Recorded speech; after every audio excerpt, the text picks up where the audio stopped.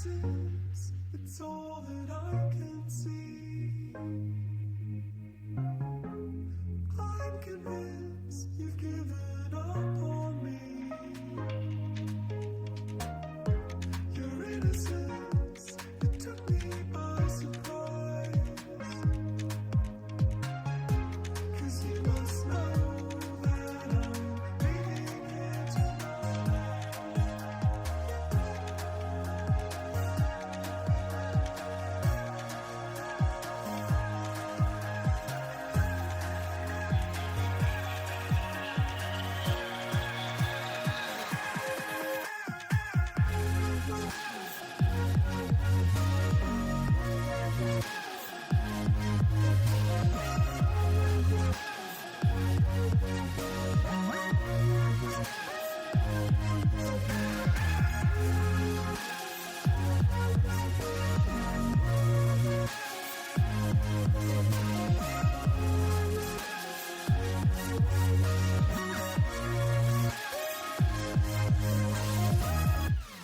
Absence, it's all that I can see. I'm convinced you've given up on me. Your innocence, it took me by surprise. 'Cause you must know that I'm leaving here tonight.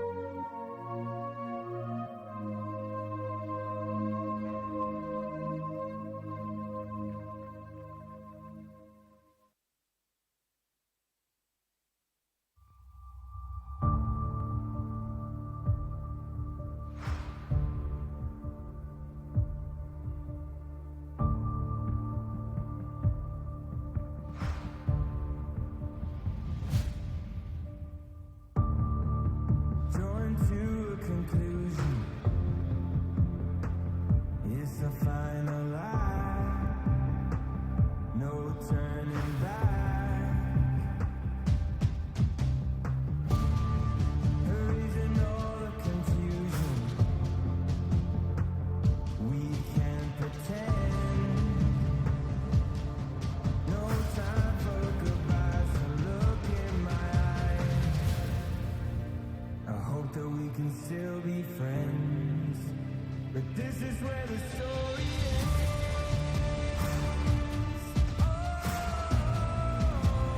This is where the story ends. This is where the story ends.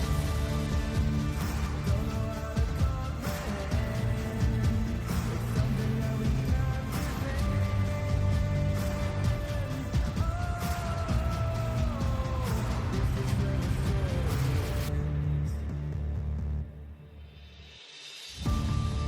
Been waiting for it to happen. Didn't think it would come. Nowhere to run. The sky begins to blacken. You had your fun. There's no time to change it, no time to change it. I hope that we can still be friends, but this is where the story ends. This is where the story ends. Oh.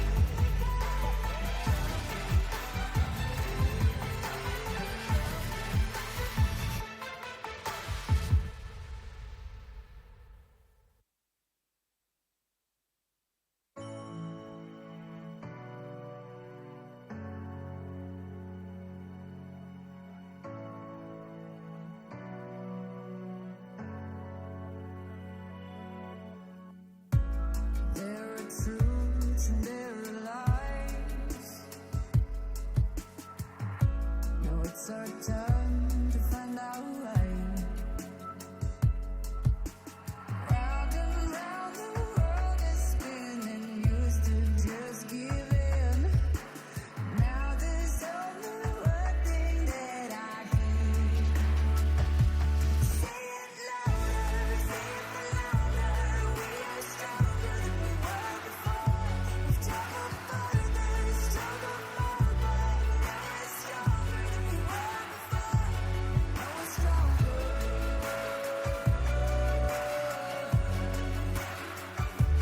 Now we're stronger.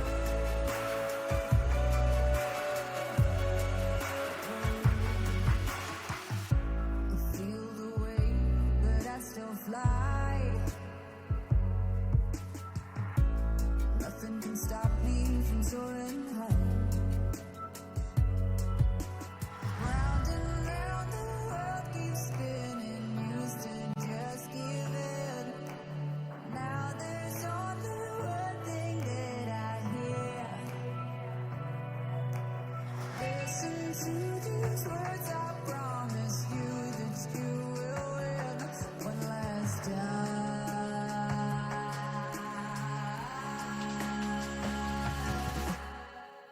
Say it louder, say it for longer. We are stronger than we were before. Travel further, struggle more, but now we're stronger than we were before. Now we're stronger.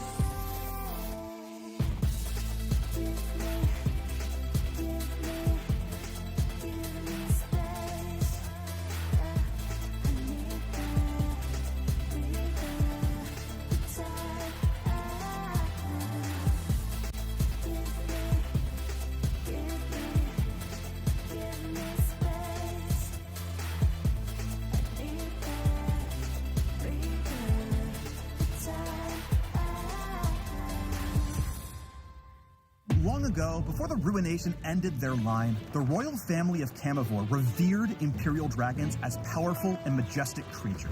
So as one of the few Imperial dragons still alive today, Smolder is kind of a big deal. Or he will be, at least, as soon as he masters flying, and breathing fire, and being big, and scary. You know, dragon stuff. Sizzle. The Fiery Fledgling is an ADC who's all about scaling. He may seem like a tiny spark at first, but he can grow into a late-game inferno. So, you ready to play with fire? Welcome to the Smolder Champion Spotlight. Go Smolder! Go Smolder! Smolder's passive is Dragon Practice. Whenever he hits a champion with an ability or kills a target with Q, he learns a bit more about dragoning and gains a stack. Each stack increases the damage of his basic abilities, making them extra spicy as he gets more practice. This means Smolder gets stronger and stronger as the game goes on, so let him cook. Q is Smolder's Super Scorcher Breath. He spits the biggest, awesomest fireball he can muster at his target. Okay, so maybe it's not that impressive yet, but you just wait. You started it. As Smolder gains more stacks of his passive, he enhances Super Scorcher Breath in 3 tiers. At tier 1, it deals AoE damage around the target. At tier 2, more explosions shoot off behind the initial fireball. And at tier 3, the flame burns targets for additional true damage over a few seconds. If they drop below a certain health threshold in that time, they're toast. Don't forget that Smolder gains stacks whenever he hits enemy champs with abilities or kills a unit with Q. Focus on last hitting and poking opponents with Q so he reaches those stack tiers as quickly as possible. By the time late game rolls around, he'll be a teamfight terror with tons of AoE damage. Breathing fire isn't without its challenges though, like all that soot in your nose. With W, Smolder sneezes out a fiery glob. This blast damages and briefly slows targets and explodes around any champions in the line of fire. And you thought your allergies were bad. During laning phase, Achoo is a crucial farming tool for Smolder. He can use it to soften up a wave, then last hit with Q for all the stacks. In teamfights, it's a powerful AoE spell.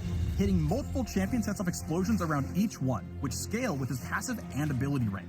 That late game damage is nothing to sneeze at. Don't you just love his little wings? Well, they aren't just for princely charm. Smolder's E, flap, flap, flap, sends him into the air for a short duration where he ignores terrain and gains move speed and vision. He'll bombard the closest enemy in range with bursts of flame, prioritizing the lowest health champion. Smolder's E can help him catch fleeing enemies and secure kills, but it's also his only escape tool, so fly with caution or you may crash and burn. What did I do? Behind every adorable baby dragon is a super protective mama dragon. Smolder's ult summons Mom to teach a lesson to any meanies picking on her son. A face-melting, scorched earth kind of lesson. After casting, Smolder's mom flies overhead, breathing down a wave of fire and burning enemies to a crisp. Targets caught in the center take extra damage and are slowed. The wave starts a little bit behind Smolder's position and continues over a long distance. Anyone who might be hit by the flames will hear Mom's roar as a warning, so best run for cover if you can. Nothing burns quite like a mother's love. While the spell can help Smolder disengage if he's in a bad spot, his mom is best at starting fights. Especially if the enemy team is grouped up. Slow them down with the center of Smolder's ult, then go full blast with the rest of his AoE damage. Smolder's Dragon Practice stacks are the fuel for turning this glowing ember into a roaring blaze. He needs to farm safely in the early game to stack his passive and improve his Q before he's ready to take on the world. That means he'll need a more lane-dominant support looking out for him while he grows big and strong. Champions who can zone opponents off will make great lane partners for this Widow kiddo. On the other hand, he may struggle against lane bullies who can force him to retreat and lose out on stats. Without much dragon practice, his ability to trade is limited, so enemies with lots of poke and engage tools are blistering counterpicks against Smolder. Where he really burns brightest is teamfighting. Thanks to his powerful AoE damage, roasting grouped up enemies is his specialty. But like most ADCs, he needs to position wisely to stay safe. Fly in solo and you might just fizzle out. Smolder is designed to be a simpler marksman with an approachable kit. So if you've been looking for a reason to learn ADC, who burns hotter than ADC, consider this a warm invitation to try the Fiery Fledgling. Likewise, if you enjoy marksmen with their own escape tools like Ezreal or Zeri, or adorable forces of destruction like Tristana and Kog'Maw, you may want to take Smolder for a test flight. And of course, if you love getting stacks on stacks on stacks, looking at you Vhagar and Nasus fans, then the scaling damage should be just what you're looking for. Whew, is it toasty in here or just me? I gotta go cool off. Learn how to train your dragon at the links below, and bring the heat with Smolder, the Fiery Fledgling.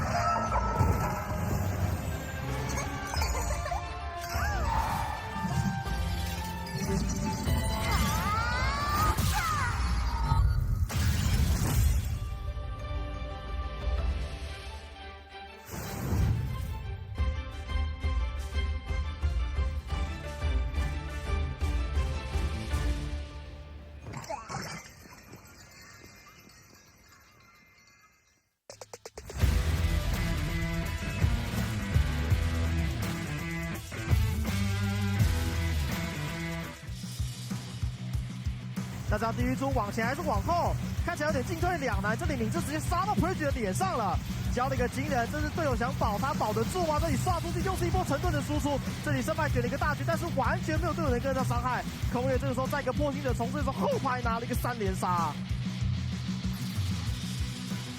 I think for Helpix to win, they really need to find some hope with the 6. They're on the Oh, I thought. Ooh.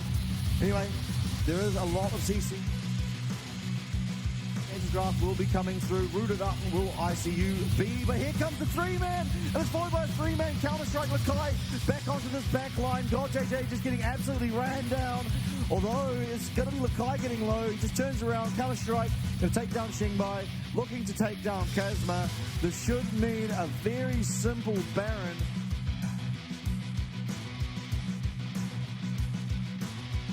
开始发电喽！再发！再发电！665要往前追了，看出来他是选择要做开战的。这次的前线是直接牵到了一队友没有跟上，他队友没办法来，他这边直接死了。大哥，队友跟不了来了，水晶灵跟了，过了墙还有机会狙击分。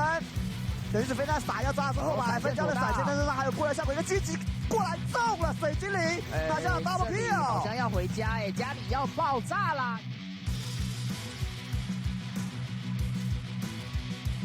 突过来。这边位置又是打了起来，击剑这一抓，打回来，留到了665被留住，火波连击只能交，当然等于是飞弹打后排，在对面的人已经拉扯走了，16的位置很尴尬，交了一个闪现，就算之后位移还是被击杀。这边位置呼小是成功逃跑，而在草丛里面 stay 住留到了水精灵，此时 Zyber 当大王，超级无敌了，用浴室的撞人吗？准备坐车过来。Zyber 你再撑一下，真正的 Zyber 来了 ，Zyber 倒了，但 Zyber 开车的司机来了，他撞起一个人。然后再飞过来绑住对手，预示着也增加了助攻，只有支援过来的呼下杀掉对面 AD， 也让水精灵没有机会回到中路的位置，这才是真正的玩命关头啊！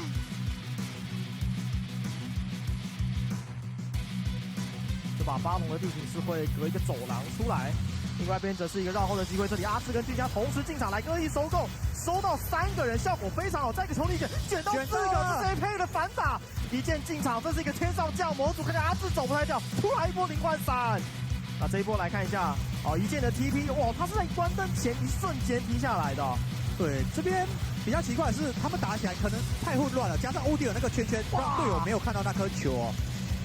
俊佳是不是关到自己人的灯了？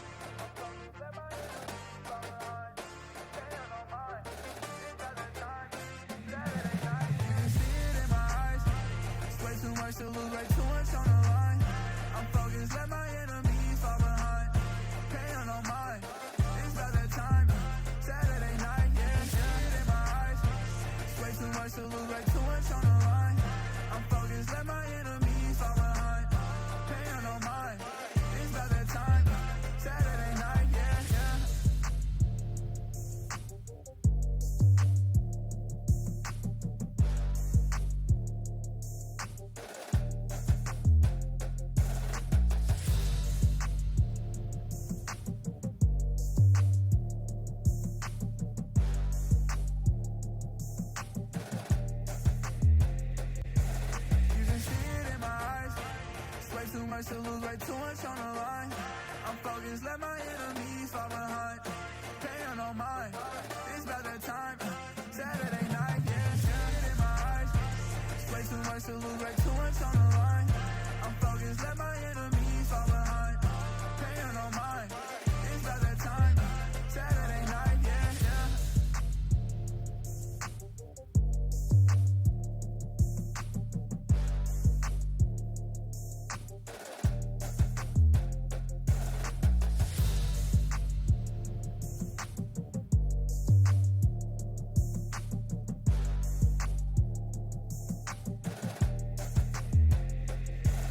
You can see it in my eyes.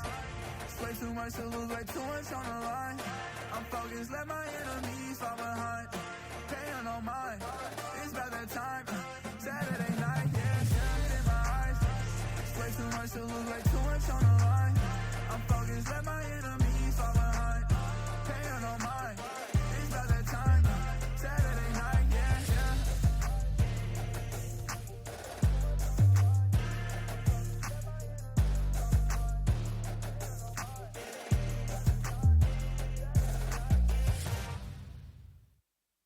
Long ago, before the Ruination ended their line, the royal family of Camivore revered Imperial dragons as powerful and majestic creatures.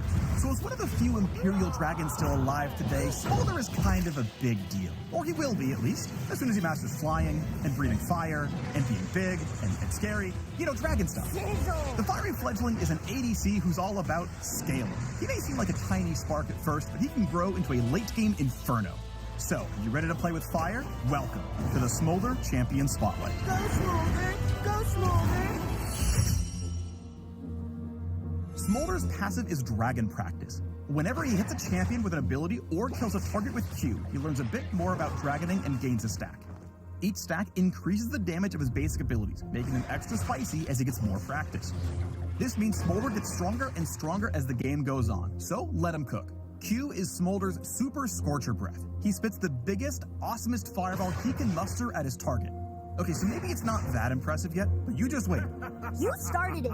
As Smolder gains more stacks of his passive, he enhances Super Scorcher Breath in 3 tiers. At tier 1, it deals AoE damage around the target. At tier 2, more explosions shoot off behind the initial fireball. And at tier 3, the flame burns targets for additional true damage over a few seconds. If they drop below a certain health threshold in that time, they're toast. Don't forget that Smolder gains stacks whenever he hits enemy champs with abilities or kills a unit with Q. Focus on last hitting and poking opponents with Q so he reaches those stack tiers as quickly as possible. By the time late game rolls around, he'll be a teamfight terror with tons of AoE damage. Breathing fire isn't without its challenges though, like all that soot in your nose. With W, Smolder sneezes out a fiery glob. This blast damages and briefly slows targets and explodes around any champions in the line of fire. And you thought your allergies were bad. During laning phase, Achoo is a crucial farming tool for Smolder. He can use it to soften up a wave, then last hit with Q for all the stacks. In teamfights, it's a powerful AoE spell. Hitting multiple champions sets off explosions around each one, which scale with his passive and ability rank. That late game damage is nothing to sneeze at. Don't you just love his little wings? Well, they aren't just for princely charm. Smolder's E, flap, flap, flap, sends him into the air for a short duration where he ignores terrain and gains move speed and vision. He'll bombard the closest enemy in range with bursts of flame, prioritizing the lowest health champion. Smolder's E can help him catch fleeing enemies and secure kills, but it's also his only escape tool. So fly with caution, or you may crash and burn. What did I do? Behind every adorable baby dragon is a super protective mama dragon.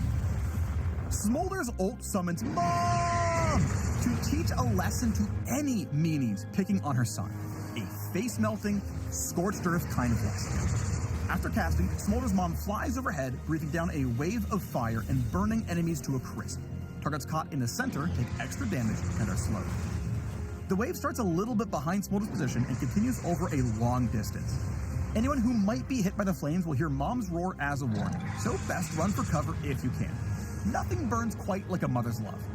While the spell can help Smolder disengage if he's in a bad spot, his mom is best at starting fights. Especially if the enemy team is grouped up. Slow them down with the center of Smolder's ult, then go full blast with the rest of his AoE damage. Smolder's dragon practice stacks are the fuel for turning this glowing ember into a roaring blaze. He needs to farm safely in the early game to stack his passive and improve his Q before he's ready to take on the world. That means he'll need a more lane-dominant support looking out for him while he grows big and strong. Champions who can zone opponents off will make great lane partners for this Widow kiddo. On the other hand, he may struggle against lane bullies who can force him to retreat and lose out on stats. Without much dragon practice, his ability to trade is limited, so enemies with lots of poke and engage tools are blistering counterpicks against Smolder. Where he really burns brightest is teamfighting. Thanks to his powerful AoE damage, roasting grouped up enemies is his specialty. But like most ADCs, he needs to position wisely to stay safe. Fly in solo and you might just fizzle out. Smolder is designed to be a simpler marksman with an approachable kit. So if you've been looking for a reason to learn ADC, who burns hotter than ADC, consider this a warm invitation to try the fiery fledgling. Likewise, if you enjoy marksmen with their own escape tools like Ezreal or Zeri, or adorable forces of destruction like Tristana and Kog'Maw, you may want to take Smolder for a test flight. And of course, if you love getting stacks on stacks on stacks, looking at you Veigar and Nasus fans, then the scaling damage should be just what you're looking for. Whew, is it toasty in here or just me? I gotta go cool off. Learn how to train your dragon at the links below, and bring the heat with Smolder, the fiery fledgling.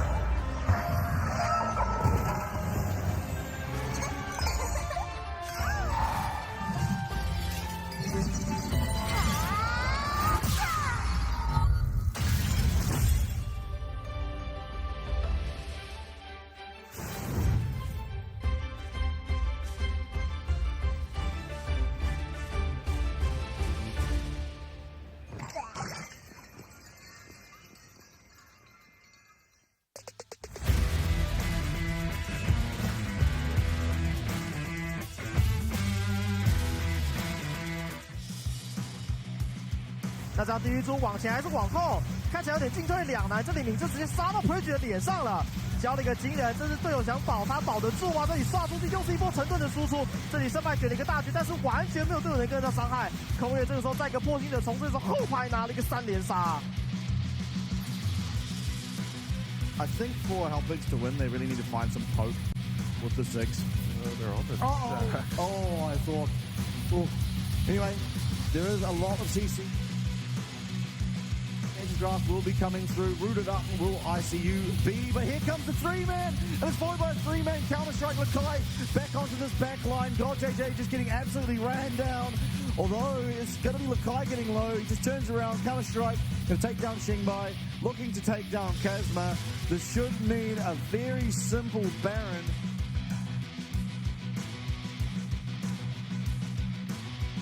开始发电喽！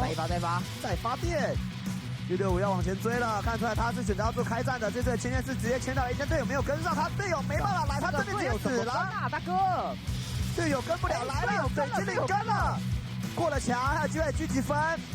等于是飞弹撒要炸之后把分交的闪现，但是他还有过来效果，一个狙击过来中了水精灵，拿下了 double kill。好像要回家哎，家里要爆炸啦！突过来。这边位置又是打了起来，击剑这一抓，还回来留到了665被留住，火破连只能交，当他等一只飞弹撒后排，但对面的人已经拉扯走了。16的位置很尴尬，交了一个闪现，就算之后位移还是被击杀。这边位置呼小是成功逃跑，而在草丛里面 stay 住留到了水精灵。此时 Zyber 当大王，超级无敌了，用浴室的撞人吗？准备坐车过来。Zyber 你再撑一下，真正的 Zyber 来了 ，Zyber 倒了，但 Zyber 开车的司机来了，他撞起一个人。然后再飞过来绑住对手，预示着也增加了助攻，只有4怪的呼下杀掉对面 AD， 也让水精灵没有机会回到中路的位置，这才是真正的玩命关头啊！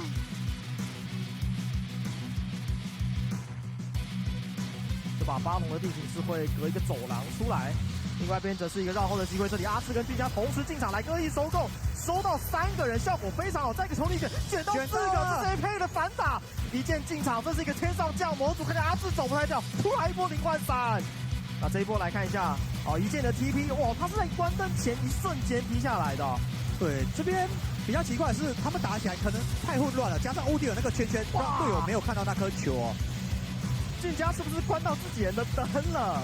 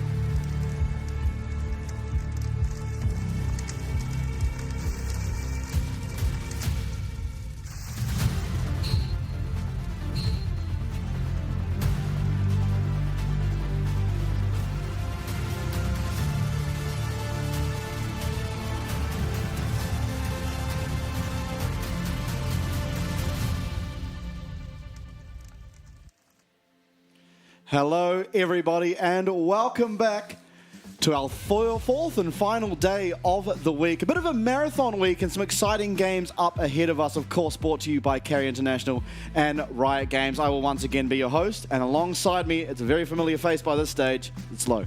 Yeah, back and ready to watch some exciting games. Story of the day today, underdog stories, I would say. We've got Hellpigs versus CFO coming up first, and it's going to be a tough one for Hellpigs, I reckon. It's going to be a tough one for Hellpigs. I mean, especially on the current form that we see CFO on, because they have been on an absolute tear. They have demolished their last two series, admittedly against weaker teams, but they've got the weakest possibly of the league alongside West Point tonight, at least in terms of the standings. And I do feel like, boy, oh boy, if Hellpigs can last longer than 25 minutes, I'll be impressed, because that's kind of the records that CFO are setting right now. Yeah, not to write them off, but CFO are on a pretty giant upswing. I imagine they're looking to continue that and get a quick 2-0. As we're seeing yesterday's results surprisingly one-sided, especially in the second series. PSG making a bit of a statement against Beyond. Yeah, and that was a real surprise one, right? Because Frank versus West Point, we expected Frank, well, you expected West Point to win, but I knew Frank would win. And then the second series was like, well, I did kind of think that PSG would 2-0 it, but I didn't think it would be an absolute demolishing. 25 minutes game but two. Yeah, both of them were just really, really quick. I think it was like a 27-minute game followed by a 25-minute game where we just saw the entire map pretty much dominating. I mean, Driver had some moments in game number 2, but nothing really that fantastic. And PSG really getting it together. CFO really getting to get together, which is important, of course, because as we look at our standings, CFO need this win today. They need the 2-0 to tie up that second place, the all-important second place alongside PSG. Obviously, very important because it helps you with your seedings as you head into the group stage, the second sort of stage of our regular season. Yeah, you want to be in that top 2. Yeah, for sure. And then obviously going forward from there, you keep your current standings and you work out who the top 2 is through the groups. And the top 2 get to have a bye in the playoffs. So it's really, really tough if you are not able to pick up the 2-0 here, because every other team really feels like it's expected and have managed to do it.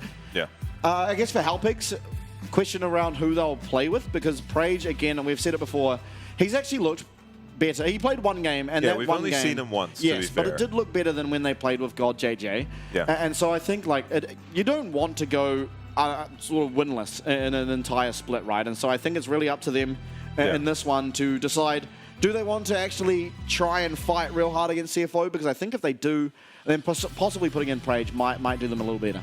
Yeah, and they should be looking to, they don't have to win the whole series to overperform here. If they win a game, they get an extra point, or they don't lose a point. But they end up with an extra point and lets them fight for a playoff spot against 2 other teams that are also struggling, West Point and J-Team. Speaking of J-Team, they're going to be in the second series today. Should be a matchup they can win. I think DCG are expected to beat J-Team. Especially with all the shenanigans that are currently surrounding the J-Team lineup. I mean, based on current form. We've had top laners swapped out, support swapped out, and then of course recently the Kongyue not playing. I'm not sure about today. Haven't heard word about whether or not we'll see Kongyue today. And I think they did obviously look better. Subbing in your team manager, not really what you want to do. But of course, I mean, that's for the second series. First series is really what we're focused on. CFO, I really want to see clean games out of them. Again, they have the last 2 series. They've only faltered against BYG, very strong team. Now they're up against a far less strong team, and we're actually going to have Rest up against God JJ for our 1v1. So top laner versus AD carry, I think you'd imagine it favors the top laner just in terms of sort of how... We've been seeing a lot of ADCs. A lot of ADC picks, that's for sure. But I think there's still something to be said about top laners or mid laners and knowing how to 1v1 sort of more. You get practice in it in the regular game. So just handling a solo lane. A little bit easier for a top laner, a lot more experience. Absolutely. ADC's not finding themselves in 1v1 scenarios all that often. Absolutely not. I don't remember this Yorick game from I do. I think it was the very, very first 1v1 that Hellpigs played, and it was against Junjia, and he got a bit demolished. I think it was Pantheon. I think it was Junjia. That's the Pantheon game. That's the Pantheon game we forgot about. Okay. Yeah, no shame in losing to Junjia. He's undefeated. No, he's not. He lost to Cassiopeia. And then more recently, he lost to someone else. Oh, I was thinking of Jiang. Oh, yeah. Jiang is absolutely undefeated. Yeah, Jiang Teemo. On a tear. Okay. Teemo versus Cog. I mean, AP Cog. I think. Yeah, okay, Doran's, Nice. I mean, a bit of a mixture. Actually, it looks like it will be AD, but just with a bit of an additional mana gain as well as some strength on that Caustic Oozed. Maybe you almost want to be AP cog against the Teemo. Yeah. Yeah, I would think so too. You don't really want to be trading auto attacks, especially when he has a blind. Yeah. I imagine this favors Teemo. So God JJ in it with a good shot. He's actually got Flash, Ignite, versus Ghost Barrier on Rest. Yeah, I am surprised. And there's also lethal tempo for both of these guys. God JJ is going to handedly win this trade after using that blind. Ignite comes out. It is Flash available for God JJ, but Rest is turning this trade back around. He's now at least ahead in health, but another blind dart comes through. And maybe the idea was with the Ghost was you eat the Teemo blind, you lose the trade initially, and then you run him down. You save your W, run him down with Ghost, but he isn't able to pull it off. God JJ just runs into a bush. Sure, I wonder if this matchup changes at all when the mushrooms are available. I kind of don't expect so. Maybe you can't push the lane anymore as Cogmore, but I don't know that. I mean, it could be really annoying. You like to play the bush as a range champ, so if Teemo's chucking mushrooms in the bush. That's true. I don't know, I haven't yet seen a reason to have seen it, and it doesn't appear they do. Do the cannons give oracles like they do in regular ARAM? I imagine they do, but we won't be able to tell till something's invisible next to them and they activate. Yeah, for sure. Otherwise, you might have to buy a pink ward. Can you even buy a pink ward? I don't think so. Maybe Teemo a bit of a sleeper pick. Perhaps. Oh, God JJ, he's feeling confident.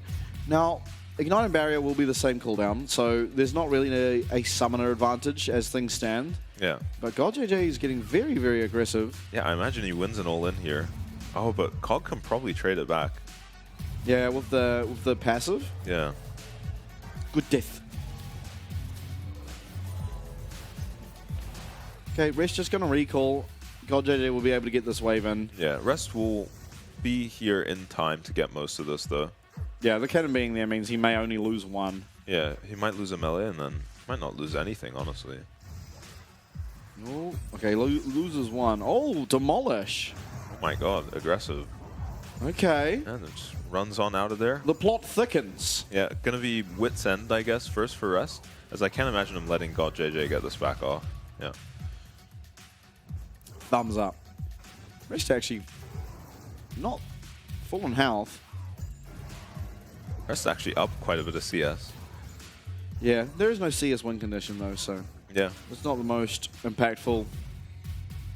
Vamp Scepter on the Teemo. Okay, looking for extended trades with autos. I guess you wouldn't want to lean into AP as well when you've seen the guy pick up a Negatron cloak. Yeah, true. It's going to make that Wit's End a little less important.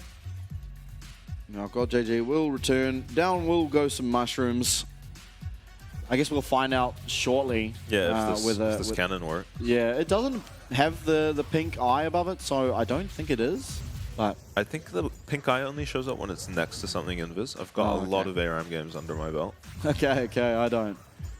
It does have this mode.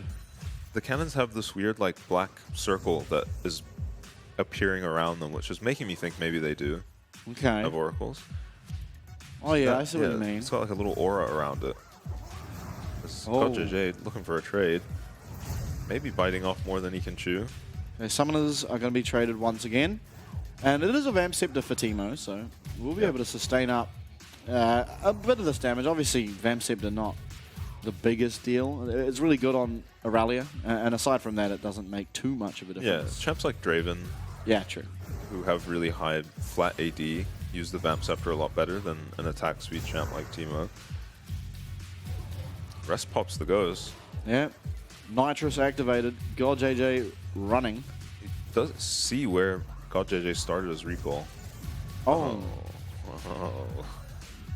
It's going to be a massive wave loss for God JJ if he doesn't just die to a Coggle here. Ooh. Okay, is going to recall. Oh, no, he's not. Yeah, there's the oracles on the cannon. Oh, yeah, there we are. Okay, well, that's important. Rest is so maybe God JJ is going to be able to... What is God JJ cooking? Oh, my... He's going to go to the minions. He's going down.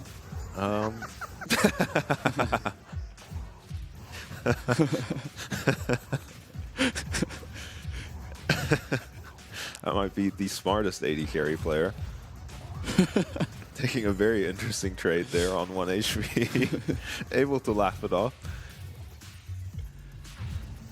He's still not out. Yeah, he's fine.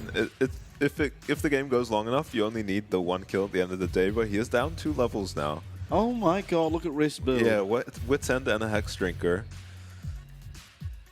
Yeah, I'm favoring the Cog now. Even though it's 80 Teemo, there is still a lot of magic damage that will come through. Yeah, definitely. Especially with attack speed Teemo.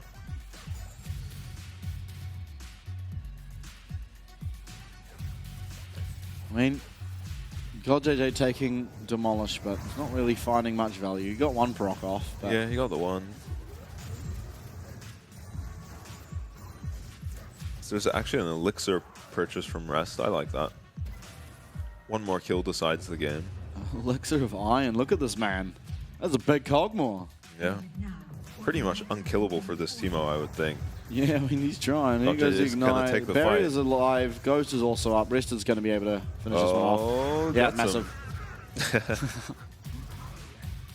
This guy, man. Wow. I mean, not much can be said. That was pretty clear cut in favor of Rest, and they do choose the blue side. So obviously that's the reason for the 1v1. It's a bit of entertainment, but more importantly, it lets you choose side selection for 2 of the games. Yeah. Should the game go to 3. Rest winning it up means that CFO will pick up the blue side. Yeah, blue side I still think is the strongest side, but we've seen some teams use red side really well. With how many strong top laners we've got in the league, you can really make use of that red side counter pick. And we saw PSG actually pick a really good Talia. Yeah, that was crazy. Yeah, not true. so much in the lane, but it was to counter the entire enemy comp. But even it was in a the really lane. good last pick. Yeah, it was good in the lane too. Yeah, it's good into his air, and then it was good into literally everything they'd already seen. Yeah. It was. Yeah, I think that was possibly the best red 5 we've come across thus far. Yeah. And that's pre-buff, by the way. Next patch it is buffed in 14.3. So. Oh. Yeah, I mean that was. Yeah, that was a Giga Smurf draft phase for PSG yesterday. But of course, that's the past. We're living in the present. It's going to be CFO on our screens. I mean, looking extremely formidable ever since that one fault, I suppose, in the first game they had. And I think you can sort of look past it a little bit because it was their first game ever competing together. Obviously, Preston shouldn't have competed on the same team before, but... Yeah, they've looked pretty unstoppable since. Yeah. Maybe playing against some of the weaker regions. Is that a different watch on Karsa or a different strap? We'll have to investigate later. Yeah, that's definitely an investigate angle. And on your screen, it will be God JJ. ICU, Kazma, Xingbai, God JJ, Arding. Same as usual. Yeah. Will we see about the 30th game of Varus for God JJ? Certainly do. There was a really nice Ziggs pick that he performed well on, and he's had some good games on the Varus too. Honestly, when they've looked okay, it's been either God JJ or ICU having a good game. So, we're not hating on God JJ. Yeah, for sure. And while that's true, I actually think the most consistent players have kind of been Arding and Kazma. I don't think they looked like they were going to carry any games in particular, but they certainly have sort of tried to find angles in the games to get themselves advantages and whatnot. Arding, of course, on your screen there. Yeah, apart from a couple Pike games. Yeah, no, that was horrendous. We don't talk about those ones. The Pike into Callista Renata is... Yeah. It's not something I want to see again. Yeah, setting yourself up for a very hard matchup. Shun versus God JJ. I mean, these stats are insanely different. Yeah. Yeah, polar opposites for the most part. God JJ very low in gold share. Yeah. 20%. Selfless. Yeah, I think a lot of that actually comes off... What game was it? I think it was maybe the most recent game. Xingbai was actually doing really well. I think he was on Rise, perhaps. Or maybe it was Corki. I don't remember now, but he was playing something mid, and he kind of popped off a little bit. They weren't able to win, but he was kind of popping off, and I think that probably is added to it. And we've seen the individual pop-offs. Yeah, I see you. From the Hellpigs players. It's just, while one guy is popping off, there's always someone just, 50 CS behind or something. Just some disastrous events happening in the other lanes. But it's not going to be CFO letting them get the Rengar. Now, I think importantly, maybe for GodJJ and Arding down the bot side for Halpigs is Kasa has started to pick up these utility junglers, but he's also not the jungler in the league that will just camp your bot lane and dive them time and time again. At least that's not his only game plan. He often likes to be top, pick up those Void Grubs, whereas, you know, going up against Frank and Gemini will give up. I mean, he'll take the first Void Grubs, or at least 2 of them, and then just sit bot the rest of the game. You don't have to worry about that so much with Kasa, at least in general. But you do have to worry more on the top side of the map and the mid, because Kasa is able to find a lot of angles there. And noticeably, I think it was last series up against J-Team, he actually spent a lot of time around Gory's Azir. Oh, yeah, he was mid all game. Yeah, and so I think Kasa is quite capable of sort of spending a lot of time mid, spending a lot of time top, or spending a lot of time bottom, which is a relief for your bot lane in many ways. But it does make the rest of the map kind of a little bit more of a question mark, and it's a lot harder for Kazma to play around, right? Because he's not able to really track Kasa just by thinking, okay, this guy's probably bot.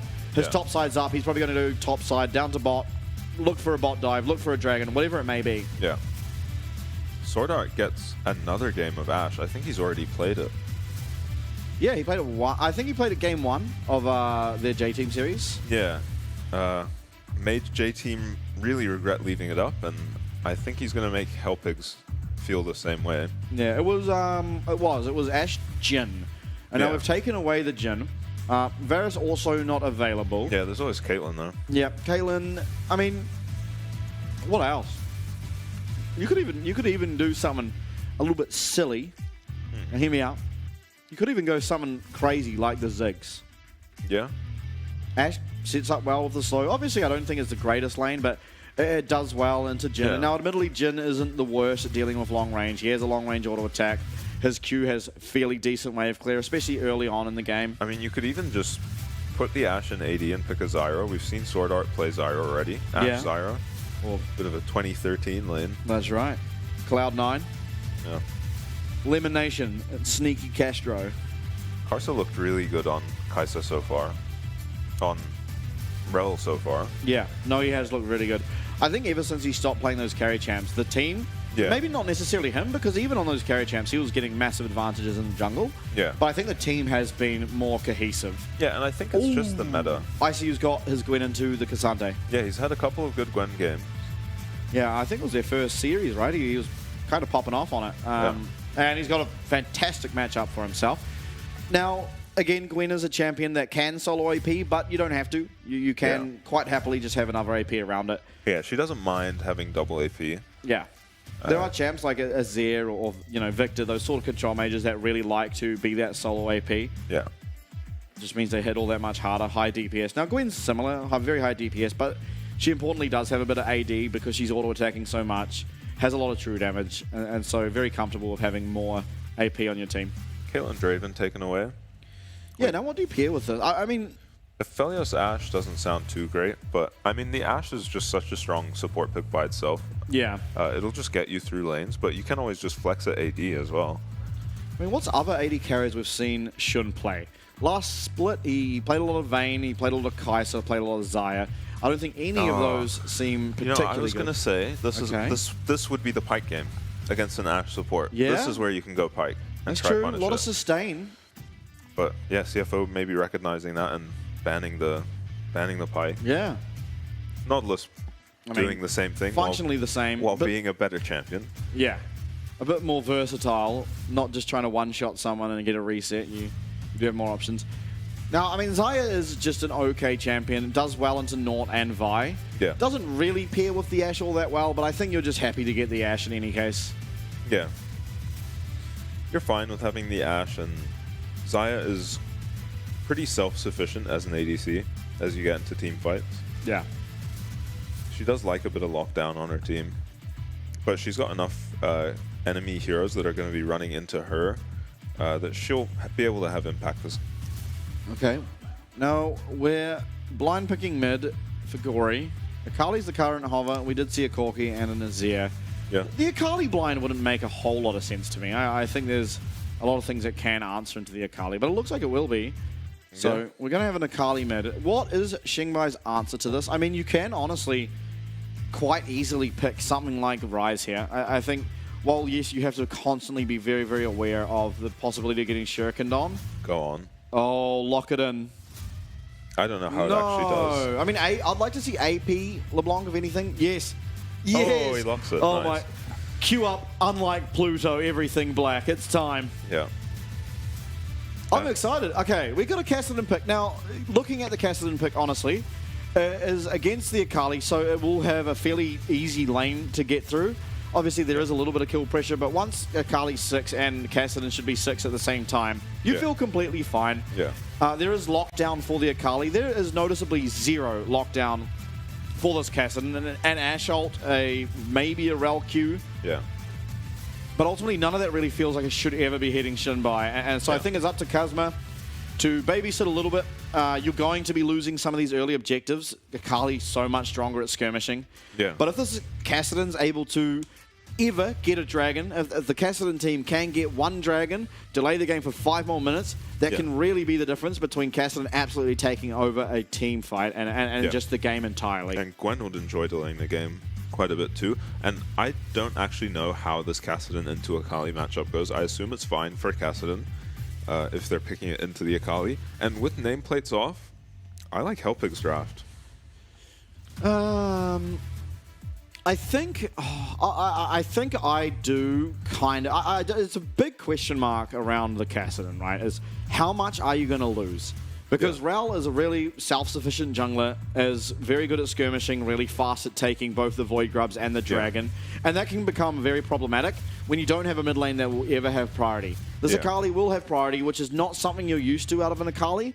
And following on from that, she is just a better skirmisher. And so you really, really have to justify this Kassadin pick somewhere. Yeah, like you said, Kassadin's worries end at level 6 in the 1v1, but his team is still just going to be struggling, essentially without a mid laner. A fresh 6 Kassadin is not the guy you want to be bringing to the early skirmishes when they've got an Akali on the other side. Yeah, he's opted for the Conqueror, and I think that makes a bit of sense. You will take a little bit of poke from the 5-point strike out of Akali, but in general, usually you go Fleet if you have to be dodging skill shots constantly, and you are just going to get poked down more. Yeah. So the Conqueror here means in the team fights, he is gradually going to be doing more and more damage to this Rel and to the Cassante, which are going to be the 2 people that are hard to kill. Obviously, Gwen has a pretty good time at doing it, and I think it's important to note that I think there are 2 losing lanes here, which is the bot lane and mid lane. Yeah. And the bot lane can be winning. It just depends on Sword Art having to play pretty well around this Nautilus. If Nautilus ever lands a hook... I'm interested in how Karsa is going to path this game, because there is only one thing for Vi to do this game, and it's to run bot. Yeah. And hope her Nautilus lands a hook. Because we've seen this before. We have, and God JJ starting this lane on half HP. I think the Dark Harvest on Jhin is griefing. Yeah, this feels like a Fleet game. I don't like that rune on Jhin at all. I think Fleet he'll does be a lot going for him. lethality, I suppose, but yeah, I don't know. I'm kind of the same opinion. He did start the boots, which means he'll get boots of swiftness quite early on, I imagine, which is good, obviously, against this Ashe. Yeah. You really do need that sort of slow resist. And I wonder even, not likely, but maybe he could have even opted for that slow resist. So Karsa's maybe going to look to finish his Krugs and just walk into Vi's jungle. His bot lane has so much prio. Oh, don't they? I can't imagine this Vi, as Helpig's bot lane is just not even in lane. They're worried about the cross map. But Karsa's maybe not going to go for it. Yeah, he's not going to go for it. Okay. Yeah, I think the one danger lane here for CFO is only top in general. I mean, you have to misplay to die in the bot side. And so hopefully you can trust in someone like Sword Art and a player like Xun to be able to not get randomly hooked by the Nautilus and go down. And so you're just trying to protect this Cassante a lot. I think the Gwen, as you can see already, off to a great start. So they deny the Ashe Jhin, but getting shoved in as Jhin feels so bad. He has a hard time last hitting under tower with just, you know, the 4 bullets. Yeah, until later, but yeah, for sure now, not easy.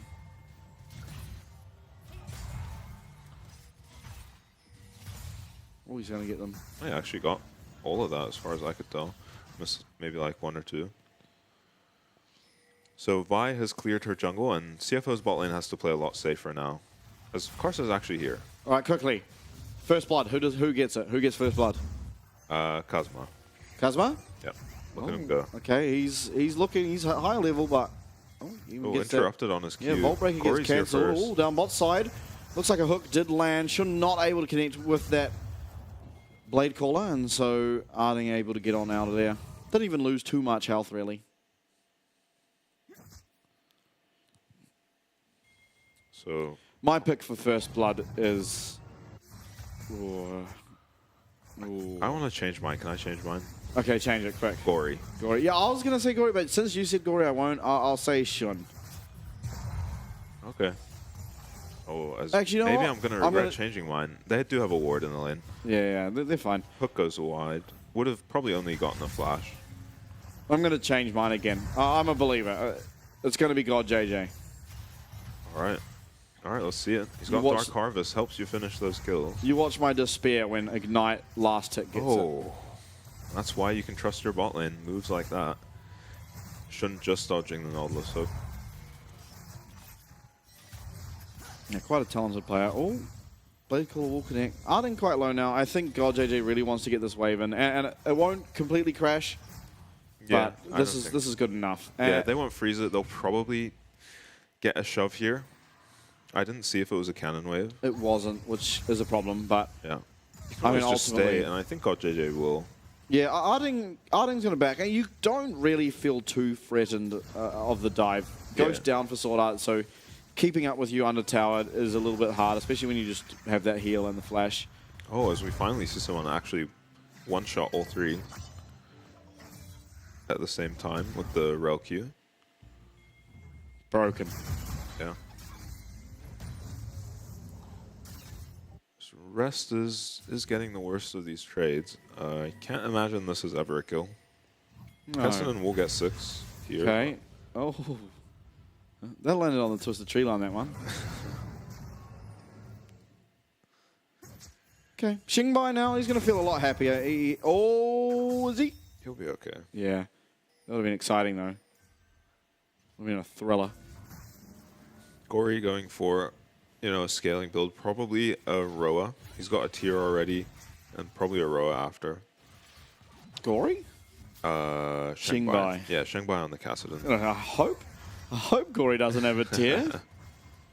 Can you imagine if tier worked with energy and you just had perma Qs on Kali? Shun?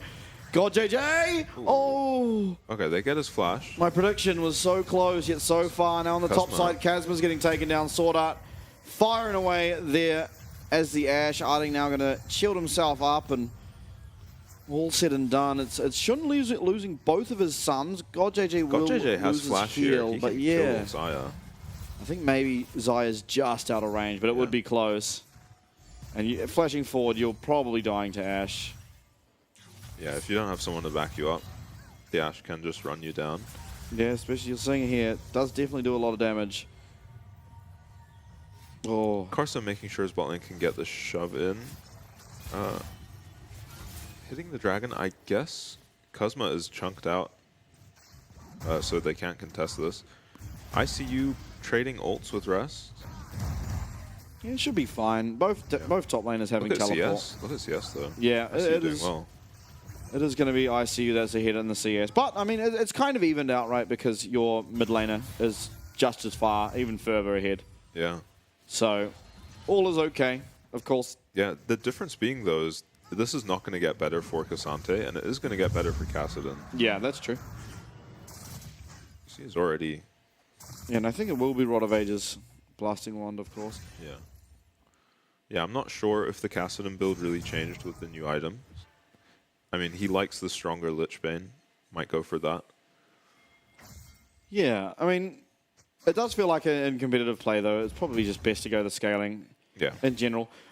If you're Kassadin, like other champs, you could argue against it, right? Like the Orianna, the reason why people go the Looted's Companion is because there's a lot of skirmishes around these dragons, and the dragons are so important that having a spike a little earlier is quite good, rather than waiting for your Seraphs and then waiting for the Liandries or Deathcap or whatever you choose to go.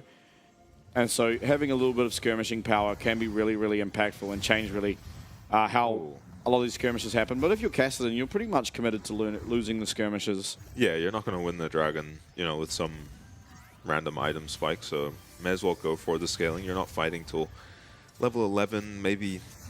I mean, you don't really want to make your team wait for level 16. You're probably going to have to fight before that. Because then you end up with a bot lane that's in this position. Yeah, honestly doing fine, CS-wise. Definitely a valiant effort. Yeah. Shun is level 6, but doesn't have his flash, so I don't think they'll be looking to force anything in the 2v2 anyway. Yeah, Shengbai getting the best of these trades, but Corey's able to kill the wave and get out. Yeah, trade's looking good at least. We'll be able to claw back the CS. Oh, ICU does dash forward, but he did get the reset, and Cast is spotted on this pink. Kasante ult is back up soon. This is true. Needleworkers as well. I don't really expect to see much happen here. Again, you've got this Cassidy in mid. Yeah. Maybe a dive onto bot. No flash on Shun. Yeah, okay. No 6 on Nautilus. They do have the Feather Storm, however, which is scary. Actually, Arding, you are behind enemy lines, to say the least. Is going to flash away. Okay, his team is around. That's quite lucky. It's quite lucky the timing, I suppose, that Xingbao is actually able to push his lane out and be there to ensure Arding able to get out. But does lose the flash, so that's an important cooldown, of course. And 6 Void Grubs for the side now of CFO. Yep, you're expecting objectives to go their way. You know, in a dream world, they grab a Void Grub, a random dragon in this early game, trade an objective across the map. Rest, you have gone a little further than you wanted to. So he's going to take the 1v2 Needlework here. Needs to connect. He's not actually able to make it. Does have that ghost very, very shortly. Yeah, it's coming up. It's very close. He's going to have to pop that NOS. Rest pops his as well, I believe. No, he doesn't have it. He has flash, but... Okay. Well, Rest gets away with absolute murder there. If those Needleworks were aimed at Rest, I'm 100% certain he goes down, because that was a lot of damage that was missed out of ICU's ult. Credit to him, though, on that chase, not popping his ghost, just recognizing he doesn't have the kill. I would have popped my ghost there and just wasted it. He didn't have the damage to kill. Yeah, especially after missing the ult. But man, Rest went for a bit of a journey further than he had anticipated. Yeah. Loses his flash for it. Does. As it's Lich and a Bane massive rush wave, too, is crashing. Yeah, but early pressure. Yeah, going to proc it plenty on the Kassadin. Rod of Ages close to being completed now for Xingbai. Not the fastest rower. No, not at all. But ultimately, I think if you get it somewhere between the 12 to 13 minute mark, you should feel okay. Yeah. Because, again, there has only been one dragon down. The second's about to start, so you do have just over 10 minutes. I mean, Karsa's doing such a good job of grabbing these objectives the moment they spawn, putting the clock on the Kassadin pick. Yeah, and that makes a lot of sense, right? That's the best way to sort of play against it. While in solo queue, your teammates may tell you, oh, let's just gank the Kassadin. I think the best way to play it is pick up these dragons, because unless something's gone criminally wrong in the bot lane, you should just have permanent mid-prio and use that to secure each dragon on spawn. Yeah, it doesn't hurt getting the Ash pick. Oh, yeah. Certainly doesn't. Yeah, permanent prio in the bot lane, too. So the Kassadin is just maintaining his CS deficit, and so is the Kasante. He's managed to finish, what is it, Hollow Radiance? Yes, sure is. Oh, volley lands, and some of these auto attacks with their Halo Blades Ash. Arding now walking in, of course, doesn't have his flash because of that little play he was looking for earlier. Yeah. They don't commit onto the Gromp, they decide to just go back and get the dragon. Makes a lot of sense. Rod of Ages completed, so roughly 12.5 minutes is when we will see the level, or the 10 minute, the 10 Yeah, stack, the bonus level, yeah. I guess, the 10 stack, and that comes with bonus level, of course, bonus damage and all that good stuff. Bonus health and mana, and just a whole lot, really. Second item, I don't see why it wouldn't be Seraphs. Yeah. Following that, I mean, Void Staff or Rabadons would make the most sense. Yeah, he's got a lot of stacks on the tier already. Rest quite handedly taking that trade and winning it. Yeah, he's completed an item already. Yeah, we'll have to see if ICU is able to back and complete what looks like it will be the Riftmaker first. We do sometimes see Nashes, and this game we're going to see the Riftmaker. You are up against just a tank, so Riftmaker, of course, you're going to be constantly in battle if you're ever going to take him down, which means the bonus damage, the Omni Vamp, and all that good stuff is going to become even more meaningful. Yeah, Ash Arrow will be connecting, and here comes the first blood. It's not Gory, it's Shun. We're both wrong. Damn. But Shun picking up that first blood 14 minutes into the game, a very quiet one. Yeah, another mistake from Arding, just on a solo mission into the enemy jungle. This time no flash, and he's punished by the Ashe ulti. And his jungler will be punished too for being down a member. Does get most of the camp. It's going to be Rift Herald over to CFO. Yeah, a lot of objectives, of course. All right, MVP for the game. Oh, predict the MVP now? Yeah. Huh. That means I have to predict who will win. Yeah, that's right. It's Shengbai. Yeah, that's what I had Xingbai too. Oh, we can lock in the same one. Nah, that's fraudulent. Great minds. All right. Since you decided you just copy me. Oh, hold up. Kazma's going to get looked at. Voltbreaker does come through. Cease and desist the shield. But perfect execution will be able to clean that one up. Now, if Xingbai can turn this kill around, it actually might be better for Halpigs because you love that kill on Kassadin, but is he going to be able to? Okay. He does. It's a 2-for-1 in a 2v1. Not truly a 2v1 because they knew they were on a time limit with the Cassante coming, but well played by Gory. Yeah, obviously that is a big win there for Gory. Xingbai does get himself a nice 400 gold bounty off of the kill, and so we'll feel good for him later on. Sword Art and Kasa are looking for ICU. ICU may be able to get out. I mean, this Ashe is very, very annoying. Flash forward, the knock-up.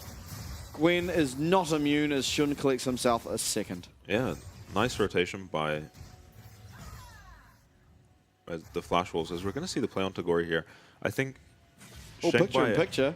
Shengbai actually misses a crucial ulti. There's a big fight going on, maybe. Yeah, picture-in-picture looks like Rest is going to go down. Will they gift this one? Yeah, Shengbai missed a lot of ults and E's here. It's hard to hit the Akali, but that ult was confusing. And he ends up just running out of mana when this dive happens. I think he's trying to flash ult here. Maybe just flashing for the W, but yeah, runs out of mana. He uses ult a lot. Because it looks like they picked up Rest in the river. Yeah, and it was GodJJ who claimed the credit for that. So okay. Plus the Dark Harvest stat. CFO cross map trade, I think 2 towers in the top lane. Have to think they're happy with that. Yeah, it doesn't seem like the worst trade of all time. Oh, nice little route there from GodJJ. But TFO currently 3k gold in the lead. Yeah. So they're feeling pretty comfortable. It is the Frozen Heart now completed for Kasa on this rel. Take a look what happened. Rest is just very far up. Yeah, between the towers, maybe a little bit greedy. Oh, finds a nice ult, but his team is nowhere near him because they made a play onto the top side. So he doesn't really have any business hitting the top tower. Kind of the same thing ICU just did in the top lane. His team made a play onto the Akali in the bot lane, and then he's hitting top tower, so he gets cross-mapped. And then on the opposite side of the map again, Rest is hitting tower while enemy Gwen is getting ganked top. And yeah, just not really respecting that your team is doing stuff on the other side of the map. So you need to just back up and chill out a bit.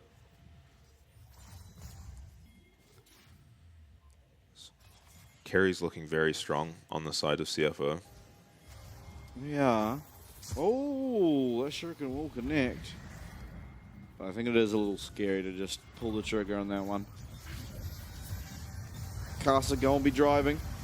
Now, hook lands, but it is onto a spell shielded Ashe. ICU does join the fight now and has got that needlework going.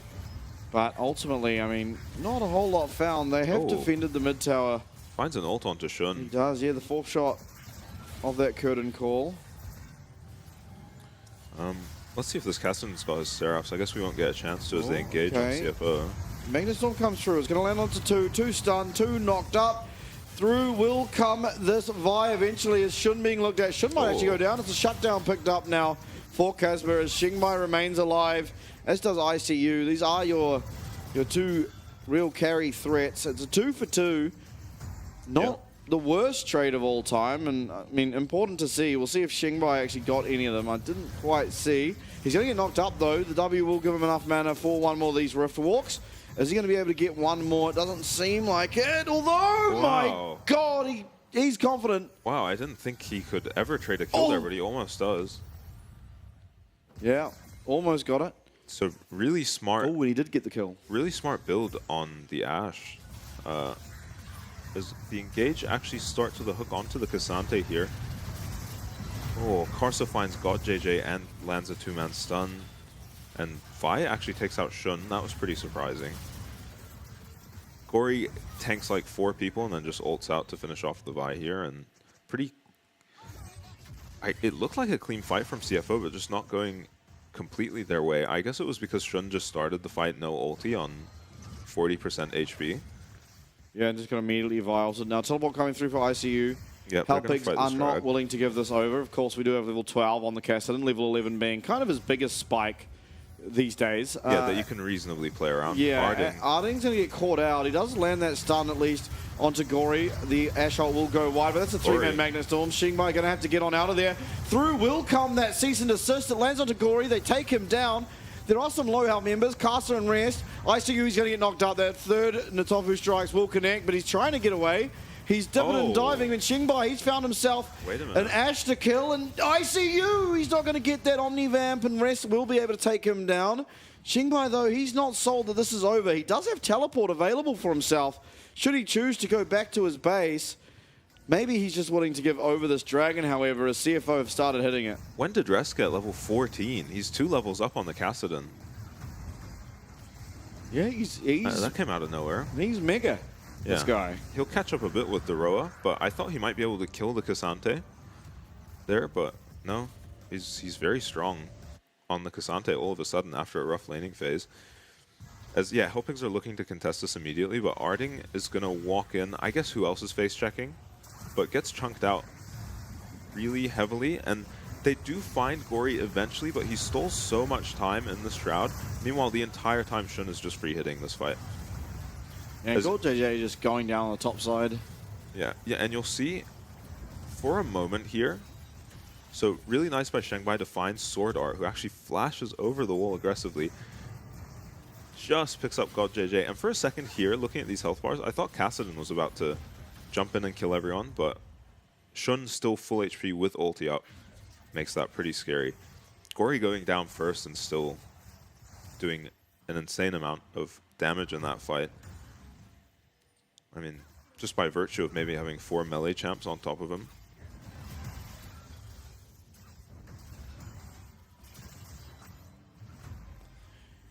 Okay, well. It's actually Leandri's on the Akali.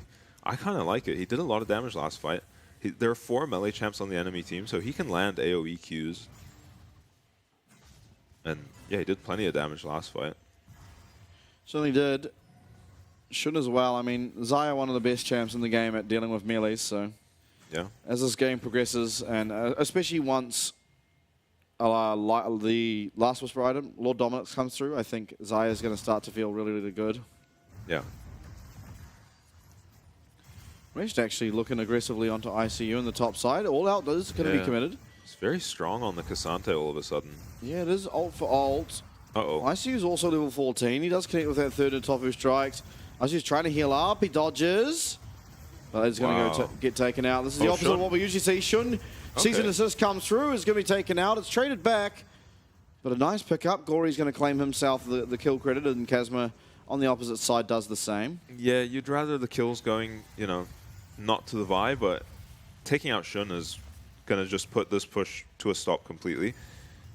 As you maybe had to worry a little bit about this Cassante getting a kill and pushing your top lane. CFO could have applied a lot of pressure, but Helpigs make a decisive play and get a pick off on the ADC. Who, respect for this Kassadin, builds a Hex Drinker. Get extra value because you're against a Gwen, too. Because we'll see what happens to Shun here. He does have ulti. Oh, nice flash by Shun. And then he gets hooked. Caught off guard, maybe Shun. Yeah. Oh, wow. You see the Vi ult pushed the Rel out of the way, and they land the Jhin ult onto him. That's just planned at that point. Hellpigs are they're just on the same page, really. Yeah, looking good. Oh, they actually are. I think this is their best showing thus far. Yeah. 23 minutes up against a very scary CFO lineup. Yeah. Now, admittedly, they are behind. You see they are down 5k gold, and it doesn't feel... The biggest thing is the dragons, honestly. Yeah, that too. I think this game, honestly, CFO took it a lot slower because they recognized they have to respect this Kassadin. That's not Spider-Man. That's someone, but it's definitely not Spider-Man. Arding's going down. I wonder if they can defend the Baron now. Curtain Call, if they can stall the Baron long enough, they can maybe trade a dragon for it. And honestly, you're kind of happy with that as Hellpigs. If you get one dragon, you can get this Kassadin to 16. He's already level 15. But they're maybe not even going to try stall it, as I don't imagine these two killing Rest ever. Yeah. Well, God JJ is actually tickling him. ICU coming though. ICU can eventually take down Rest, of course, and this Baron's getting really low. Oh my God, that was scary for a second. Magnetic Storm will come through, and so will Gory. Cease and desist used on Casa just for a little bit of CC, ensure the rest of the team can get out. And hopefully Cosmo is going to be in time to contest this dragon. Yeah, 40 seconds. He spawns basically on the same spawn, and CFO are getting their backs in now. This is going to be an insanely hard dragon fight that's coming up. Now, looking at ults, perfect execution, it should be back up. Needlework should be, at least they're almost back up by the time it comes through. But God JJ, you are nowhere near the items you need. You've got a Collector and you've got a Cassante that you Rest is are just doing legitimately nothing to. Yeah, 1v2, gets the flash out. He's going to flash as well, but he's safe. Oh no. And this Collector, Youmu's Jhin, is not going to be able to kill your Cassante, so that's just a double kill. Does anyone have the Cassante copy paste? Yeah, this will be the time. His entire team recalled, and he just decides to dive the enemy tier 2 alone. Even the inhib tower at one point. Yeah, he goes into the enemy base alone. Off of that, CFO are going to pick up a dragon very easily. Well, Shengbai is collecting himself minions, of course. So there he goes, level 16 yeah, on level the 16. Void Staff is the next thing we want to be watching for. Yeah. Of course, he should be very, very close. The components take up the majority of the build path for the Void Staff. Yeah. So ICU level 16 is going to be a big spike too. Yeah, for sure. And it feels like you kind of need it, especially now that you're up against Infernal Soul. Although we're just looking on Takasa. There's a lot of CC, but a 4-man Magnet Storm because everyone has grouped up. But ICU's trying to do his best to guard out and make this damage come back. Curtain Call's coming out, but Rest is coming out even quicker. That's 2 gone down as ICU. All of your tank damage is now dead. Yeah. Shangbai, God JJ, and Arding have a 3v5 to pull off against possibly the tankest Cassante I've ever seen. Yeah, and it looked like Karsa might go down there for a second, but he manages to live on just a sliver of HP. If Kassadin had the Void Staff, he maybe just goes down there. There's definitely a possibility. Shun, he's feeling comfortable to auto-attack away this tower, has his ult, has his flash on Sword Art, and Enchanted Crystal Arrow will be coming back up. Are they going to look for a kill? They will. Shengbai is going to be able to get out there into the fountain, but 1 kill. Shengbai, okay, he does live. Yeah. And it was messy, and Hellpigs did hang on pretty well, but ultimately, I mean, result, I think, as we expected. Yeah, I think the way the early game played out, being so slow, was just by virtue of the comp that Hellpigs had drafted. If you make a mistake early game against a Kassadin, you can just lose the game off of that. Yeah. He gets too much gold, too much XP, and then they can just sit back. Like, even a mistake that leads to them just getting a dragon, the game is a lot less clean. But, you know, a pretty nice game from CFO. They just grab every single objective and strangle them out of the game. By the time Kassadin's hit his power spike, it's too little too late. Yeah, for sure. They already got everything. Yeah, and I think looking back, it was I mean, you played around your win con, right? And it's almost like a don't lose con, and that's just take everything as early as possible on that bot side where you have the winning lane, you have the winning lane mid. Dragons should never, ever be contestable. And they weren't. CFO picking them up nice and early. As soon as they spawn, back there again to do it again. Obviously, the last one there, Rest picks up a double kill before it even spawns by himself. So yeah, they had to figure out some way to just trade a dragon for something. Or Void Grubs or Rift Herald. Maybe you just have to bring ICU down real early. Just bring him out of lane. Maybe keep the teleport, but walk down to lane.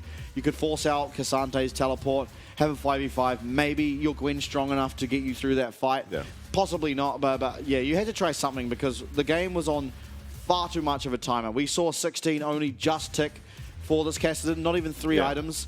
And by that stage, you were just so far behind that it didn't even matter. Yeah, and Corsa and CFO knew exactly what they were doing. They took the second drag at, I think it was around 11 minutes. Yes. So, yeah, they just put them on an extremely fast timer, got the Infernal Soul, and just stomped fights. Yeah, for sure. Looking at MVP, I guess Gory or Casa would be... Rest. Maybe Rest, actually, Rest, at the end. Yeah, Rest was 1v2ing. Yeah. I think for the most part, it was probably Casa or Gory for me, but yeah, at the end... Yeah. I mean... Probably Rest.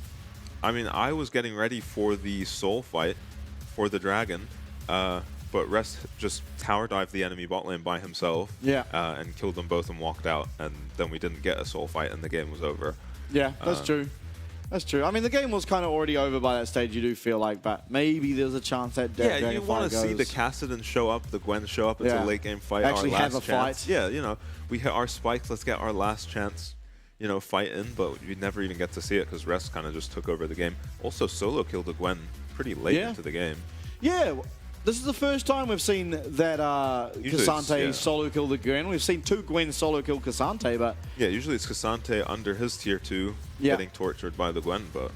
This time is a little bit different. And I think a lot of that stems just from, again, Casante got a lot of power from those dragons, and also just a lot of gold was in his favor. Yeah. It made it a lot easier for him, able to get to those items. The CS deficit didn't matter so much. Yeah, as we're going to see ICU TPing for a dragon. So this is, I think, the 3rd dragon Hellpigs are trying to contest. Yeah, Xingbai may have been able to go nuclear. So Gory tops damage this fight, so I want to see what he pulled off here. Yeah, look, he's landing Qs onto like 4 people there, and he stays alive so long in his Shroud. Eventually gets Violted and goes down, but at this point, the fight is over. Shun untouched on the backline. And Xingbai manages to clean up Sword Art, and ICU gets cleaned up off to the side. But yeah, without any threat onto the Xayah, they're just running forward with a bunch of tanks in front of her and cleaning up. Top lane's a weak role. Yeah. Sunday actually out-damaging the Gwen, so definitely not what you want to see. Yeah. And Gory topping damage, so it's kind of a cool Akali build out of him. You don't see Lichbane Leandries very often. I think the reason is you don't often run Akali into 4 melee champs, right? Usually you're Akali into a Zero Orianna. Yeah, there's usually more backline and that's why you want to get on. Right, and so you need to get the Proto Belt to give you that extra movement speed, extra sort of distance that can be covered to get that perfect execution off. But Sword Art out-damaged Shun. Sword Art's a beast. Ashe is looking pretty unreasonable. Yeah, and I mean, I have to also say, by the way, God JJ's build was appalling. I mean, he did go Collector and Lethality, but I get the logic of why he was building it because his team is full AP, so they shouldn't be able to build much armor into me when they're dealing with Gwen and they're dealing with Kassadin. So I should just be hitting really low armor targets with my Lethality build. You also have a Vi, though. Yeah. Yeah. So there's always going to be some armor coming through. Wasn't truly. And I mean, Rel with Aftershock, Casante, just, I mean, he pretty much there's any always item. a Frozen Heart. There's always just a Frozen Heart. The item is too good and too cheap. Yeah, especially if there's any AD, right? So, I mean, the Youmuu's into Collector, I think, has to be one of the most Giga Grief builds thus far. Because the only 2 champs that he ever was going to auto-attack was maybe Akali. You'd get 1 auto-attack off before she goes into Shroud, and then you die. Yeah. Or you're hitting Casante and Rel. And I mean, your build is not doing anything. If you do anything, maybe you go Youmuu's, realize you wake up from this fever dream, realize, well, there's a Rel and a Casante, and you get just... an LDR. Yeah, LDR second. Like, Yeah. it's actually that bad that you're never going to be doing damage with Collector into these two. This is the absolute 1v2, I menace believe. tanks. And I think Hellpigs know that the rest of CFO are off of the map. This is just a Cassante by himself, so they're kind of caught off guard by this guy just diving their base by himself. Nothing Jin could do. Yeah, he's got his Collector. Jin can't kill this guy. Try to get him down to 5% HP. Yeah, imagine him missing about 5% HP, but it's still not very close. No, it was not close in the slightest. I think Cassante, after diving 2 towers, had about 50% of his HP left. Yeah. After killing 2 people, diving 2 towers. So Yeah. not the closest 2v1 I've ever seen. It kind of was reminiscent of Jiang's Aatrox yesterday in many ways, except there wasn't another 2 people there to finally clean up the kill afterwards. Yeah, it was. And obviously he did get the player of the game there, Rest. But honestly, I think you could have made an argument for about everyone on the team. Maybe not. He had a very quiet game. He got caught out by the Vialt without having his Featherstorm up a couple of times. Ate a couple hooks. Yeah. Too. Yeah, so maybe not the best out of him, but I think everyone else played about as good as you'd want to. That does do us, of course, for game number 1. When we're back, we'll once again have CFO and Hellpigs for game number 2, so do stick around. You say you love me, but is it true? You keep lying, cheating, I'm not buying all your lies again. Makes me feel good, walking away from you. Makes me feel good, loving the person I do. Oh, it just feels so good.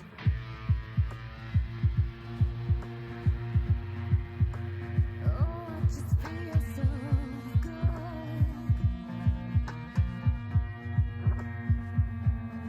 You keep lying, cheating, I'm not buying all your lies again. Makes me feel good, walking away from you.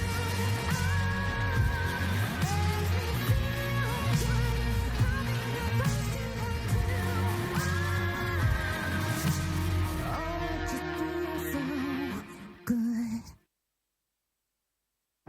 I've been dreaming, I've been stuck since you said you're leaving. Since you said you're leaving me.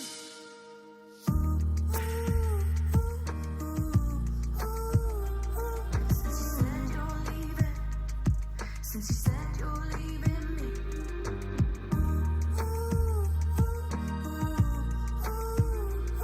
Since you said you're leaving. Since you said you're leaving me. I've been dreaming. I've been dreaming. I've been stuck. Looking at the ceiling. Looking at the ceiling. I've been stuck.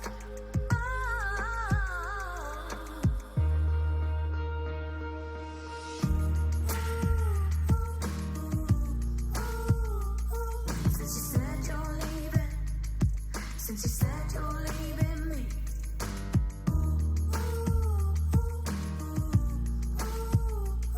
Since you said you're leaving.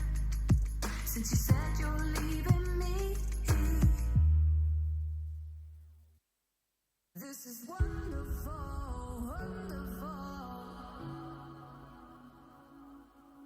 Wonderful,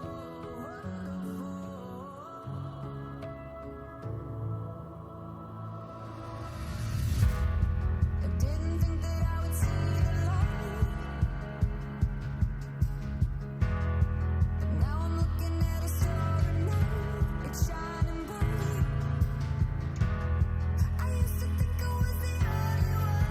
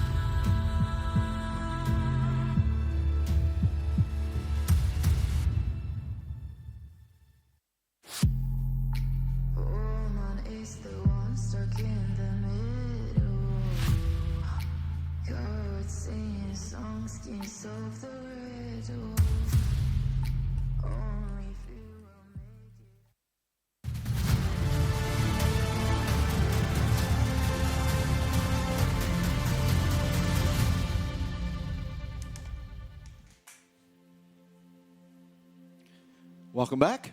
We're ready for game number 2 now, I believe. Yeah. Very, very soon. And I mean, game number 1, not the most surprising of results. We'll see if Hellpigs go for a scaling strategy again. Yeah. It seemed like they held on in the early game well enough. They maybe had to do a little bit more. Yeah. Figure something out in the bot lane. There had to be pressure somewhere, right? Because maybe you could argue Gwen was supposed to be that pressure, but she also wants to scale until she truly finds her own. Yeah, and it's not a lane you can play around, really, with the Vi. It's hard to get that kill on the Cassante. I think get rid of the Ashe. Yeah, I think that'll make the bot lane a little bit easier to pile around. And obviously, you could have had a winning bot lane as soon as you do pick up that Jhin. It is a champion that oftentimes is able to find leads in the lane. It is quite powerful just with the base damages, and ultimately wasn't able to. And so, I mean, he does okay in the lane. We saw him do fine in the lane. It's just once he gets to those fights and he's got to hit a Rel or a Cassante, he's not going to be useful. Especially with Collector. Yeah. But yeah, I mean, obviously it took 14 minutes or something for the first blood, but I don't think that was necessarily because of anything in particular other than Hellpigs just not wanting to do anything. I don't think it was really Hellpigs were playing well around things. I mean, obviously not dying is good, but if you're not doing anything and CFO claims 6 Void Grubs, Rift Herald, 2 Dragons in that time, then not doing anything is certainly just the ultimate lose con. Yeah. And if you're going to do that, you have to pick your timings incredibly well for when you go for the fight, and you have to go for amazing fights, which, I mean, the fight was looking okay, the one they picked around the 3rd dragon, but just didn't quite go their way. Yeah, it was, I guess, close. Rest living very low on health, as well as Casa, but as soon as that one fight goes wrong, it feels like, well, this is like really, really way too late now. Cassante first pick, perhaps. We do see Lucian, Callista, Poppy Band here. Feels like Hellpigs. Ashe is open. Rut roll. Yeah, we'll see if they just go for a similar lane and try to kill the Ashe again. Maybe they'll pick the Pyke early this time.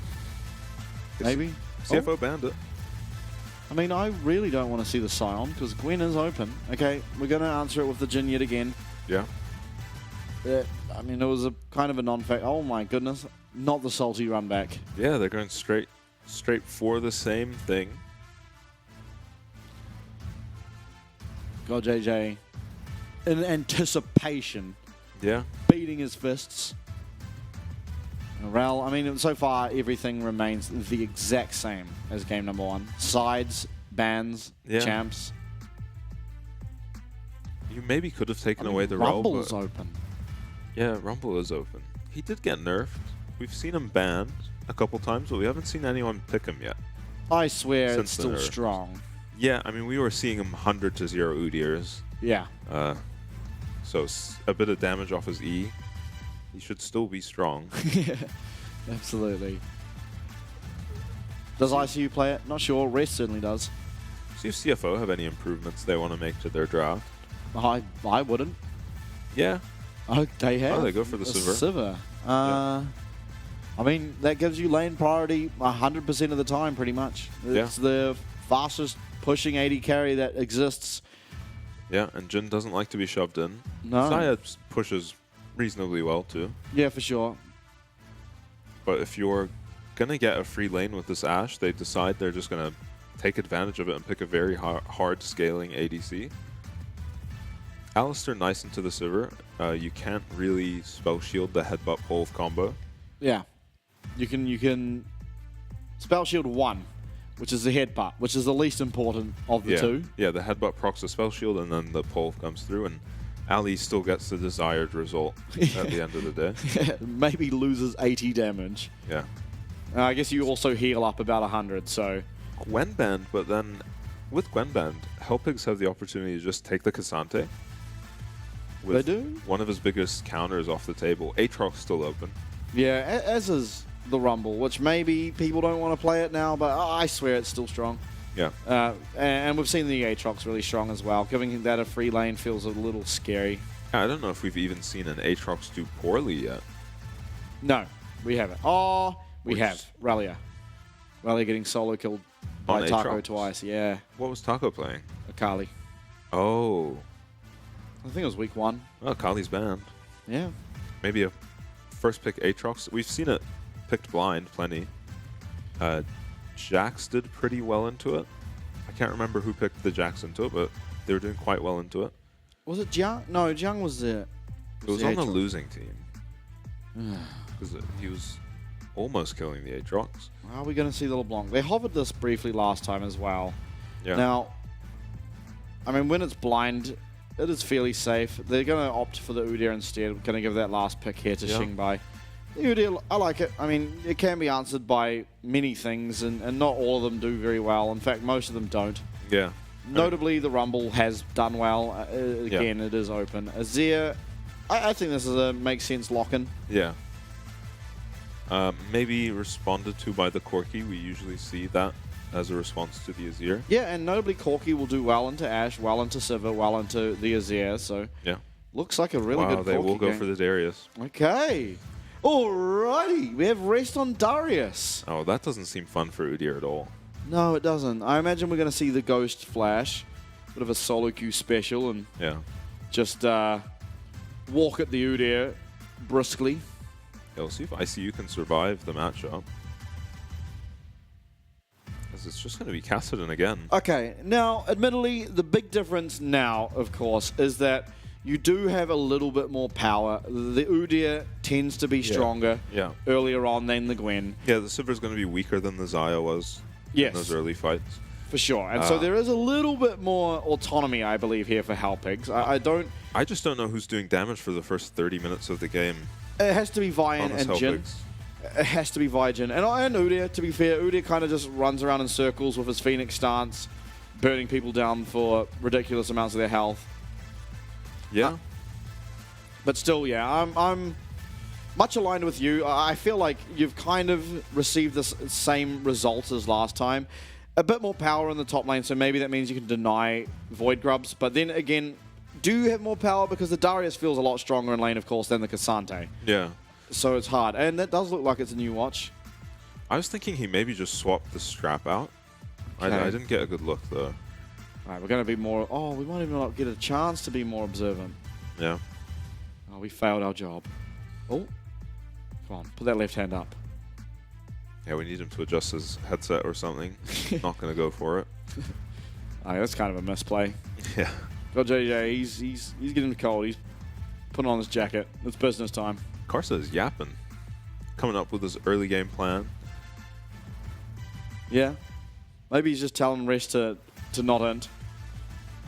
Darius is very much one of those champs that can quickly be 10-0 or quickly be 0-10. Yeah. But I think in pro play maybe it's a bit different. I think that's a solo queue thing where you feel like you've picked Darius, so you should win lane, and then when you're losing lane, you still feel like you should win lane, and you just die on repeat. It's going to be that Ghost Flash. Now, importantly, of course, Udyr is going to be able to not be picked up by that Apprehend. Oh, Arding. Here's the Ghost Ash again. Yeah, here we go again. Everyone wake up. It's time for Ash to ghost at you level 1. And if I was God JJ, I'd be running to my tower right now so I could get to my tier 1, but he's not going to be able to. And we'll see how this early lane goes for the Helpix bot lane. As Shun is currently between their tower. Arding will be a little bit late to lane, but I think ultimately it should be okay. Although, if you're starting here, how do you ever get to this lane? Yeah. Shun ultimately has to go to the lane because he wants that XP, wants the farm. Yeah. But Ashe doesn't really care that much. Her main prerogative is to deny your early game and make it as hellish as possible. Yeah. As they've found Shun in the bush. Okay, God JJ has made his way to the tower. But this is the least of your worries. If CFO just sit here, you have a level 1 Alistair. Yeah, a bit of a pinata. Yeah. Okay. Maybe he's skilled headbutt on the alley. This could be very dangerous for CFO if he has headbutt.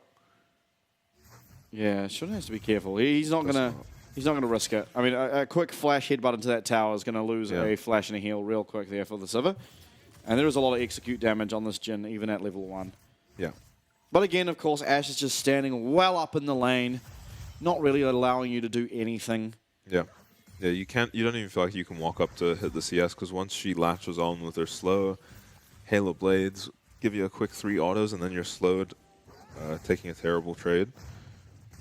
Looks like it might just be a split map. Should be. Not good news for Halpigs. No. Bot lane, anyway. I mean, Rest probably doesn't love the split map. He wants to play pretty aggro onto this Udyr, I imagine. Doesn't quite get the reset on the Gromp there. Of course, he's going to walk back to his red side. Yeah, and this is about as free as a lane ever comes for an Azir.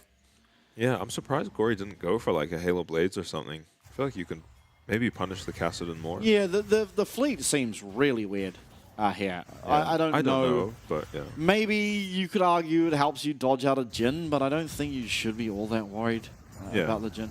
Now, Karsa... Pretty greedy from Karsa, yeah, but his, very greedy. But his top laner has so much cryo. It's red buff versus blue, and Karsa's got that blue buff here in the bush, so we'll be able to pick it up.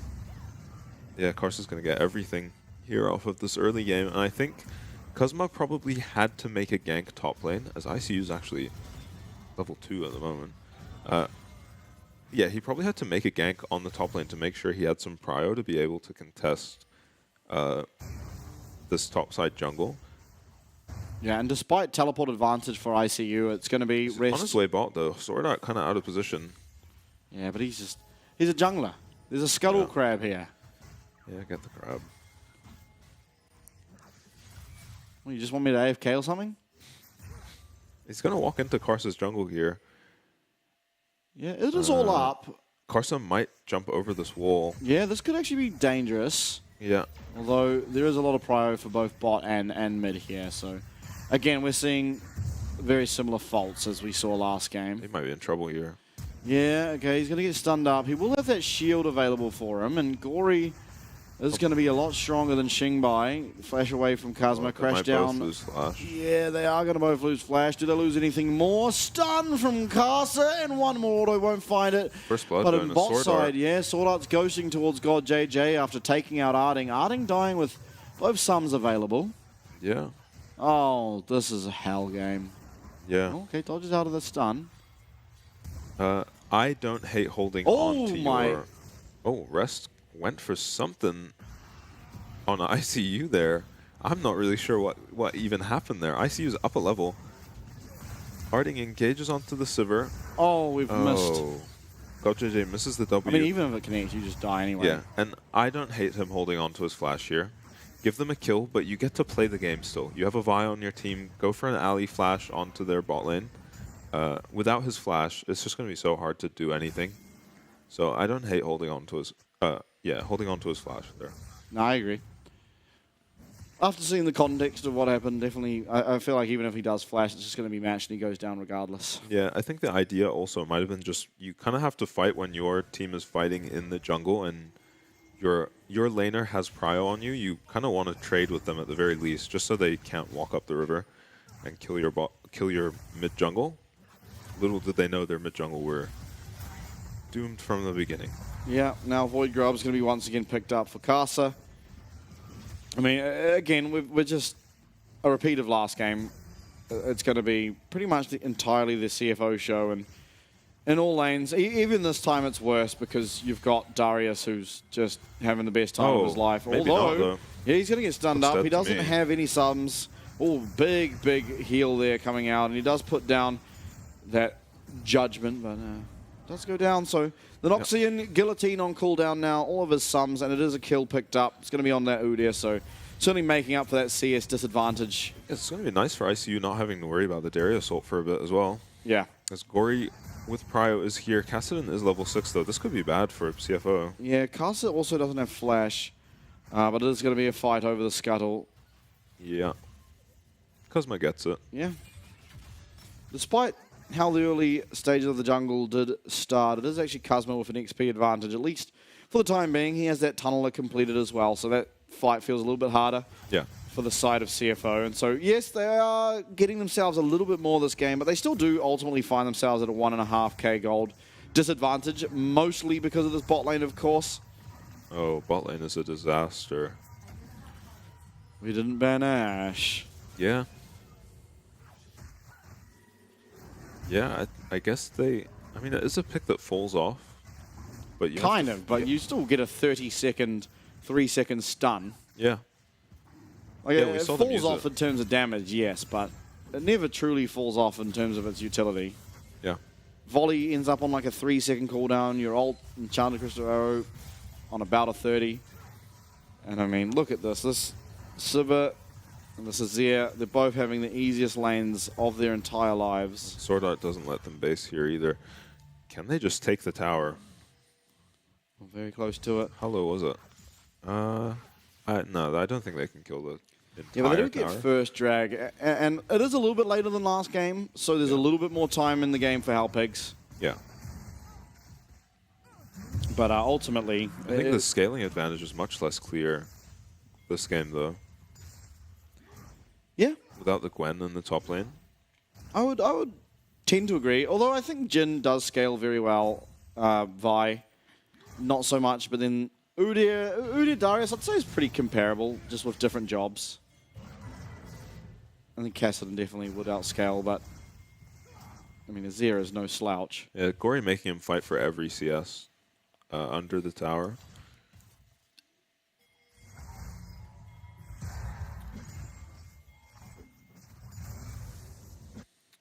So next objective is going to be the Rift Herald. I'm not sure if it's another Void Grub or the Rift Herald. There will be another set of Void Grubs coming up in about a minute's time. And then after that it will be Dragon, I suppose. But it feels like there's not really... I mean, it's an objective, of course, but it doesn't feel like it's really contested. It should just be CFO.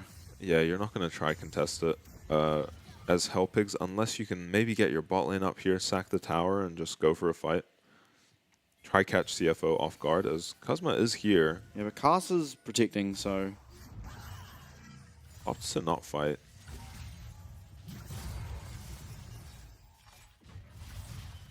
Yeah, this is just impossible.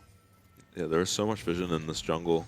And for I think CFO. somehow they went from a bot lane that has a bit of pressure into killing the Ashe to a bot lane that pretty much has none. Yeah. Because at least with the Nautilus, if the Ashe does overextend trying to trade with you level 1, you can hook her and maybe trade back that way. But with the Alistar, I mean, level 1, you can literally do nothing. And Ashe just gets to take you down to half HP and feel completely safe the entire time. Yeah. Here's the Jhin ult onto Sword Art. It's going to connect. Oh, but the Enchanted Crystal Arrow actually stops that curtain call, and Kazma now is a little bit overextended because of all these sums being used. Ooh.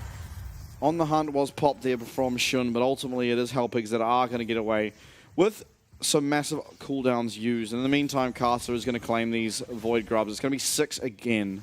Yeah, CFO. ends up being a flash trade Sword Art for Kuzma's. He almost goes down at the end, but gets away. Really nice Ashe ult from Sword Art to interrupt the Jhin. Yeah. But, I mean, things are dire. You have now an 80 carry, 40 CS down, 10 minutes in. I think Shun's living an absolute dream here. Nice spell shield, block out of that damage, but, I mean... Yeah, with 3 pushing lanes as well, getting 6 Void Grubs is going to be really oppressive.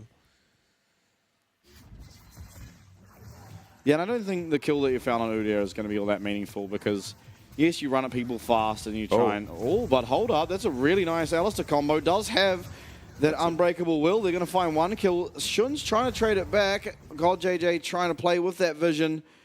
Should be a Pulverize available soon. Spell Shield used in perfect timing. The stun comes through. Oh, no. God JJ is not going to have the damage. Yeah. Arding, I mean, he played the timing fantastically, but then he was just under a tower without Alistar ult. Yeah. Oh, I see you now. He's the next target. He pops that Ghost almost immediately, but he will be going down. Noxie and Guillotine. Oh, no. There we go.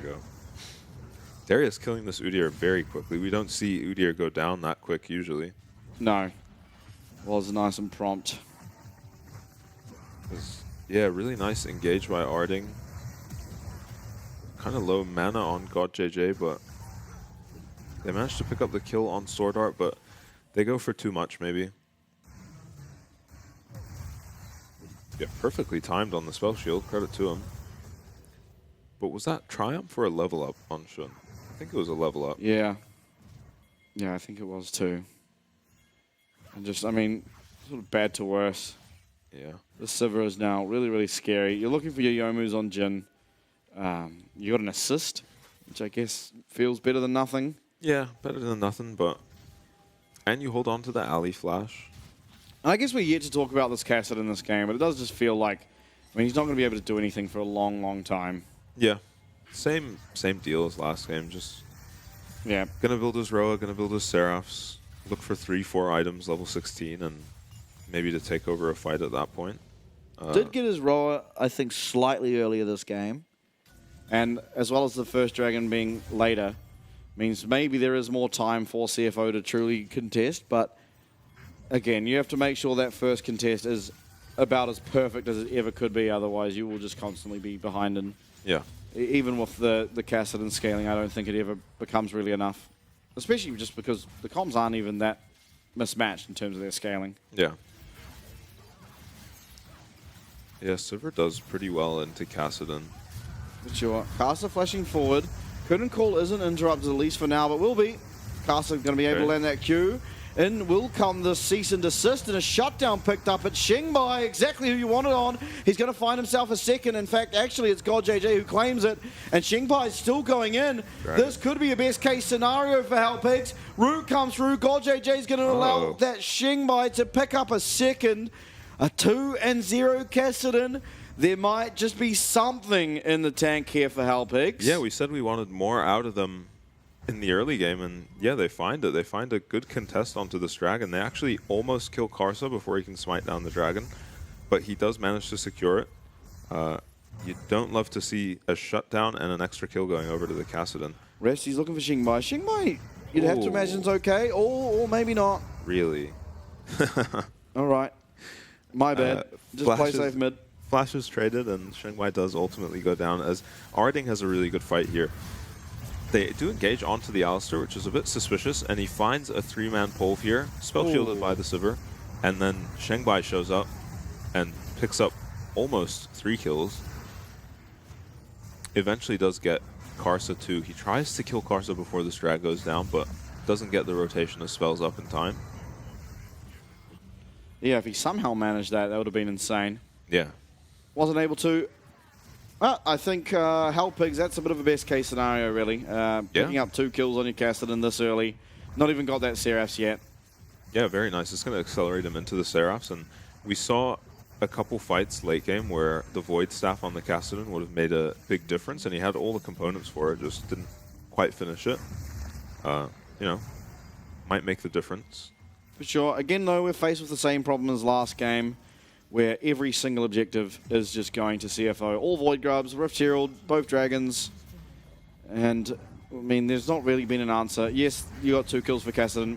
It's a little bit, but you certainly are going to want more. Yeah. As this Rift Herald will crash. There's 4. The Enchanted Crystal Arrow will land. Arding's trying to block any follow-up damage. And Arding's dead, though. Rest is running forward. Unbreakable Will is going to be popped. Magnet Storm also. But eventually this Noxian Guillotine slams down, secures that kill. Sivir's in it. Yeah, people are arriving. Gory does have his teleport available as Curtain Call comes out. And Halpigs are running forward. I don't think they really can do this. And if they did ever commit, Gory's just going to teleport in and it's going to be a disaster. So backing off now. Gory in the meantime, he's working his way now onto the second turret. Yeah, and this is a weakness of the Cassidy too. No wave clear. So CFO make a quick rotation onto the top lane with the Rift Herald, and there's nothing to match. The casting can't do anything to the wave, almost dies. Arding has to go down to protect him. Yeah, Edge of Night once again will be the first item here for Sword Art. Makes it very hard to be ever targeted by this Vi, and Ash honestly oftentimes is, and in this comp probably is the prime target. Maybe you could argue Gory, but yeah. Emperor's Divide makes that even a little bit hard.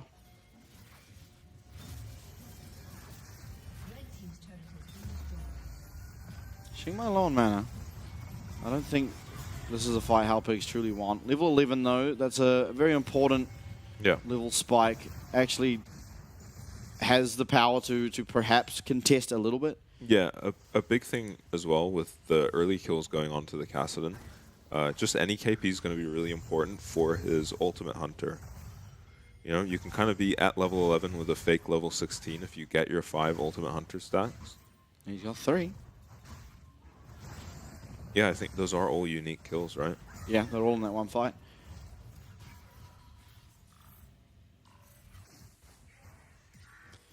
In rest, he went down early. He's now 3-1. Yeah. MVP for this game. Are you sticking with your guns? Xingbai? Oh, it would have to be Shanghai if they win this game, unless God JJ's got something in the tank here. He's about to. He's about to have Collector. RCU is running away. It could still be the LDR at this point. Yeah, it could be. It's not going to be. I'm sorry. I wish it was. I truly do. Rest could be in trouble here. Yeah, it does have Ghost, but he's going to get headbutted. Pulverize will come through. Stun will also come through. And now we do have a lot of follow-up. He's going to get cease and desist. Give this one to Xingbai, please. Uh-oh. Okay. Oh. They tried. They tried. Rest able to connect with that Q. I mean, he got enough health back. Wasn't going to go down to Xingbai, and eventually it forces out that flash from Kazma to claim that shutdown. Yeah, CFO so much pressure in the other lanes, though. Yeah, for sure. Mid lane and secondary tower going down. Gory getting this bot lane second tower very low as well. No wave, so Dragon also spawning. Xingbai's just going to stay top, and I think you have to. Yeah. You're going to have to contest Chemtech Dragon Soul 4 times straight. Yeah. And you can do that a lot easier if you have a bit more gold. Yeah. Now, objective bounty means 350 gold in the back pocket for this Kassadin. He also did get the assist for Rest going down. So it is still gold. It is a bit of XP. And the Ultimate Hunter stat. That is true. Although, did Rest... No, yeah, Rest didn't die in that fight, so... It's just Gory left for him to pick up. As he's almost got his Seraphs fully stacked. Oh. So ICU goes down so quickly.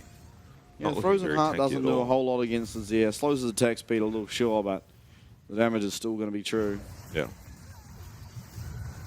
Now, Rest isn't here, doesn't have teleport. This is going to be a 4v5 if they do commit to it. Now, that Karsa was a pathetic amount of damage onto Rel. Yeah, Karsa barely noticing the Jhin ult. Not even using Crash down for the shield. I think he was hitting the wave too. So maybe more to just get them off their bot tier tower, delay that. As I don't know who matches Darius. Even when Kassadin gets strong, isn't it kind of hard to match the Darius? Maybe at Void Staff? He doesn't have TP though, so you can force like this. You can. Darius and they're miles going to. away. ICU's going to come in. He doesn't have Ghost, so he's a little bit weaker. Gory. But they find their way onto Gory. Watch Xingbai. He's going to be able to get this one. He is. It's a shutdown. Once again onto this Kassadin. And Hellpigs, they've got 2. They're looking for 3. They're going to find 3. In the meantime, though, Rest now. He's getting to work onto this inhibitor. Recalls are going to come through, but those are some massive, massive kills found for the side of Hellpigs. There is still life in the piggies. Yeah, Rest deciding to not take the inhib. Just maybe too early for an inhib, and Hellpig's doing exactly what they needed to do. This Darius is kind of recklessly split pushing while his team hits a tier 2 tower, maybe too far up for CFO, disrespecting Hellpigs a bit, and they find a great engage with the Vi onto Gory. Get the shutdown onto the Kassadin, as we're going to see... Oh, this is this is the kill. Okay, this is the original kill. Oh, I was wondering. I thought he went down a bit fast. But he was ran already the other half way. HP. He probably gets out. Yeah. And this is the engage 4v5. Shun already really low mana. They're scrambling to get out. Karsa does his best to peel, but Vi, it's so easy to find your way onto these immobile carries. Gory loses his flash too. Nice flash over the wall from Arding. And Shun doesn't get much done in this fight at all. Kind of wish you gave more of those kills to Kassadin. I kind of wish you gave all of them. Yeah, but I mean, in the hype of finally winning a fight like that, you forgive him. And a funny little interaction there. I don't know if you noticed, but Kazma kind of got into range of Gory there because Magnet Storm was popped, and he was running. Yes, he was running the way that Gory was. Yeah. And so, like, it's something to keep in mind. Arding, though, he's going to get stunned up. Does have ult very shortly. He's going to look for the engage, at least for now, and he's managed to get out somehow. Castle, though, Magnet Storm it is going to be that cease and desist onto Shun, but no real follow-up at all. Eventually, though, they do find Casa, but Shun is getting those bounces. He's getting a lot. He picks up God JJ, and eventually will pick up Xingbai as well. ICU now, Flash, apprehend, and you're going down to that Noxian guillotine, and now all that's left to do is finish off the rest of the base. Wow, just a disaster fight for Hellpigs. Shun's able to just take over once they fall behind. He's got a Sivir ult still up, and yeah, just runs them down. Xingbai getting a little overconfident and trying to re-engage onto Shun there. Doesn't find the kill, as I think they can end. Can they end? Oh, okay. Yeah, they should be able to, but they're looking for the kills now. And okay. Shun's gone down. Darius now is with that, Darius is now hitting the Nexus. Although here comes Golje. He's not doing any damage. That guy's gone collect a second again.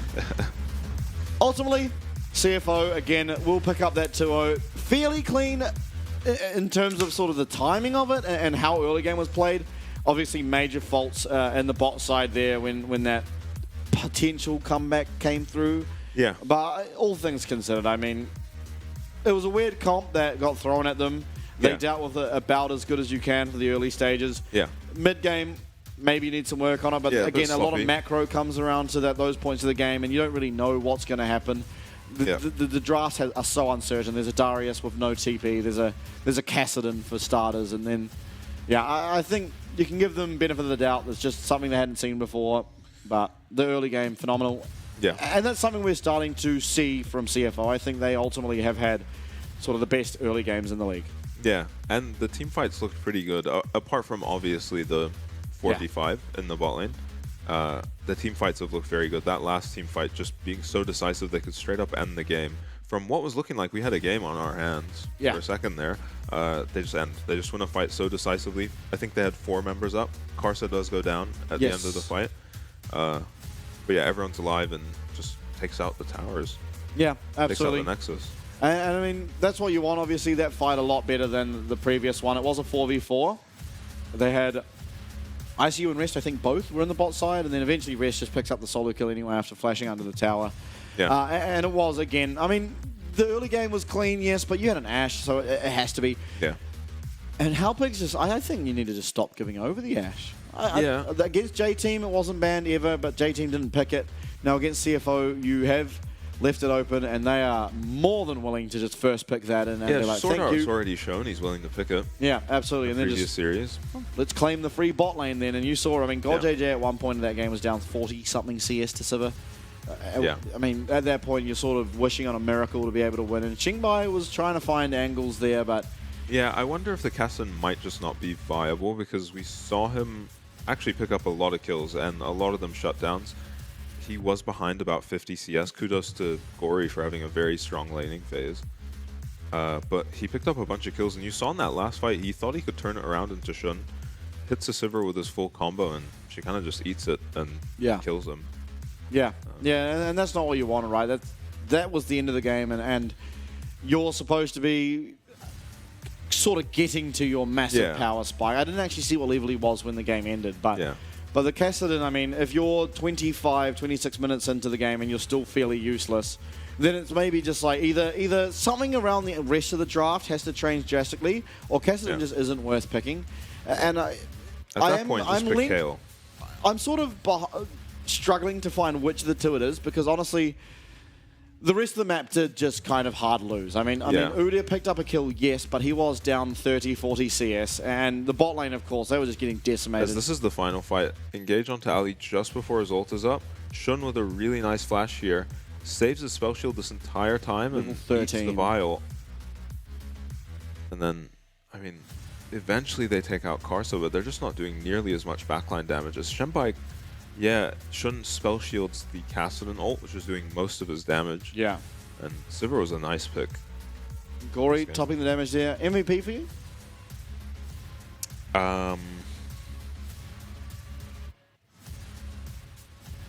Maybe Shun. Shun? Yeah, maybe Shun. Gory had a really strong lane phase. I think Sword Art deserves it. Yeah. I mean, it is... Yeah, you'd like to see some cool ults out of him, though. Yeah, that is true, but he didn't have to, because everyone's just recalling in a bush with a ward on it. So I was like, well, I'll ult the guy recalling in a bush with a ward on it. Yeah, Shun played the fights very well. That's true. I think I only really noticed him in that one fight, to be fair. I think every other fight was kind of like gory, or honestly, Halpigs were winning actually a lot of the fights. Yeah. I mean, the kills are Strangely even. enough, they did win 2 fights. Yeah. The kills are even. We didn't see very many fights because, again, they sort of just let the early game go to the wayside. But the fights that were happening, they were actually winning. Yeah. And so, yeah, I mean, that last fight was good out of Shun, but I think ultimately Sword Art was the most consistent. And he single-handedly just decimating bot lane. Yeah. Yeah. Yeah, I don't know. Yeah, it could go to anyone. This Ashe pick... yeah, it seems very strong, and I don't know why you would subject yourself to that as a bot lane. You have to have a plan. You need to have a plan against that. And I don't know what that plan could be. Maybe again, I've brought this up before, but something like the Senna with Seraphine, maybe you can do it just because of how much range. You actually don't need to auto-attack, so you can just but it's the level 1. It is. The level 1's has miserable. to deal with this level 1, and Senna Seraphine might just be in the same situation where they're zoned off their tower.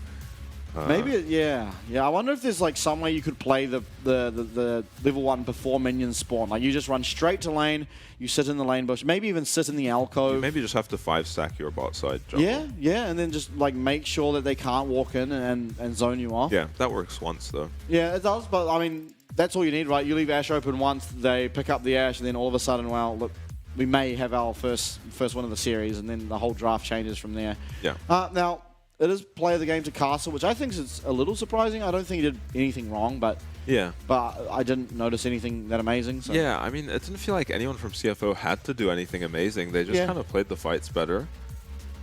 Oh, he interrupts this Jingle. I didn't notice that. I did, yeah. They did end up losing this fight still, and massive kills over to Shengbai. Maybe even more disastrous if he doesn't get the interrupt on the Jin ult there, so kudos to Karsa. Does secure the dragon too. Wow. Yeah. Nice games from CFO. I think so too, and honestly, I think it was a fairly nice showing from Halpigs. The bot side was getting decimated. That is the function of Ashe, and so it's hard to say that's due to the players or due to anything. I think a large part of it comes down to how the level 1 is played, because we get to we saw both games that the Ashe was literally between your 2 towers at level 1. Yeah, I'd want a conversation with my coach if I played those 2 games against Ashe bot lane. We need to either be only leaving that up on blue side or not allowing it through. Too hard. Yeah, I don't know what you can really do, but that is the series done and dusted. CFO taking it 2-0. We are going to go now to an interview with both Patty and Shun, so do enjoy. 今天来到赛后采访的是 CFO 的 AD 选手顺，请顺先跟大家打声招呼吧。大家好，我是 CFO 的 AD 顺，可以叫我小顺就好。Congratulations for winning the last game you're going to play before Lunar New Year break. How do you feel about the game you just played today? 恭喜你们快速的赢下你们春节前的最后一场比赛，觉得自己打得如何？今天？可能今天的比赛就比较偏营运方面吧，就可能比较没有什么太多的打斗，就营运方面比较多。自己可能觉得自己放技能方面没有放的就是完美吧，就可以改进的地方。So today's game we play more on the macro side. There's less fights, team fights in the game. So I think it's a more peaceful game. For myself, I think my shots weren't perfect, so I still think I have room for improvements. This year, Sword Art joined your team. What is the biggest help or best suggestion he gave you in and outside of the game? 今年队伍上有了蛇蛇的加入，你觉得目前为止，蛇蛇在游戏内外给你最大的帮助是什么？因为蛇蛇从 LPL 回来嘛，那他的经验也特别多，也看过，也带过什么顶尖的 AD 啊，就他会教我什么时候该输出，哪时候该要打就你就得好好表现。那如果你都没做的话，可能就是个平凡的 AD 而已。所以我会朝着这个地方去进步的。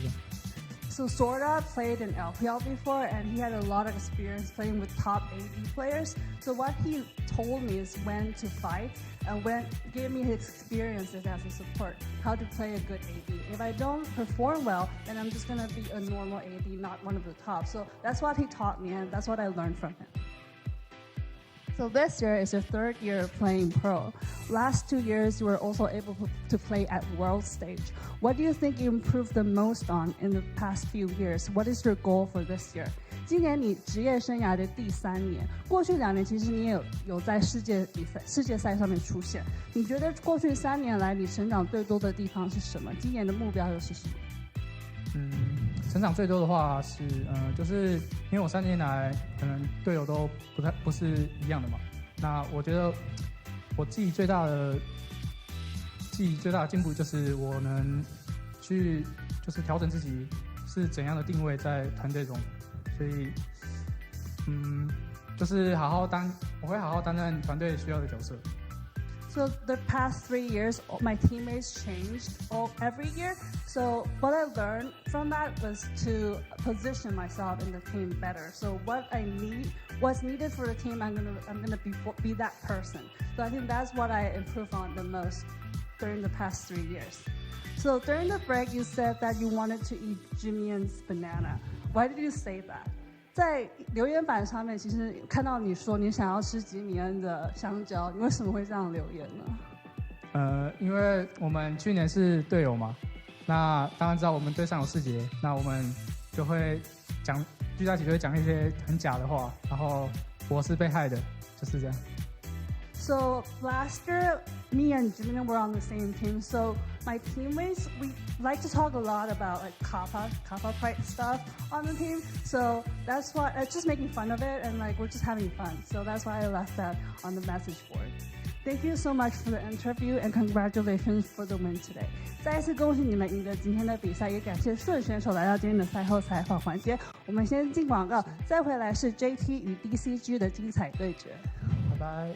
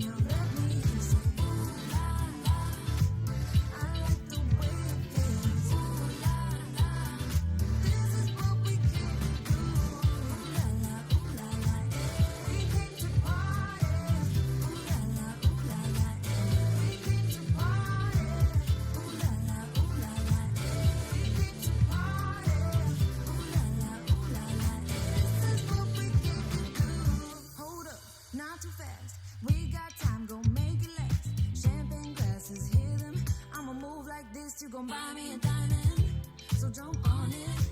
Come on, I know you want it. Raise them glasses to the sky. It's our time, we own the night. We got tonight to be happy. Let's take our time and be happy. Come on, baby, won't you dance with me? Sing.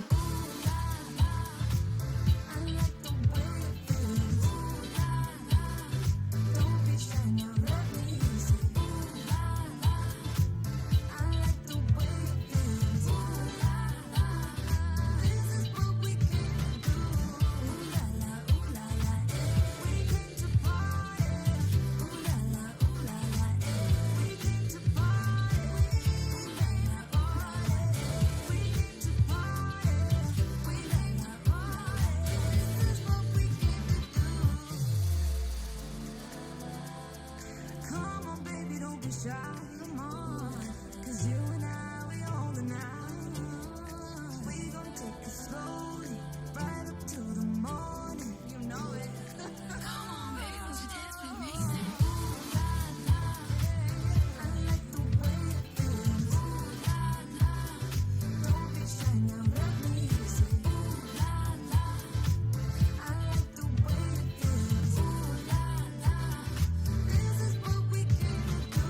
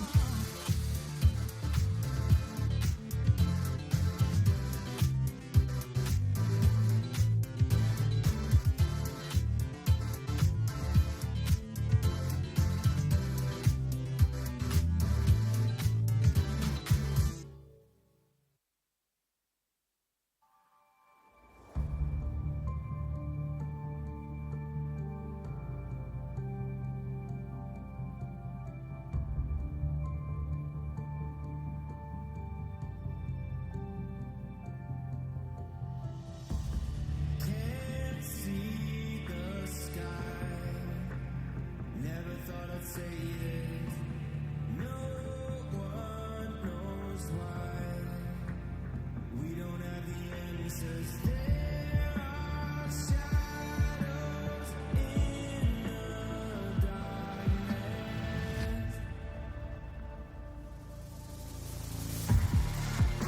There's something in the air tonight.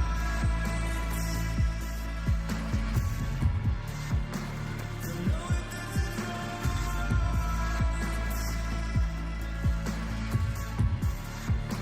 There's something in the air tonight.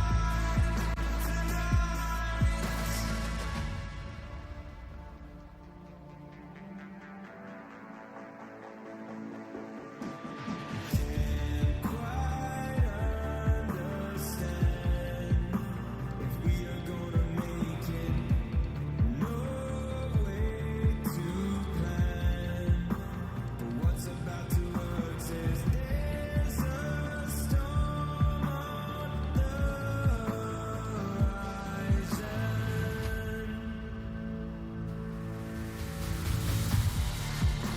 There's something in the air tonight.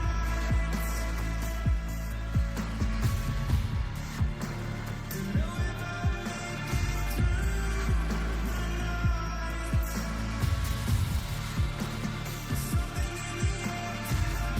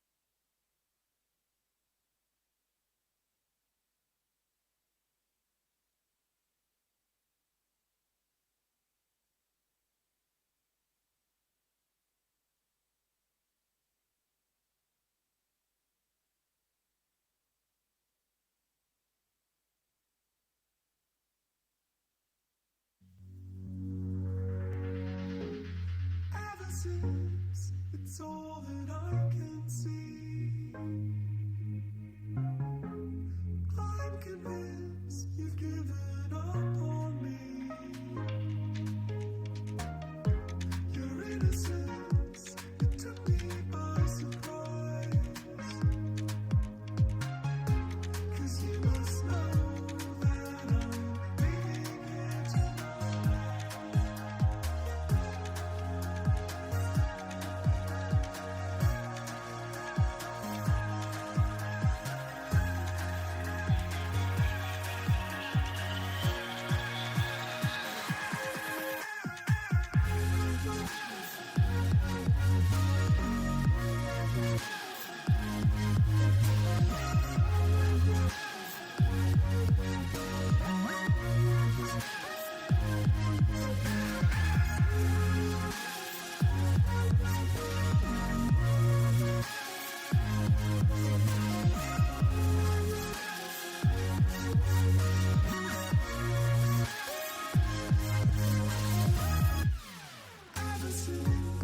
It's all that I can see. I'm convinced you've given up on me. Your innocence, it took me by surprise. 'Cause you must know that I'm leaving here tonight.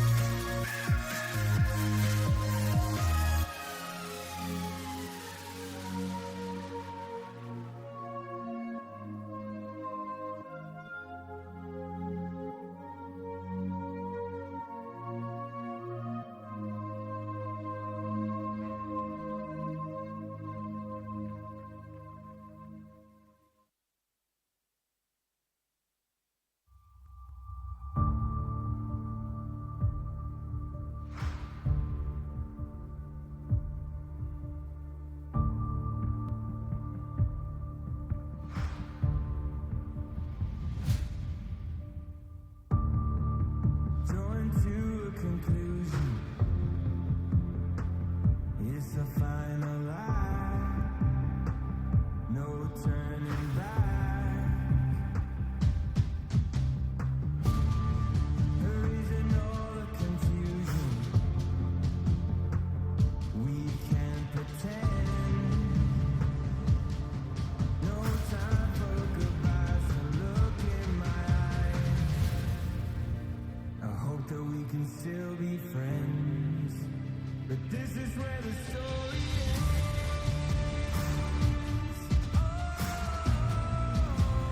This is where the story ends. This is where the story ends. Don't know how to comprehend. It's something that we can't pretend.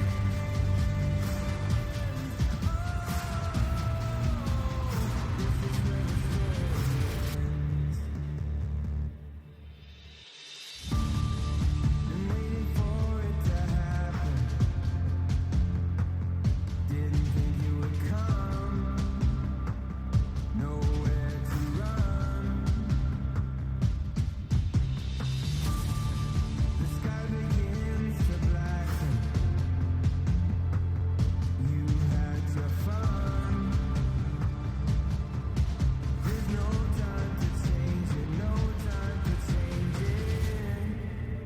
I hope that we can still be friends. But this is where the story ends.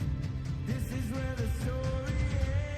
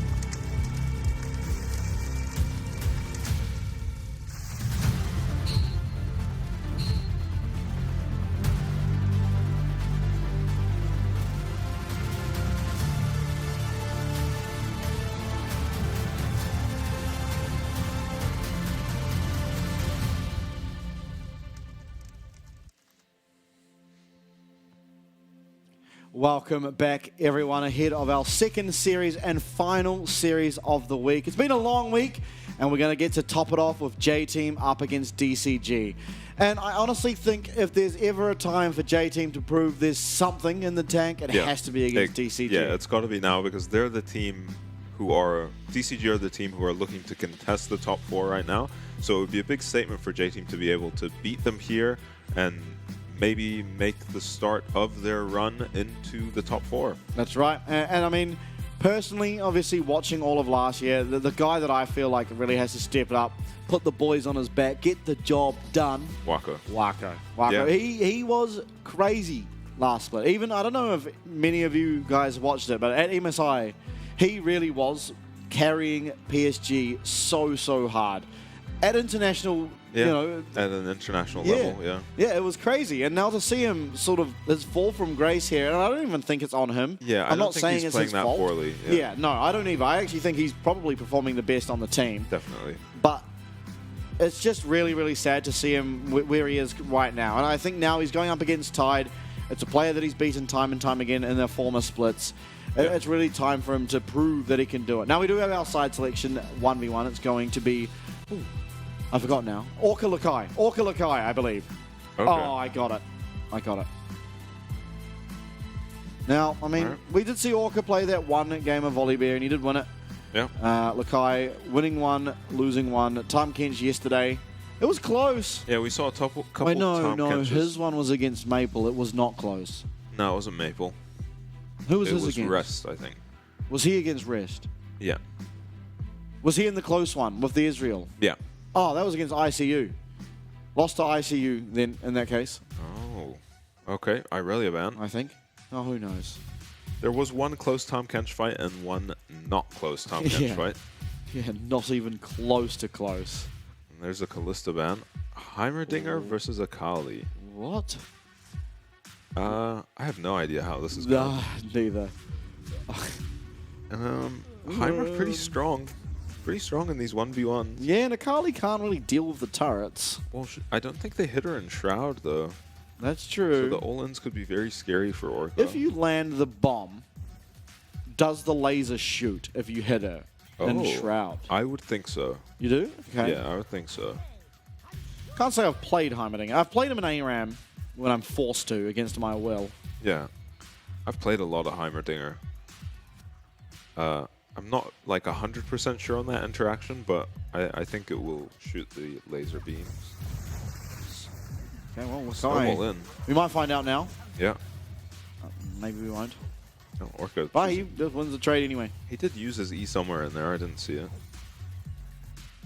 Look, behind Orca. Orca has a crowd. Everyone is behind Orca. Lakai, he's just out here doing it himself. Doing what needs to be done to be able to choose your side. Yeah. Oh, well. Looking good so far. It's really not until 6 that he's going to have to worry in this matchup. Yeah. Such as Akali. Yeah.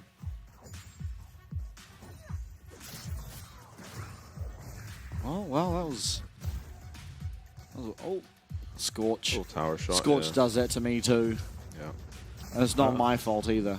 Speaking of performing members on J-Team, Lakai has had a couple good games. That massive series up against Hellpigs where, despite being up against who you'd assume are the weaker team, it was really only Lakai. Yeah, Lakai kind of put the team on his back and got it done on the Jax. And then Gwen game too, I think, right? I thought it was Jax. No,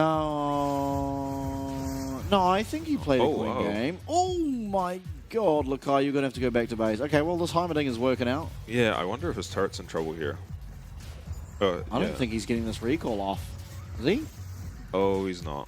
Oh, this is bad. This is bad. You might be copping a death here. Honestly, yeah. He's going to look for the recall. He should get this one off. Yeah, he'll get this one off. Cannon wave. I think his tower will be okay too. Yeah, but it's going to take more damage, and I mean, as things stand, I don't think Orca will stay. It will take damage to the creeps, but Orca's going to opt to recall here. Yeah, okay. He is ahead. Let's see what he's able to pick up. It is the Hextech Alternator. So Lakai really wanting to threaten that all in. Yeah, he can still easily kill this Heimer at 6. Yeah. Now, it is Orca who does get 6 first. Lakai should get it off this wave, though. Yeah. There it is. So now Orca does have to be a bit careful. He can, of course, trade 1 death for trying to get this tower eventually. Yeah. Yeah, that could be an interesting strategy here. Might just tank an Akali ult nice and early. Die. Okay, dodges out of that. Bone plating active, but Lakai still looking okay. Yeah, that does work. Jeez. Oh, here comes the big one. Still has barrier. Yeah, perfect execution available here for Lakai, but you are not going in ever. And with that ult being down now and the health relic. This might be a wrap. Oh, okay. Oh man, hard to land the ease on the Heimer as well, with the turrets in front of him.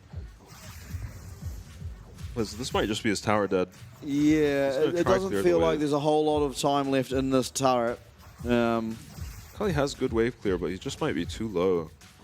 Yeah, and importantly, the wave clear uses a lot of energy. Yeah, especially this early on. And so it means that really Akali's not going to be able to fight if she's permanently using Q to clear waves. Now that's going to be another plate down. It's going to be this tower exceedingly low. I wonder if he'll go for tower here or just recall. I swear this is an angle where you just I think he could trade life for damage on tower. I don't think he has any turrets up. Yeah, he just got a turret up now. So I think if he had more turrets ready to go, I think that says 2. I think he had 1. But yeah, you honestly, having 1 turret isn't much safety. I'm not sure because it was grayed out. Oh, maybe. Yeah, I don't know. It was saying 2. Well, that's 2 Haunting Geysers. Wow, it does stack. Yeah, it does. The damage over time. Well, not the damage over time, but apparently. The, what do you call it?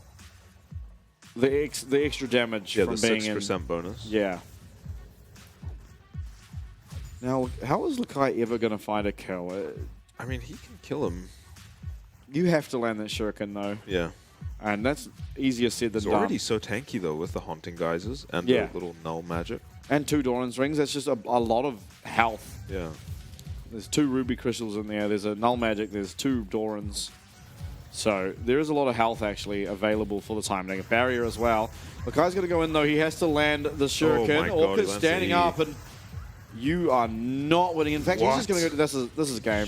He's landed the E every time the Akali's gone in on him. Yeah. He's just landed the E on his head. And this is the game. Orca's going to get this tower. There's no way that he doesn't. So, I mean, Orca making the Heimerdinger work. And if you look at Orca's cam, I'm surprised. Usually there's a larger crowd of girls behind you when you play Heimerdinger, but only 2. Only 2? Yeah, true. Only 2 girls watching him play the Heimer. Oh. Lakai maybe not happy. I'm not sure. Yeah, not looking too devastated. No. I think, yeah. Honestly, how much does it matter?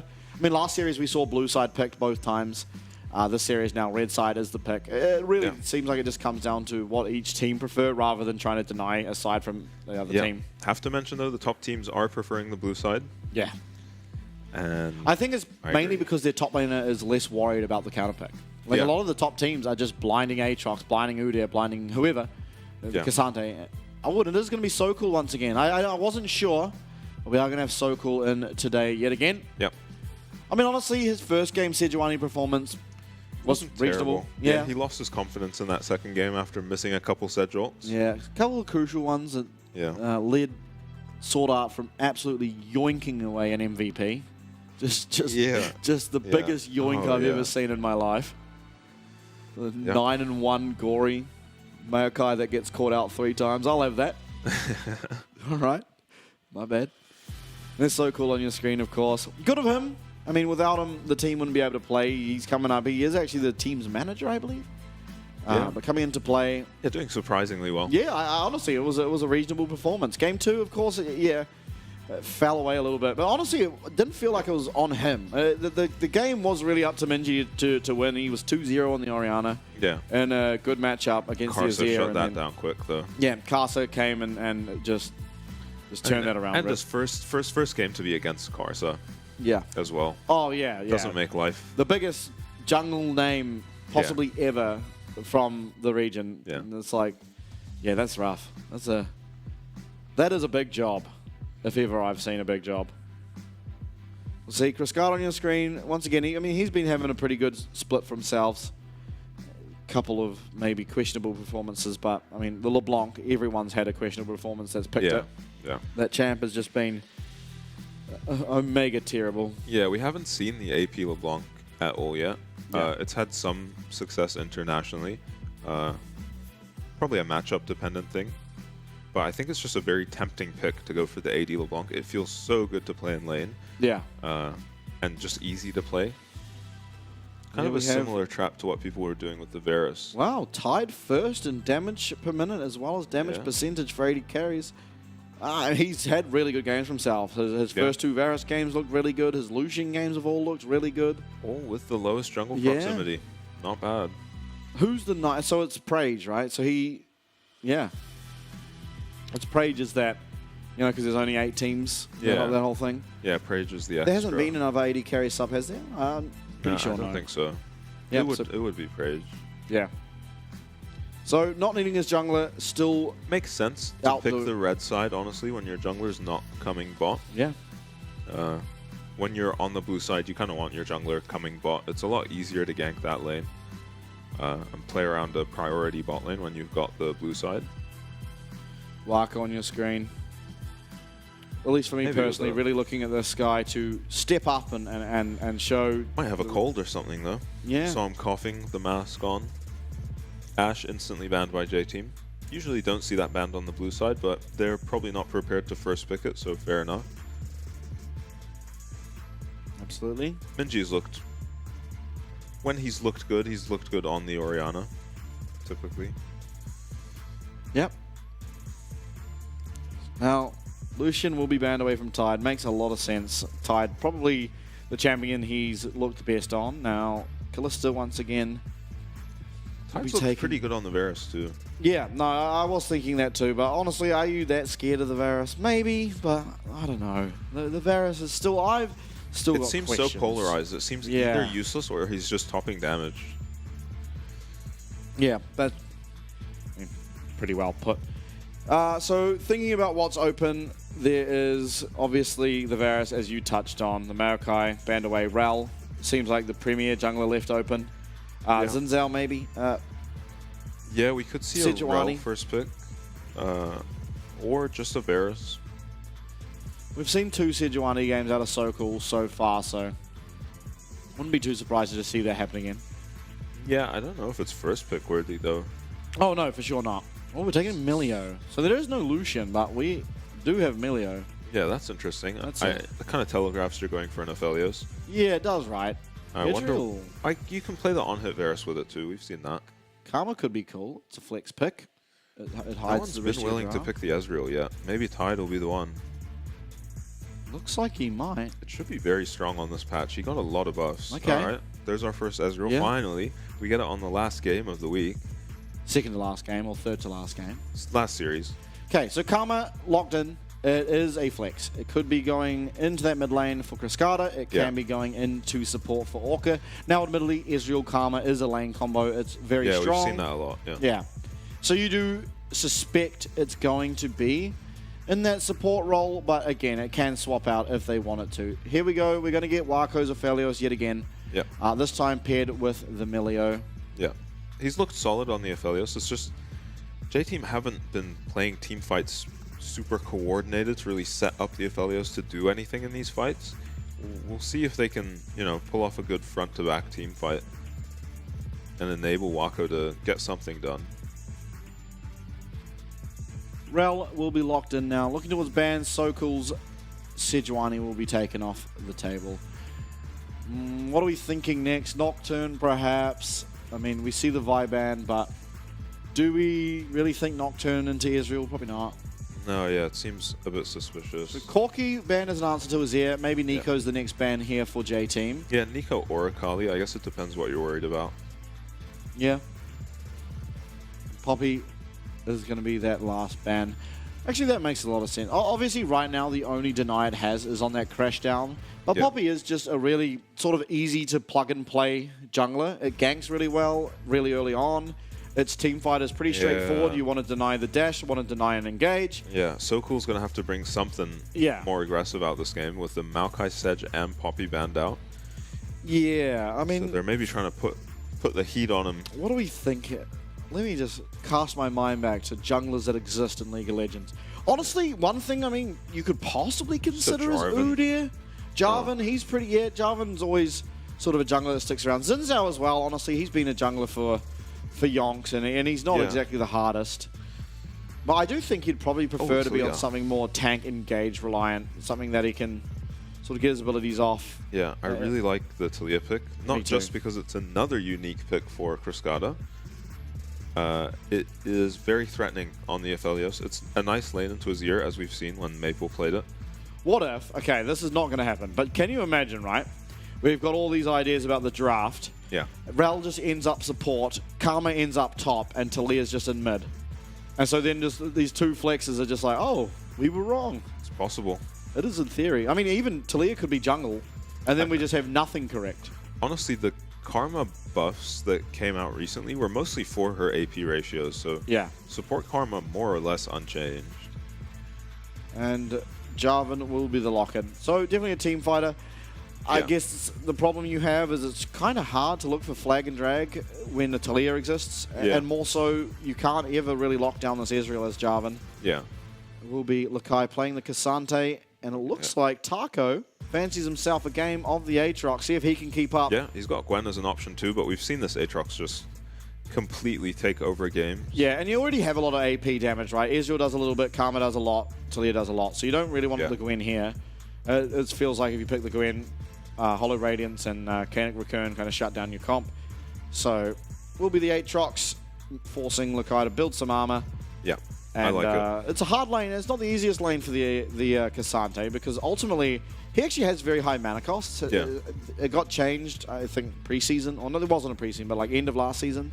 Yeah. It made his Q a lot higher cost, and so you can't just sit there farming away with Q anymore. Yeah, he does have kill threat past 6. We've seen a couple of these Cassantes outplay the Aatrox post 6. Sure have. But even when that happens, this Aatrox is just able to have so much impact in these fights, where with Cassante it's a bit harder. He can definitely have equivalent impact. We've seen, you know, Cassante completely take over team fights, but you have to find some really nice angles to be able to do it. But he's a champ that can just 1v3 in late game team fights. Absolutely, and I mean, series number 2 now. It's been a long week. I mean, looking back at it, as we have a bit of an extended start to the game, I want you to, what was your favorite series that we've seen? Beyond Frank. Beyond Frank? Yeah, definitely. Why is that? I think all 3 games were pretty close, right? Yeah. All 3 games were kind of winnable for both teams. Both teams had really unique playstyles, but mostly it was just watching the 2 top laners duke it out. It felt like the entire series was just decided by the top lane, with a couple big plays from Jimmy and then Pretender to secure the games. But it was just the top lane show for the most part. For sure. I respect that answer. Now, we are on to the Rift, of course. Taking a look at runes, nothing strikes me as particularly unusual here. I mean, yeah, pretty stock standard for all these champs. Revitalize on the Cassante. I mean, it means his shield's a little bit bigger and the grasp does a little bit more. Even the tonic, triple tonic is not something I'm used to seeing. Yeah. But those are... Cassante does make use of every skill point. Yeah. Scales very nicely with levels. Sure does. So you might be under a lot of pressure as this Aphelios Milio lane with TP on the Ezreal, and Ezreal Karma is gonna shove you in. There's not much you can do about it. You can even get yourself into a lot of trouble level 1. As it looks like 665 is gonna try for a split map here. Already posing questions to the newly in jungler on J team. Oh, Larko finding a pretty good trade back there. Yeah, looking for very aggressive trades. DCG are. Yeah, Mystic Shot does just smack Ursan in the face there, so Trade kind of equalized somewhat. But Yeah, still. they've killed all 6 minions before a single minion has died on J Team's side. It will just be the split map. A lot of pressure onto the Aphelios Milio early. See if they can get anything onto the Aatrox. Yeah. Mystic shots are landing. Yeah. Marco with no cleanse does have Ghost, so Yeah. it can be tricky to dive. And this explains the hard trades from DCG's bot lane. They want to get HP down on J Team. Is it actually? No, 665 is not going to look. I mean, Marco is still just so healthy, and Yeah. Milio does make a dive really scary. Has heal, has the W. The cozy campfire. But even just last hitting under tower against the skill shot lane. Yeah, I mean, Israel loves to be here. Yeah. Karma too. Yeah. You just get to kill out the minion wave and then try and throw these skill shots. And Yeah. the more that land, the merrier. Yeah, easy to land the skill shots when people are going for the last hits. Yeah, as they well. can't return any sort of auto attacks back at you. Yeah. As J Team bot lane doing okay. Man, that auto does a lot with the campfire buff. Ooh, cozy campfire. Oh. What do we reckon? I reckon when what's his name? Smolder. When Smolder comes out, we're just going to have to call E fly, fly, fly. I will be saying he's flying away, which he'll be doing a lot. If he's picked, a lot of flying away, not able to fight very well in the early game. Oh my goodness. Look at Smolder using fly, fly, fly. I mean, quite early game, of course, here. I don't expect too much action. Talia and Azir, they kind of feel comfortable sitting in their lane, get to level 6, can look for things around the map. That's really when the skirmish opens up a bit more, especially for Azir, I think. Obviously, Weaver's Wall, very helpful to get to a lane. Emperor's Divide, very helpful to set up a fight or disengage one. Yeah, and this prio might get even scarier for J Team once the Talia hits 6, as Jarvan's actually here, making sure his bot lane can get this wave shoved out. I don't imagine he'll get a gank off here. Yeah, it's pretty hard to gank the Israel. He may be just looking for a ward, go do his Krugs, recall, pick up a sweeper.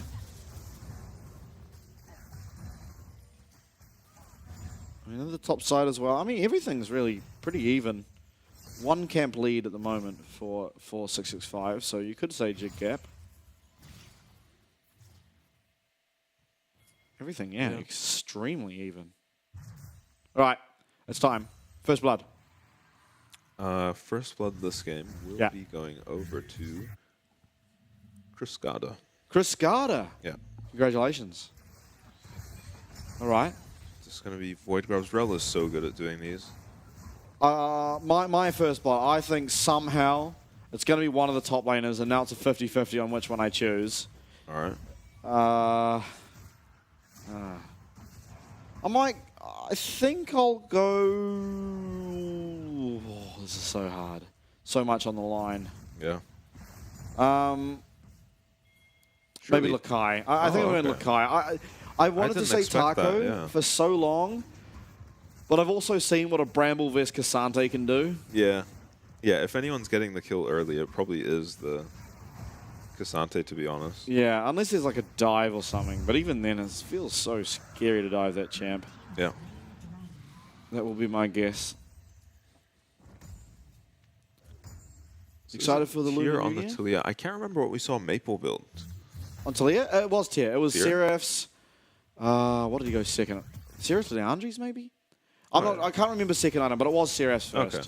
Yeah, it definitely was Seraph's first. And I guess another thing to watch out for is Taco's build. Will he go lethality?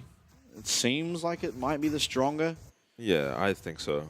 Just getting onto that back line and we saw a very strong Sundered Sky. That was RJ.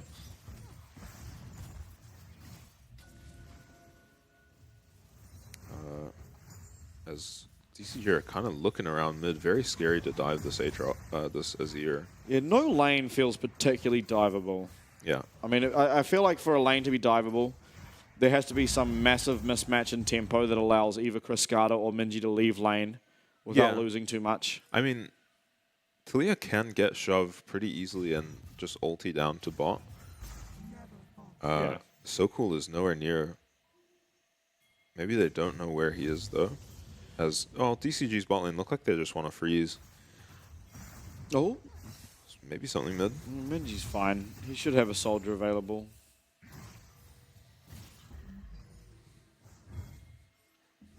I'm farming up. Not too much of a lead accrued for the Ezreal Karma lane yet. What's your plans for the Lunar New Year? Well, I won't be coming hiking. Okay. I'll say that now. Oh, Weaver's Divide. Hold the horses. Cascada. Very nice. Out of nowhere. It's a perfect combo. And So Cool showing us some prowess here and going to be able to pick up that first blood now on Minji. Nice little shuffle by Minji. As I did say, Cascada would be getting first blooded. That's what I said, right? Yeah. As Minji doesn't need to blow flash. So Cool's just in the right place at the right time. Nice to see synergy already. Sure, a little bit of hope. Ever so slight inkling of hope early on here into the game. Yeah. And other than that, everything remains fairly even. There is a 10 CS lead in the bottom lane, but take a look at this replay. It was just a really good shuffle. Scattered Earth was not able to come down in time, so no stun will land onto the Azir. And knock up perfectly executed by So Cool to secure that first blood. And an important one, no doubt, is when you have these slower games, the gold just matters that much more. Yeah, you hit those item thresholds a little bit faster for a dragon fight. Yeah, and they got the first one, so things are definitely J-Team favored thus far, although it's certainly nothing that... As I imagine that the scaling would go to J-Team as well. Though we've seen this Aatrox do horrible things. I feel like the scaling might be somewhat even. And the reason is, I mean, Israel's always okay. Like, it doesn't matter how late into the game or whatever. He's sort of just got a place. He's got safety. He can constantly fire out poke. Arphelios in a straight DPS battle will win. Yeah.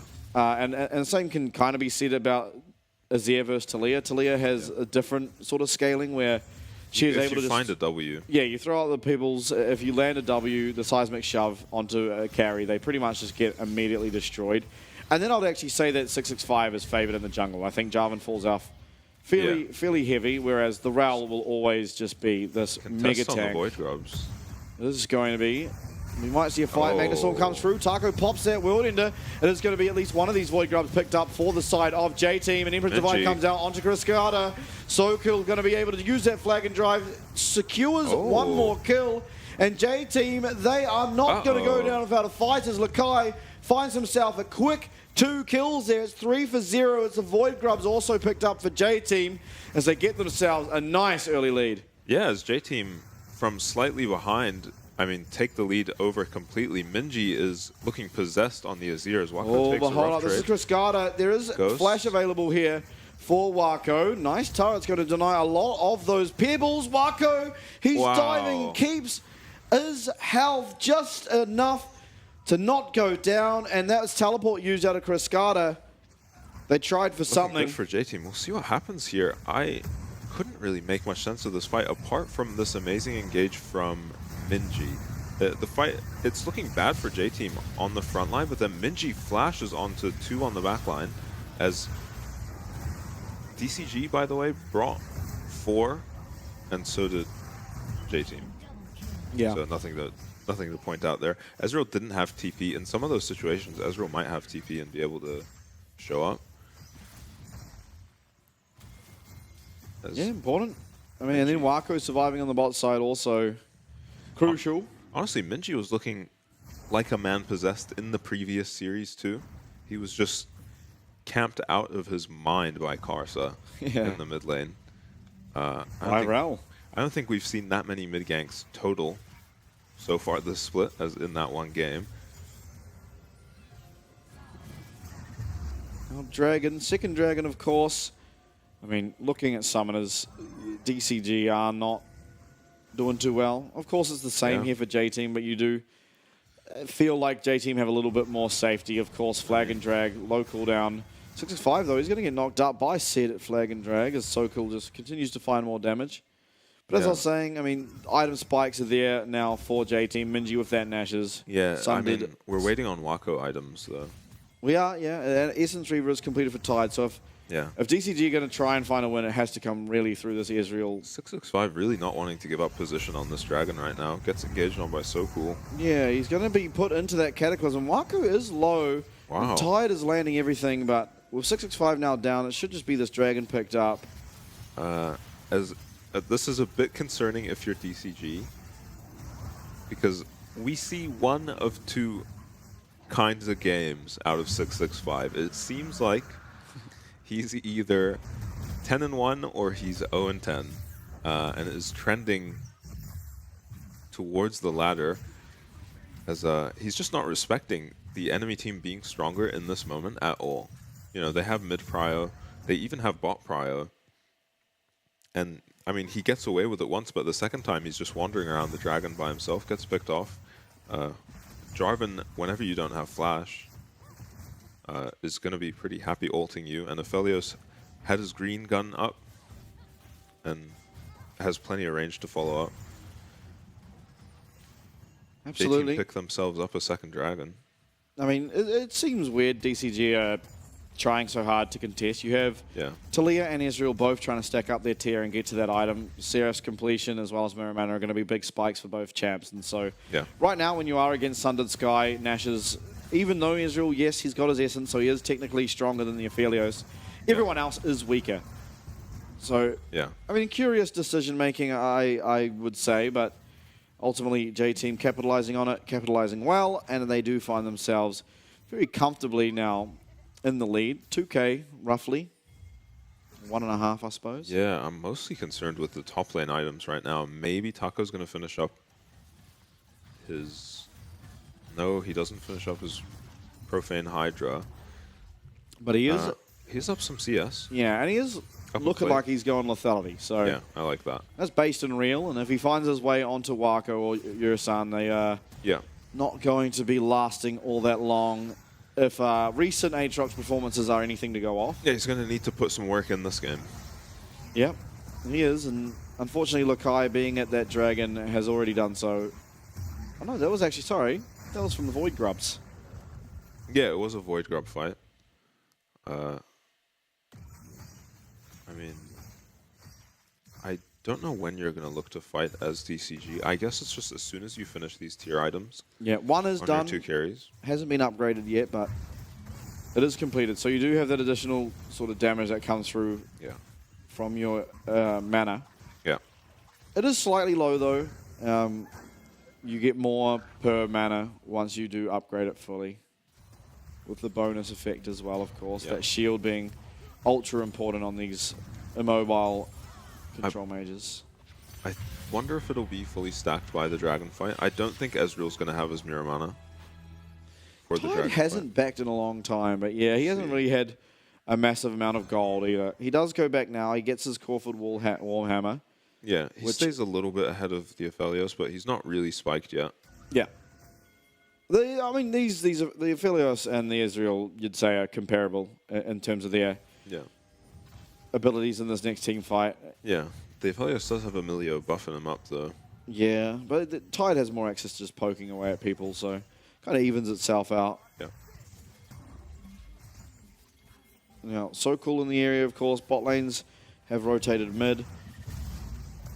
So this is not going to be a Talia that's pumping out a lot of damage. Cascada is going to have to find big shoves in these team fights to be useful at all. He's not going to be able to just sit around throwing Qs and Es. He's going to have impact with his utility spells. Okay, this ward will be spotted now. Orca with the pink. Let's spot that out. He does finish his Seraphs. Yeah, and we have heal cut here on Orca. Oh, they removed the Putrefier, though, yeah, but you can get Morello. It's fine on Karma. But still, I don't really see much of a point. Yes, Aphelios has a bit in that Severum, as well as Milio has a little bit, but I mean, you have Ignite, right? You can just Ignite. I don't know that the Morale Nomcon is going to have all that much healing reduced. Yeah. It'll be an interesting stat to see after. I can't imagine he's going to be R-queuing very often for the rest of the game either. That seems like the best way to apply Morello. Yeah, it does feel like a bit of an RE game. At least it's not Hui. I'm trying to say his ability combos. Yeah. The QE into the EWWR. Oh. TP in from Cascada right away. They want to get position on the dragon, as Wako's got perfect guns for a dragon fight. Certainly does. And position is in favor of DCG, but I think J-Team should... Wow, okay. Yeah, especially with that massive chunk onto Tide. Yeah. We'll be able to gain priority over this mid-wave, making this Dragon Dance a little harder, as well as this Rift Shield going down. I don't know if they'll get the turret, although Wako is free hitting it, and it is quite low. I think they will. This is a massive pickup if they do, and yeah, there you go. So being able to take down that tower, they've put up Azir's sandcastle, and now in goes Wako. He's driving this bus. Bot side, Cascada's going to answer back with one tower, and Dragon still hasn't been looked at, so kind of a win in some regards for the side of DCG, but you don't want to lose that mid tower. As we see, Cataclysm's going to come out, but it's only onto 665. Magnet Storm comes. In comes the Weaver's Wall. It's a massive Emperor's Divide here from Minji, but Taco's found too. We see another Aatrox. He's on the back line. Through will come that all out, but Taco, he's still remaining fairly high. He's found his way onto Ursan. Q3 comes out of Lakai before it can out of Taco. And the fight turns, but it turns yet again as Tide. He gets hit by another Q3. He will not get that arcane shift. And both top lane is going nuclear. Yeah, it looked like for a second there that Taco was just going to completely turn the fight around after Minji lands an amazing ultimate. But Lakai actually saves Wako by ulting the Aatrox away over the wall, and he's separated from his team. They're able to pick him up, and somehow Lakai chases another kill onto the Ezreal. Yeah, through flash, E was up. Yeah, it was so hard to get away from this Cassante. I mean, the engage looks good to begin with from DCG, but Minji comes in with, I think, his third great ult of the game. I think the Cataclysm is a little bit suspicious. Yeah, it looks bad here, but then, I mean, Minji just comes in, and then Taco comes in. Massive shove, actually. Yeah. We did say he needed to find those, and Lakai just saving his AD carry. It looked for a second like Wako might be going down there. But they do pick up the kill on Taco, and then this Cassante can just chase the Ezreal from across the map. Yeah, and looking at damage, top lanes. There's been a trend lately. Yeah. Especially when it's these two champs in the game. And it's not that top lanes have no autonomy rhetoric. Taco, World Ender available. Yeah, might be in trouble here. Has to play it very well if he's going to lose. He's used that E really early on. Does pop the World Ender. He's going to get knocked up. He doesn't hit that Q. He's now turning it though. So cool. So cool's dead. He's going to go down. Wako, now you have to be so careful, son. As Taco going to jump away. Lakai coming now. This is going to be very, very difficult. And I think Tide will have to run away from this instance. It is a 1-for-1, but ultimately 3v1 there for Taco. Picking up one. Not feeling too bad about yourself. And I wonder if that was a Baron if Tide didn't TP to the bot lane. Got a little too hype on the play there, thinking he could save his top laner. Could have maybe just started the Baron. Yeah, there isn't the most damage with Talia not really yet at a massive damage item. Yeah, it doesn't have Leandri's yet. But I mean, have to deal with Minji, but that was it. It was just Minji and Milio on that side of the map. Taco, he is quietly very, very strong. I mean, picked up that double kill, of course. I think one of them was a massive shutdown onto Minji. Oh, Cascada. Minji getting very, very low. Oh, that True Shot Barrage was so close as well. Yeah, they're going to have to give up this tower, but Wako's trading them on the bot side. Hasn't Wako been bot lane for too long? Don't we need to threaten a Baron or something? Yeah, perhaps. Maybe Taco's just going to look to 2v1 yet again. World Ender not up, so at least he'll wait a little bit. But Wako is just popping his chakrams, and Taco might just be going down. That's a lot of damage. Oh, Taco does get out. Speed up there from Orca just in time. But it was Wako getting very, very aggressive there. Did use that Moonlight Vigil. Yeah, Wako's massive now. Picked up a couple kills for himself, picked up a tier 3 tower. Already playing very well this game. Looking to take over. For sure. Now, Leandri's completed for Cascada, so damage amplified a lot for this Talia now at long last. Actually even on items with Minji, despite Minji's 3-1-4 scoreline. Yeah. Maybe just picking up a lot of towers. Yeah, and the Cirrus is actually cheap, a very cheap item by nature of you have to stack it, so you don't just pay 3,000 gold for something to have immediate stats or immediate results. Yeah. Same as a Mirror Mana. As these are the spikes on the carries for DCG, probably look for them to force something right now because the carries on the opposite team will definitely be outscaling as they pick up more items, and Wako's got a lead in items now. Yeah, definitely feeling good. Looks like we might have the Navori Israel. I mean, it could... No, it should be Navori. This is going to be hard to kill this Cassante. Yeah, but if Aatrox can kill his whole back line... Could just be Cerilda's on the Ez. And also, right now, Krishkada will do a fairly decent amount of damage. Taco being looked at once again. Has the Edge of Night. Isn't going to go down. Does go down finally now. Sokol gets hit by that Q3. The kick will miss. This teleport is going to get cancelled. It does. Through comes the True Shot Barrage. Taco going down. 6-5. He's going to be next. He's dismounted. There's no way out. Q3 lands for Lakai. Kick also will. And Sokol picks himself up. A double kill as J-Team turn their attention and should be picking up this Baron. Wako does so much damage. He just took down Taco so quickly. And the tower before the TP could come through from Cascada. And where has this Baron. J-Team been? Yeah, they look like a completely different team ever since the fight at the Void Grubs. If things are looking good right now. Yeah. Baron picked up 12 kills to 3, 3 dragons to 0, 5k gold lead I think I saw. Let's just watch how quickly he goes down here to the Aphelios. As soon as Aphelios arrives, he starts chunking this. I mean, 3, 4 autos, he's just dead. Azir with the Lich Bane takes down the tower so quickly as well, and they're able to pick up a little bonus kill on the row.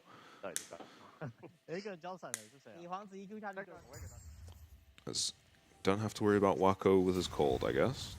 He's doing pretty well for himself this game. Sure. Always has been a good Aphelios, and now really showing it up against DCG. Yeah, looking like a BT for him next, and the front line on DCG is going to melt. Meanwhile, this Cassante, I'm worried about who's supposed to kill that guy. Yeah, even so cool. He's got his Canic Recurn now, so Cascada not going to like that magic resist. And of course the magic shield. And this is Soul for J-Team. This is Soul. It's Cloud as well. You cannot give this over. Yeah, just have to fight. There is no winning against Cassante with Soul in this game when you're this far behind. Taco is finding himself a way back. Weird guns too for Wako. This could be a chance for DCG, but 665's already and Taco's dead. In the Dragon Pit. Eyes on Taco. Weaver's Wall comes out. Wako is not able to join this fight. He has no sums. In will come Taco. They don't have a way into the pit. The Dragon's getting so low. It's going to be picked up here by Sokol. He's the sub, but he's found in the ocean. Soul as Taco is taken down. Wako is finding everyone. Wow. That's going to be 3 now down for DCG as Wako continues on. Oh my God, J-Team are finding the game. Yeah, it looked... I mean, again, it looked for a second there like DCG might be winning the fight. Lakai gets chunked out super early in the fight, and Wako finds himself in the middle of 3 people, fights his way out of it, dodging every Ezreal Q. He actually gets Talia shoved into the fight and then just fights off 3 people.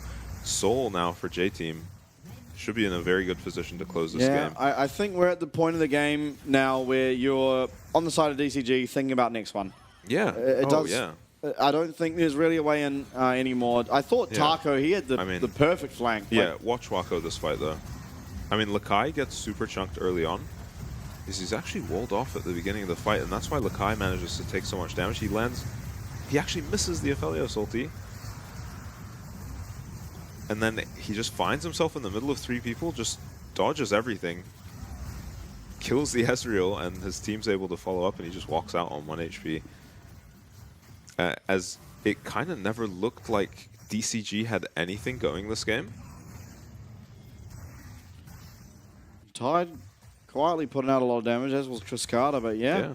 I mean, Minji too. Minji up there topping the damage charts for his side. And I mean, now it does feel like this game might be a little bit of a wrap I mean, what do you do against this Aphelios? He's 4-0-7. Azir, he's got himself a Banshees as well. And Sokol has played this game really, really well. Very impressed by how he's navigated and how he's pathed. Yeah. Right place, right time consistently. Yeah, he banned 3 of his champs too, and he just brings out the Jarvan. Oh, here comes another fight though. 6-5 with a 2-man Magnustorm, but it is on both the tanks, Sokol and Lakai. And Lakai's happy to keep going forward. He lands that Q3 onto 6-5 on the Rel, and it will be going down. Flag and drag, Wako to last hit that one. And now 4v5, Baron buff's not active, so maybe you can clear. Although Q3 once again committed, it's going to land in Cascada. He's getting very low, but they're turning it. Tide will find one back, Sokol now going down. It is Ocean Soul still available though, and Wako very healthy. Lakai very healthy, but the shove is going to land. Cascada finds himself one back. Minji. Orca is going to land that tether, and Lakai getting quite low himself, but Minji, he's still very much alive and well on this Azir, and this Azir is absolutely pumping damage, so DCG will not be able to go forward any longer. It is just going to be those 2 kills, but an important shutdown nonetheless. Yeah, and we were saying Cascada had to find these Talia shoves from behind, and he's been finding them. He manages to get them 2 picks here. As this is the initial fight, Cascada has to flash away, and I think they lose 6-6-5 here, just not even able to return very much damage with the Ocean Soul on the Cassante. He heals back all the damage he's taken immediately, as they just have to run for their lives. And 4v5, they just got a little overconfident here. Lakai can make these aggressive plays, but Sokol cannot. 2-man shove there. And then what's really key is the shove onto Taco. Cascada earns himself a bounty here. Nails him with it. He just gets one shot. Tide knows it's hitting and casts his ult immediately. Yeah, massive, massive seismic shove there, and you're going to need more like it. I mean, you are still very much behind. Yeah, with 7K. how far behind they are, you just need more of those, as it doesn't even look like it really moved the gold graph. Yeah, not all that much. 30 seconds now on the Baron, 2 minutes on Elder. I mean, you could always have that. You know, we said it earlier in the split, the just flip Elder. Flip Elder and hope Israel does enough damage to execute someone. Yeah. And now the Morello Normicon is actually very, very plenty important. Of value, I was going to say, on the Morello now. Bit of a fortune teller Orca, I guess.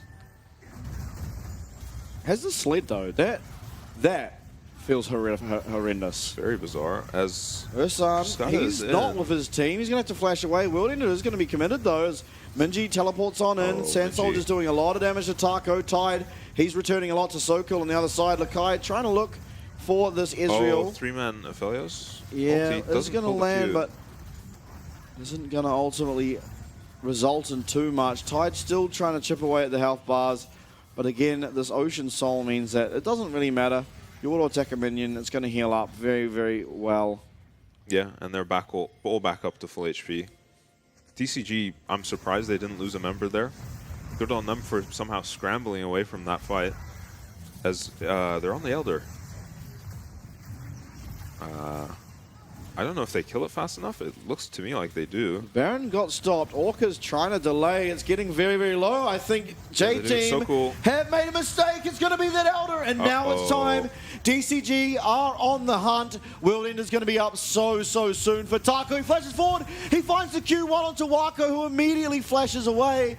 That's a big cooldown use. Orca very low. 665 very low. Minji is finding the damage here on this Azir. And now attention for J-Team will go to this Baron. They're going to be able to pick that up. And Elder Dragon won't have a whole lot of time on it due to only having the 0 dragons, actually. True Shot Barrage comes through. Yeah. They're still just so tanky on the J-Team front line that even with the Elder, I mean, they're all kind of still full HP. Just by virtue of that Ocean Soul, I guess. Yeah, Sheralda is completed for Tide. Yeah. So a little bit of damage. You do also have Crypt Bloom for your Talia. I mean, yeah, I thought DCG might be able to turn a fight around with the Elder, but I guess for now they'll just be grateful they're not defending against a Baron and an Elder. Yeah, Wako did lose his flash there. Yeah. So, seismic shove value can be very high if Cascada finds a similar one to last time. If Wako goes down, team fight's a lot harder. If Wako and Minji go down, team fight is lost. Yeah. And so those are the key members. Those are really, I mean, more than anyone, Taco has to try and find his way onto one of those two. Yeah, so hard without his flash. for sure. It's DCG who are pushing into the Baron. Yeah, J-Team just... And I don't know if you can tell, but Lakai did get hit by an Ezreal Q. So... Weaver's Wall. Minji. Ooh, Scattered Earth, not gonna connect. Yeah. Would have only popped the Banshees in any case, but still. And it gets so tense playing against Talia in these games too. Any shove lands on probably anyone but Lakai, and they're instantly dead.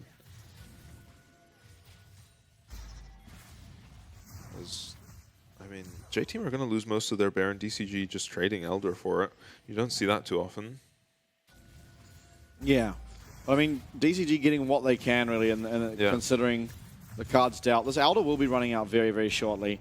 13 seconds left on that one. And there is still a minute of Baron, so you do have 1 minute now where there is no Elder to contest your Baron, and you can just look to push. And we see the recalls coming through. Yeah. We'll see what J-Team can do with this Baron. I think ideally they want to pick up 2 inhibs. They've got the mid wave in, and there's an open inhib bot. Yeah, I'm not sure you'll have the time. You don't have any other waves. At best, you get 1 inhib. There is only 40 seconds left, and even then, you might not be able to get it. Yeah. Looks like they are just going to back off, so game will extend onwards.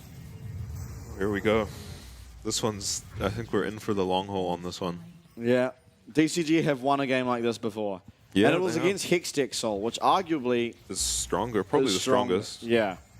I mean, it's very hard to play against. And they had a comp that you'd argue doesn't scale as well. I think Ezreal's scaling is actually pretty good. Last time they were the Lucian Milio. Which is the weakest? Soul? Yeah. Maybe Chemtech? Oh, yeah. Yeah, that's a no-brainer. That sucks. It'll be Chemtech or Air. I like Cloud Drag. I mean, Cloud Drag is just depends on what champ you are, right? Yeah. Because there's champs like Malzahar where you press it and you're just standing still anyway. Karthus as well. I mean, in theory, if you use it before a fight, but... I mean, yeah, like even like a Jarvan with the Cloud Soul, you're kind of just in a circle anyway. Yeah. Cassante, though. Yeah, Cassante would go Super Saiyan. As J-Team were set up around this dragon very early. Yeah. 2 minutes until either objective spawns, 30 seconds apart. So this time, it feels like DCG aren't going to get gifted the Dragon of a Lifetime. Yeah, I can't imagine. Okay, J-Team felt like they almost forgot about Elder, feels like. Spirit Shojin now completed for Tide. Yeah. Is a good item, of course, and I mean, slowly but surely, all these items are coming online. It looks like Taco is going to be looking for that more now as his 4th item. Yeah. Makes sense. Minji very strong on this Azir. Yeah. It's going to be really hard to walk into this Elder if you're DCG. They'll have to try. No flank wards or anything for them. Yeah, just no real way out of their base. Yeah. I mean, 4 items for both carries. Yeah, as Wako's going to probably try keep these white-green guns for the dragon. It is a minute away, though. Yeah, Cascada, he is very close to completing his Zhonya's. Yeah. And it is a bit of a damage spike, but I don't think it's all that important because you do have the Seekers, which is going to have the same active. Stasis. Yeah, and that's really, honestly, the best part of Zhonya's. Of course, the armor can matter, but I think in general here, the status is what he's after. Wako, he's showing on the mid wave, but he is kind of dangling himself as bait. Yeah. His whole team will be ready to come over the wall. Okay, so he's going to have green-purple for now. Let's see if he gets rid of this green gun or if he's going to... Yeah, he should fire off 1 Q, try and see if he can land a bit of poke damage. Won't do so. Blue-purple, perfectly fine gun combination. Yeah. You have options with it. Maybe AoE even damage. better. Maybe even better at this point in the game. Yeah, perhaps. As long as you can stay safe, right? Yeah. That's kind of the thing. It'll be lower DPS than single-target DPS than that of Red-White, as Taco's trying to find So Cool, and Wako clips Tide with a couple of... Yeah, off the ward. Yeah, Infernum procs there, and really does a lot of damage. And wow, okay, this Aphelios is problematic. Wako, he's finally, at long last, made himself an 80 carry in the late game. 65 looking for the engage. Minji's being found, though. Taco's onto him. That shifting stance gets him to safety. Is so cool. Is being looked at here, but it's by Cruscada. Cruscada's going to go down. Tide. Flash Gravitum. Is he going to land the snare? It's going to be Wako. Yeah. It's all coming up Wako, and it's going to take 36 minutes, 37 minutes, but eventually it will be J-Team who clean up the end of this game, and as we said, Wako, he switches on, he gets it done. Him and Minji really pulling through. Yeah, Minji no slouch this game either. Really strong early game out of Minji, carried them through those early game fights, and then Wako got massive, and I mean, he's been destroying these fights. I mean, he got half of DCG down to half HP before the fight even started, just hitting a ward. And then he's just able to ghost onto the enemy backline, tank them with impunity. A completely different look from J-Team. Where has this J-Team been all split? Because this truly was an entirely different team. Entirely. I mean, now admittedly, maybe you could say that DCG is a team you'd rank similarly in a power ranking. Yeah, it should be. Should be roughly, but this was kind of a stomp, right? I mean, there were times where DCG were finding their way to, Taco with that massive two-man Q3, which got him a double kill. It's like, well, we probably didn't want that to happen, fellas. But ultimately, Wako, he didn't die once that game, playing as Aphelios against Taco's Aatrox, and then Minji, he died one time, which was that Q3. But other than that, I mean, the amount of damage that was being done by those two carries while staying phenomenally safe was really, really well done. Yeah. And I'm just so curious as to where this team has been the rest of the split. Yeah, what's going on? So cool as a beast, maybe managing usually from the back lines, but starts to manage the team from the front lines, maybe. And yeah.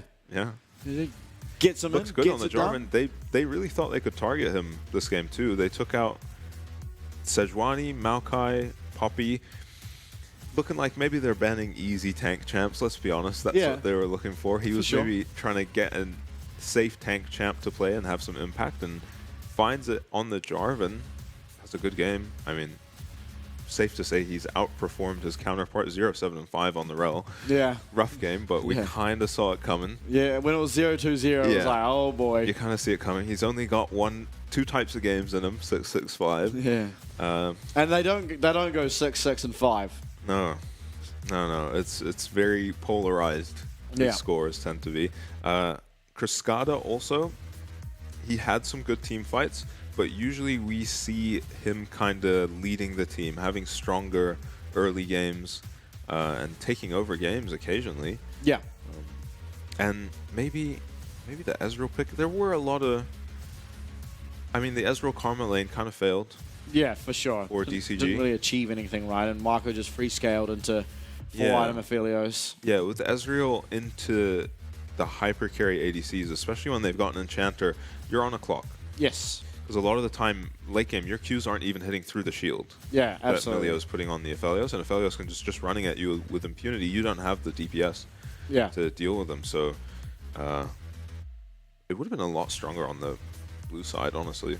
Yeah, perhaps. Yeah, a bit more punishing when you are able to just sort of stand further up in the lane without feeling so vulnerable. And I think that's also the Dragons. The Dragons have to be a talking point because they just conceded every single one. 4-0 when you've got Ezreal Karma should be priority in the bot lane. Should be priority in the mid lane. With certain guns, Aphelios, Melio probably do get priority. It's kind of hard as Ezreal to play against like blue-purple, for example, because if you have that speed up with Melio, if your jungler's around, then it is very hard, of course, for you to be pushed up in the lane. We'll take a look at one of the highlights.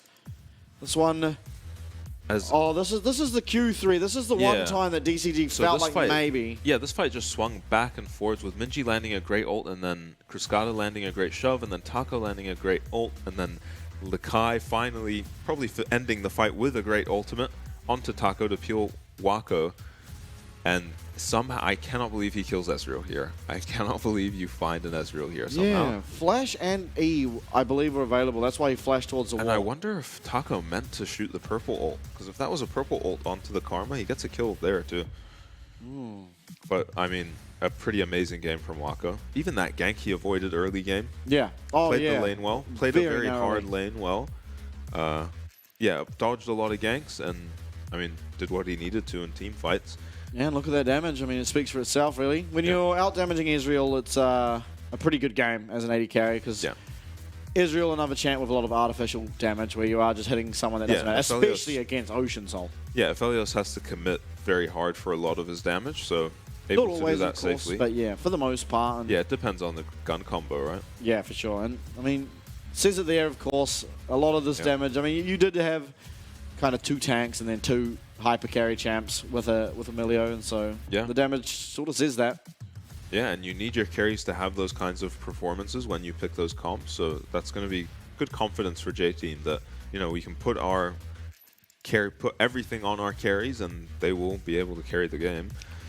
Yeah, all came out Waku. I mean, I think, at least for me, Waku probably the MVP. Minji had such a good early game, though, and no slouch late game either. Yeah, but it is going to be Waku. I mean, Waku avoiding that gank as well as just not dying. When Taco was, in fairness, quite strong and not going down a single time. He didn't die the single he did die once. He died once when he got seismic shoved in mid. Yeah, right. Once. That was a grief. Yeah. But I think other than that, it's not easy to pilot these team fights. Now, you do have Emilio, which makes it a little bit easier, but still, like, one mistake, this Aatrox gets onto you, and you are just absolutely... you're just absolutely going to be annihilated. But manages to avoid those, continues to put out damage. I mean, you see it in that one team fight where he's just in the middle of 3 people, dodging every Ezreal Q, and still doing pretty much what he could. Yeah. Because we're going to see the final team fight, and this is where Wako's... I mean, he's half-healthy Ezreal without even having to auto him. He's hitting wards, and he's got the purple gun out, looking for an engage here, but the engage from 665 just dodged out by Wako, and he decides, I am not hitting frontline, I've found the enemy backline, and he just hits Ghost and runs down this Ezreal Karma, flashes the Ezreal Q. Yeah. Even makes sure he gets the snare on both, locks them both down, and yeah. And then there we are. Moonlight Vigil. And he was a Vigil of the Moonlight, that man. Yeah. Great game. Well played. I'm happy. We seem like we're getting last year Wako back a little bit. Yeah, little the J-Team we were promised. Yeah, pretty much. Except not the members we were promised. Minji and Wako have remained, but everyone else has changed. But yeah, even got the manager in. Honestly, though, again, I want big shout out to Sokol in that game because he found that, I mean, obviously it was Minji set it up with that Shurima shuffle, but being there, immediate knock up on the Criscata, securing the first at some point. Yeah, winning the Dragon Smite and setting out, helping with First Blood and every team fight. I mean, I never really noticed a moment where I was like, oh, that was particularly bad. Maybe the single ult on Rel at that time where Taco was able to find something back, but I mean. Lots of credit to Sokol. Lots of credit to all of J-Team as they take themselves up 1 game here in our series against DCG. Don't go anywhere, though, because we will be back in about 7 minutes with game number 2.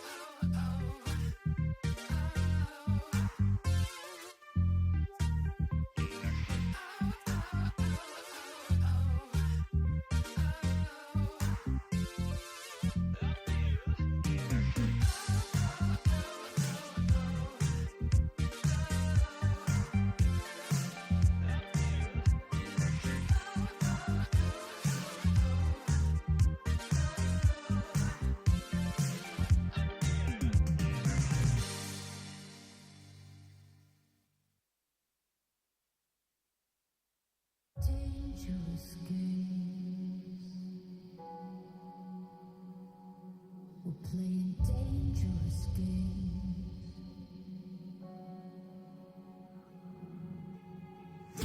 Dangerous games.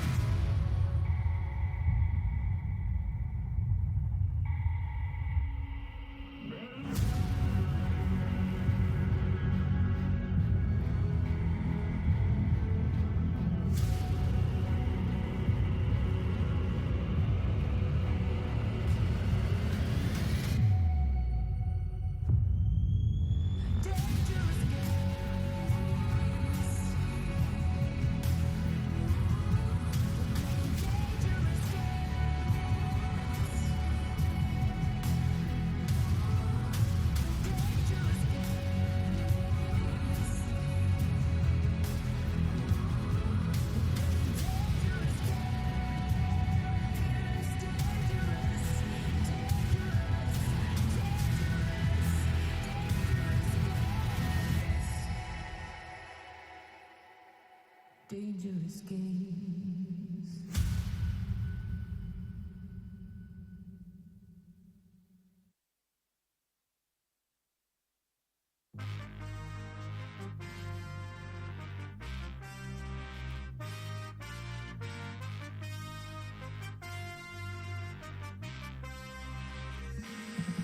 It's personal, Saturdays, prime time, baby. Grinding, you won't see me on the sideline, baby. The man, know you see me, yeah. Although you won't understand. It's prime time on Saturdays. It's personal, Saturdays, prime time, baby. Grinding, you won't see me on the sideline, baby. The man, know you see me, yeah. Although you won't understand. It's prime time on Saturdays. Let go.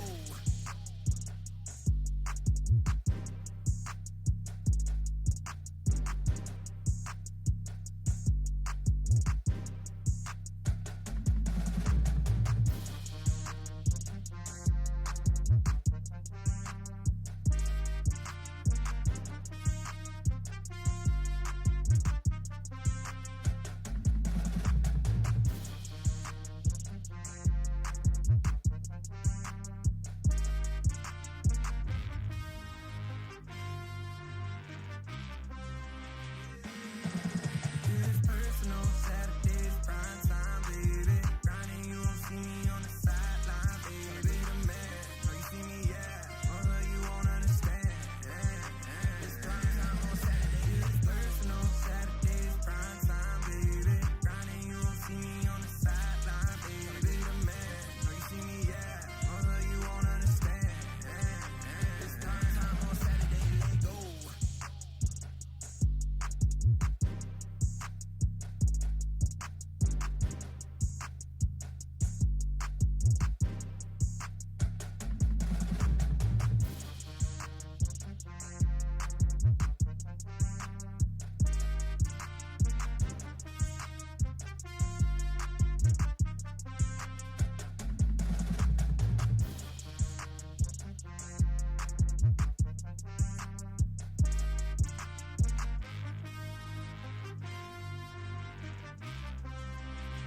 It's personal, Saturdays, prime time, baby. Grinding, you won't see me on the sideline, baby. The man, know you see me, yeah. Although you won't understand. It's prime time on Saturdays. It's personal, Saturdays, prime time, baby. Grinding, you won't see me on the sideline, baby. The man, know you see me, yeah. Although you won't understand. It's prime time on Saturdays. Let go.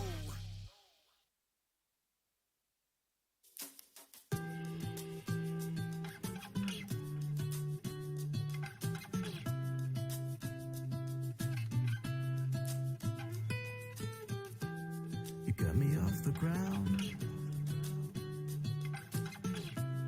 and I was earthbound. When my mirror was invisible, 'cause I was waiting for a miracle.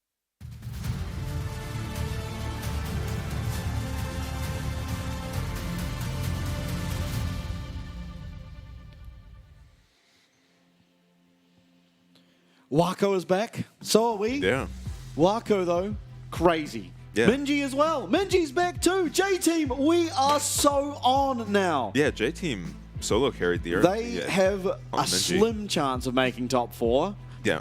but it's a chance. Yeah, there's a chance. And A 2-0 I mean, would be a pretty good start. it would be a very good start. And in fairness, I don't think last game gave me the confidence that they are a top 4 team by any means. But Yeah. Wako definitely playing like his old self. He had a phenomenal game on Aphelios. I think he made that one mistake with the seismic shard. Yeah. But aside from that, what a performance. DCG, they choose blue side here. Yeah. Now that's going to change the draft, of course. I don't think we'll see the Israel Karma. It didn't seem like they were really able to play around how you want to play around it. I don't think you should be giving up dragons when you have the Israel Karma. Obviously, Milio Aphelios aren't actually that much of a slouch in lane, but when it comes to skirmishes, they don't tend to be the strongest until Aphelios has a few items, whereas Israel can kind of deal with only having the Essence Reaver. He's still going to be outputting quite a lot of damage anyway. Yeah. Yeah, we just never really saw the Ezreal come alive at any point in that game. They fell behind before they got the spikes on their carries, and they have mid-game carries in the Ezreal and Talia. And by the time they were hitting their spikes, they're doing it to like hopefully desperately win a team fight rather than, you know, snowball the game. For sure. Now, Orianna going to be that first ban for DCG. I believe they did ban it first last game as well. Lucian as well. I think so far things remain the same. Yeah. And what do you want to see? I like the Aphelios ban. Yeah. Takes Wako off comfort for sure. Yeah. Oh, he still has a lot. There's still Kai'Sa, Xayah, Varus. I mean, he played all of these champs to maximum proficiency. Lucian was one of them. One thing I wanted to see from DCG this game was 665 on the Vi. That is banned away. Yeah, it was banned last game too. Yeah. I think they realized that even if 665 has one of his 0-10 happy gaming moments, he still has impact on the Vi because you literally just press R on an 80 carry and... Yeah, and they're good at building a comp that punishes with the Vial. And okay, they're just banning what they lost to. I like it. Yep. Absolutely. Kalista and Ashe both open. Ashe open. Okay. That has to be a lock-in, right? J-Team are a team that don't prioritize it. We saw the Hellpix series that they had. Didn't get picked a single time. Yeah, just Orca, right I have... Oh. I mean, you're not first picking Ivern in any world. Trees. Oh, Ashe. Okay, will J-Team go for I the think Ashe? DCG may be betting that they're not going to pick the Ashe. Yeah. Xayah, I mean, it's okay into the Maokai. Of course, you can dodge out of the Twisted Advance. Yeah, it has to be the Varus, though. I mean, they can just do something similar with the Varus Milia. You could just go Varus Ashe. Yeah, Varus Ashe is maybe the strongest lane in the game. What do you even answer that in? I mean, you put Cascada back bottom, put it on Ziggs. He played a lot of Ziggs 80 carry last game, and just Tide, you're on the Tristana mid duty. Imagine that. I don't even think it'd be that dumb of an idea, but yeah. I mean, they have the lane swap angle with a. Oh, they've already role swapped. Yeah. One guy. Sejuani for So Cool seems to be his preferred jungler. I liked his Jarvan better, but yeah, his Jarvan seemed better. Yeah, the sicko mode Jarvan. But I mean, big for him to come up into this lineup and manage to get J-Team their first win against a team that's actually ranked higher than them. Yeah. Senna, the current hover. Yeah. What would we see with it? It's Probably locked means in. it's not going to be an Ashe. I mean, Senna Ashe isn't a terrible lane, but... Oh, we're not going to find out. Maybe just no Ashe. After immediate Ashe first pick blue side last series to Ashe is not a champion. Yeah. Yeah, crazy when we've seen how strong it can be. I think this is like as well as something you see the difference between top teams and not top teams, right? As the diversity in champion pool. Maybe it's just if Orca doesn't really play it that much and Yursan also not playing it that much means that, wow, it's just not that high a priority. Yeah. Whereas, I mean, you get PSG, you get Beyond Frank or whoever. Maybe not Frank, actually. That's a Yone locked in for Lakai, I assume. Yeah, Lakai going to have that counter matchup up against Aatrox. And now it is a counter matchup, but we have seen the Aatrox winning out quite a lot. Yeah, we haven't seen the Yone win yet, I don't think. Milio band makes sense from DCG. The Corki kind of signaling an Azir pick. Maybe just... Well, Azir's banned already. What does Minji play here? Trying to think back. Oh, Nico. He did play Nico. Yeah, Nico open. Probably stronger on J-Team than it is on DCG, I would think. You kind of want a consistent source of damage on this DCG lineup. Yeah. No, absolutely. And, I mean, Twisted Fate. Makes sense. Cascada hasn't played it yet, and he wants to play a different champion every game, so... Yep, they want to get Wako off the on-hit Varus. Yeah, that is the current theme of things. So what is there left that you could on-hit Varus with? I mean, Lulu is kind of not in... We haven't seen any Lulu. Yeah. Honestly, you could still use something like the Karma. That's quite high in pressure. Yeah. Minji just locks in that Akali, so we know our side laners. And to be fair, in theory, both of them are flexes. It could be Akali or Yone in either lane. They've got 2 Aatrox counters. In theory, yeah. No, I'm less sure of the Kali being a counter. Oh, LB. Oh, no. I hope he goes AP. Yeah, he's played LB once before, and it left a lot to be desired. Yeah. I mean, pretty much every LB we've seen. Yeah, well, that's true. I mean, 116 got a triple kill, and it still looked terrible afterwards, so... Yeah. So we'll see. Ali, yeah, they did put... I thought they might do this. They put the Maokai bot. Oh, by the way, I think it will be AP. And the reason for it is you have Lee Sin as well, so that's a lot of gank setup. Yeah, and they have a lot of just physical damage on the team. Yeah. I think this is AP. Oh, this Maokai might have a hard time farming bot. Yeah, perhaps. But, I mean, actually, Maokai has a lot of wave clear. His Bramble Smash almost just one-shots a wave. Yeah. It kills the backline minions straight up. Yeah, and they're confident in Orca as a player. They're putting him in for these 1v1s. That's true, and he even won it, I believe, didn't he? Yeah, he won today. Absolute king. Took down the tower. It was on Heimerdinger. Yeah. Now tied on your screen.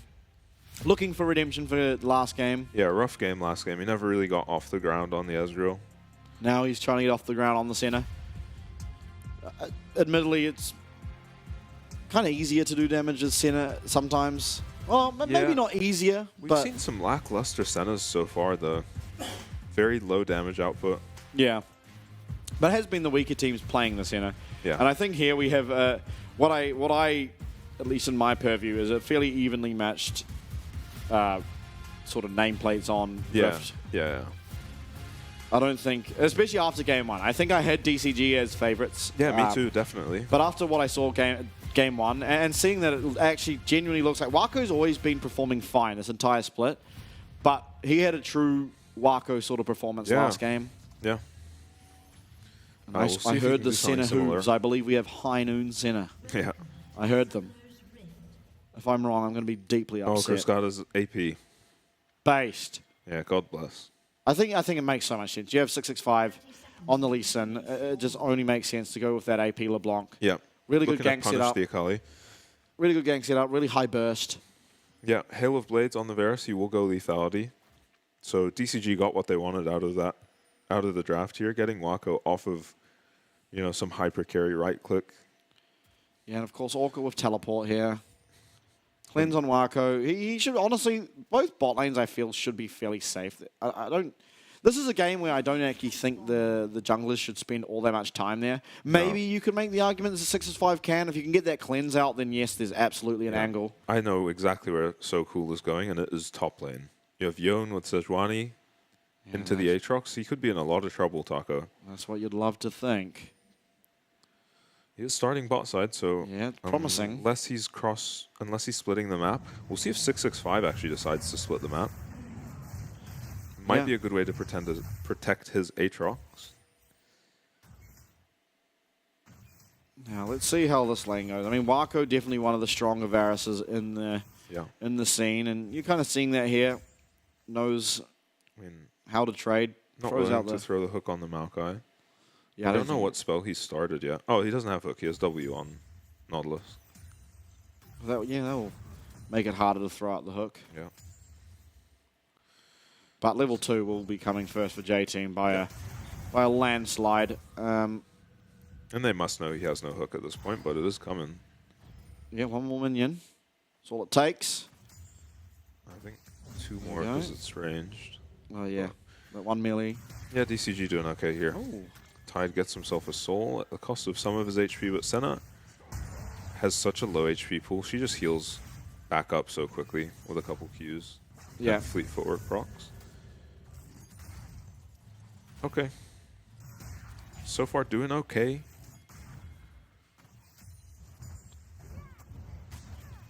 Oh, there we are. Yeah, look at this, guys. AP LeBlanc. Yeah, looking good. I saw Showmaker completely take over a game on AP LeBlanc. And Cascada, as we know, is actually better than Showmaker. Has a bigger champ pool. He certainly does. Dodging out of some Qs very nicely. Oh, okay. Well, as long as Distortion hasn't been used, Cascada should be okay. He needs Oh, Ursan was seen. Yeah. He tried to play around vision, but unfortunately was not able to. Skada is not going to go for the back here, decides to stay. He's full health. And Wave just out of tower. As Ursan is hanging around. yeah, I mean, Distortion's back up now, as long as Cascada doesn't use it. But if he ever does, Ursan's just going to walk on in there. So Cool doesn't decide to go for the gank on top as Oh big my. trade from Cascada, but he's out of mana. So Akali should be okay now. With the D shield and fleet footwork against an out of mana LB, it will be alright. Second wind as well, of course. Yeah. As bot lane doing okay. I think Wako started that tier. Did he? Or no? I can't remember. Yeah, I'm not No, it's only got 3 stacks. Yeah, no, no, definitely didn't. Just confused me in the first slot. Oh, okay. Taco. Oh, look, I did not stack up his Did it? Q3. It must have timed out. Yeah, I think it was literally at the second it timed out. And yeah. kind of a lucky Minji in break. trouble. Yeah, he does have Probably flash. losing his Sure. flash. Oh, this losing is his life. disaster. That is first blood. It's going to be 665 who picked that up. So cool, though. He'll Should be be able to okay. get out. But yeah, AP LeBlanc. Good roam by timing by Tide. You know, it doesn't end up being needed here in the mid lane. Yeah, Minji being a little bit greedy there with those sort of flash as well as shuriken. Yeah, I don't think he can freeze that wave. It's way too big. As Orca gets zoned out a bit, but big wave coming to him, he'll happily wait. Yeah, this For that. Maokai doesn't really care. Yeah. As Minji is fine here in the 1v1, but once his jungler shows top, he's maybe in trouble and has to play a bit safer. Uses the Shroud early. Oh, what a ridiculous yeah. chain. How does he land that? Wow. Well played by Cascada. I definitely hit the minion there. Yeah, I mean, yeah. Akali was behind the minion as far as I could tell, but Cascada just curving it around the minion. Okay. I don't think this is a fight J-Team want. Yeah, level 6 on the Akali, level 5 on the LB. Actually, yeah, that's a good point. Taco's here. Yeah, level 6 on that guy. Yeah, I don't think this is a fight J-Team want. Oh, but As Nautilus is here, actually. yeah, no, Varus is also here first, so Okay. You just give it. yeah, and this is, I mean, it's a good roam actually for J-Team because the person on the other side of the map that's getting gold is Maokai, and Yeah. you don't really care about that. Yeah, you'll be okay. Although Tide has located a Playing very aggro. Varus, although Maokai also turning okay, it back. flash. Oh, Nice Tide flash flashing, from but he's Tide. flashed closer to J-Team's base. He It has to looks watch like, out for Minji. Okay. yeah, it looks like he's fine. Okay. Yeah, it looked like a bit of a suspicious flash from Tide going in the wrong direction, but he's okay. As It does force Wako to miss quite a few creeps, though. Yep. And the wave's going to come back to them, so they can get a recall in here and get back to lane in time to catch that wave. As 665 is starting the dragon, but then a Scuttle Crab spawned, and he's a jungler. I think he actually just doesn't have his team here yet. Yeah, no, Senna's in it base. makes sense. So cool, looking to contest it. And I don't think either team really want to back down from this early fight, so it could be a very pivotal fight. Yeah, How this I game mean, goes. take a look at levels. Level 5 on Maokai, so definitely not at the spike he'd want. Oh, There's as I six. say that, Uh-oh. Oh, they could be in trouble here, J-Team. yeah, if Nature's Grasp is going to be, well, Wako, he has cleanse, so No flash on Nautilus, that's... he's going to cleanse out of that Twisted Advance, and Okay. Senna won't be able to connect with that W. Bit of damage rated back, but I think now, especially with that, it's going to be this first dragon at least. Picked up here for DCG. Yeah, no level 6 yet on Wako, and, you know, the Maokai solo farming ends up in a fast level 6, and maybe they get the dragon off it, but though it's not guaranteed. Yeah, no. Orca. Uh-oh. All tight even's going to get hit. He has no Oh. flash, remember, from earlier. Does have the cleanse, though, and gets out of that CC at least. Wako, he's in a bit of a peculiar position, but so is Tide. He's No going to claim way. that with that piercing arrow. Through No comes the Permafrost. way. It's going to land on the 665. Wako's trying to find the damage. 665 gets that one. Permafrost again onto Orca as Minji's looking. Going to find Orca as well, almost certainly. He's running to the Wow. base, but what a turnaround. J-Team finding themselves a nice team fight win, and Dragon still not being picked up. What a ridiculous way to play that fight as Wako. He solo carries it, though. Just somehow finds his way onto the Senna. Ends up behind the enemy team, but he recognizes Maokai as Lee Sin's used his combo onto frontline. And I can't believe it goes so well. Tide, you know, starts the fight by getting hooked, and it looks okay, but Orca is completely out of mana here. Wako just walks past them all. Lee Sin uses Q here, so Wako just walks up and kills Tide in front of his team, and then kites these guys out forever. Cascada just coming in to get the kill, and Minji able to clean up Orca on the Maokai. Another great start from J-Team. Yeah, it certainly is. Losing first blood, but now Minji's certainly back in this. Yeah. Gold is even. And still no dragon, so...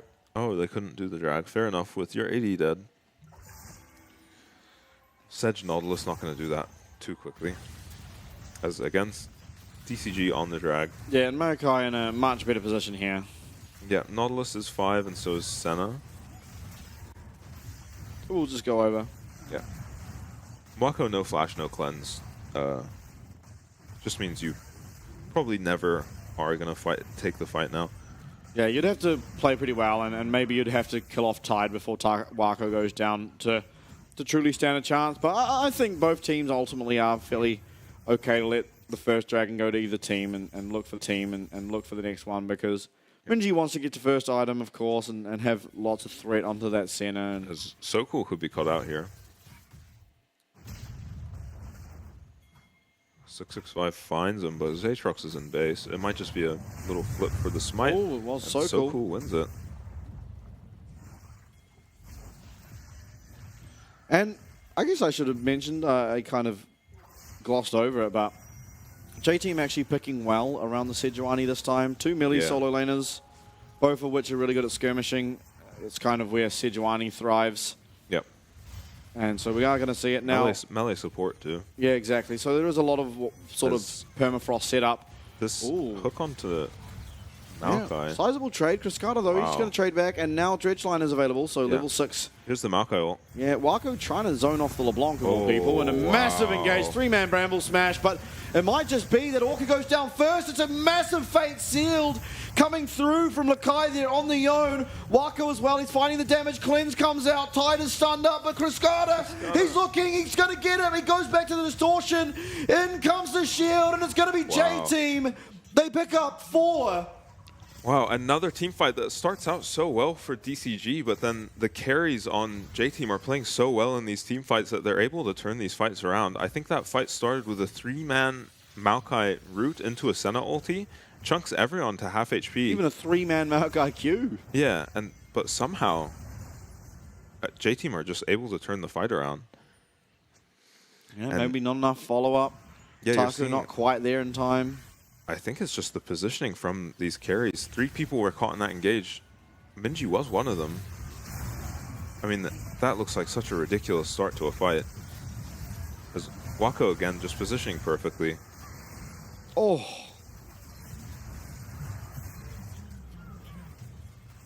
Scott lands the chain. He's just not got an item complete yet on the LB. He does manage to finish him off. Tide gets the kill. And Minji's getting pretty massive now. I mean, he's focused. Yeah. He's happy. I mean, you have to be as a J-Team player or fan. Yeah. Looks like a little bit of a turnaround from previous form. Yeah. Very big. And you see the item disparities on the carries now. J-Team carries each picking up an item on Minji and Wako, while DCG are struggling to get their items finished. Minji might be in trouble here. Yeah, Minji does get into that shroud. He's actually looking for Cascada. He finds it. The Q will miss. Sonic Wave not connecting, but it will eventually go down. Tide picking up that one. And it's a big shutdown, so very important gold now over to DCG. Yeah. Tide should now have his item, and Minji doing well to turn that 3v1 into a 1-for-1, but... Well, I think he could have just ulted away. I think so too. I think giving over the gold is not worth... Yeah, helps the Senna get back into the game. Catch up with the Varus items.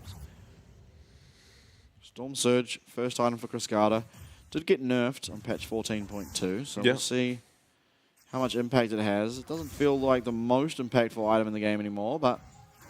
Yep. I wonder what he'll go for after. Maybe just straight up a Rabadon's, or... Yeah, Rabadon's, Shadow Flame, something like that. It would be weird to go for the Ludens now after. For sure. Is Taco doing fine in this lane? Down a little bit of Yeah, CS. he might be in trouble now, though. There is ults available for both Yon as well as So Cool. Oh, and here comes Ursan. Yeah, Taco's not long for this world. See what he can do. He's got to try and turn it around. He pops that world ender. In becomes a teleport, actually. This is not so clear anymore. Center ults as well, and back will go this Yon. Minji now arrives. Shuriken lands. Ursan's going to go down to Tide. What can be found? Minji! He's 1 HP. Cascada's on the way, though. This LeBlanc. Sokil will also be going down. Tide likely to pick that one up. Sapling connects onto Minji. And Cascada is about to have a field day. That's one. Shroud comes out. Minji's looking for the kill. Of all things, it's not going to find it.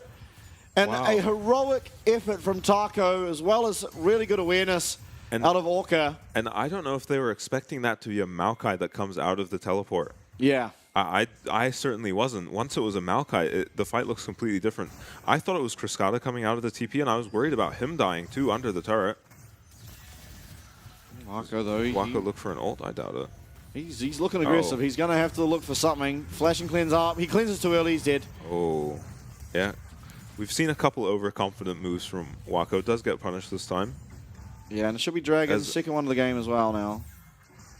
Watch as the TP finishes here. It actually catches the Sedgel. So it's just a Maokai who's appeared here and somehow eats the Sedgel for his... the dude.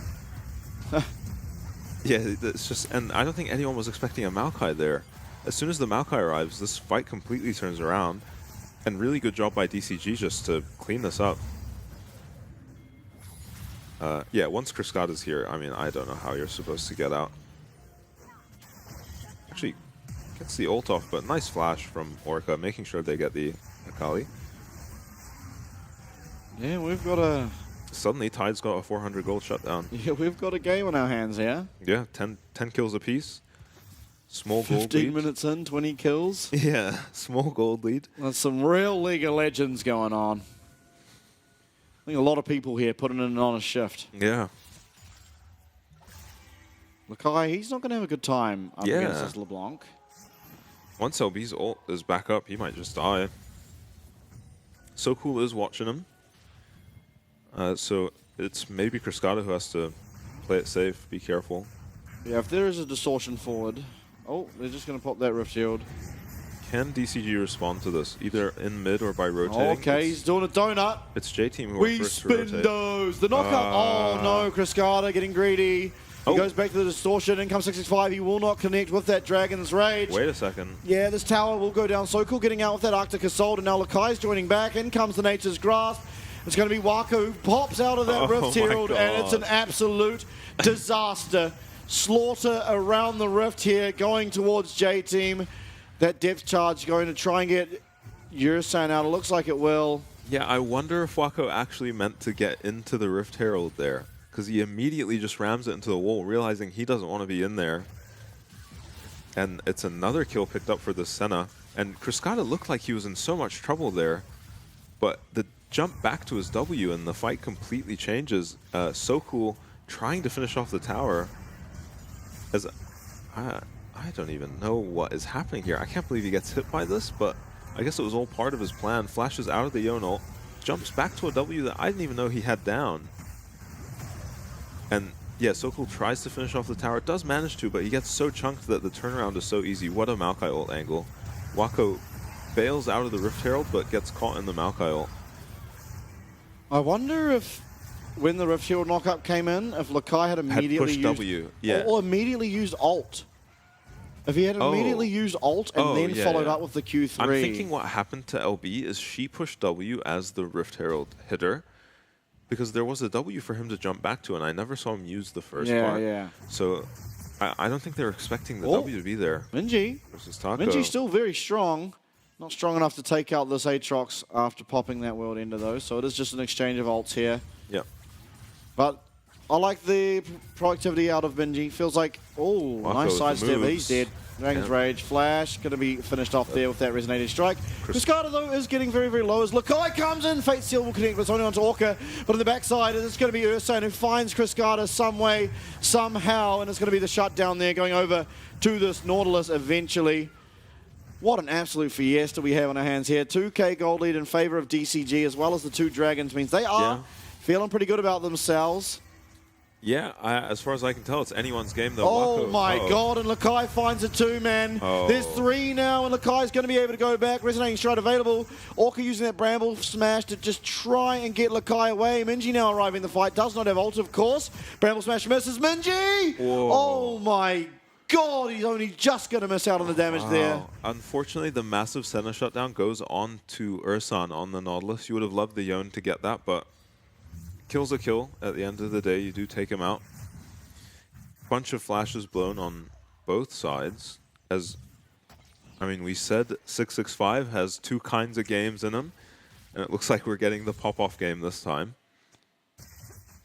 We are.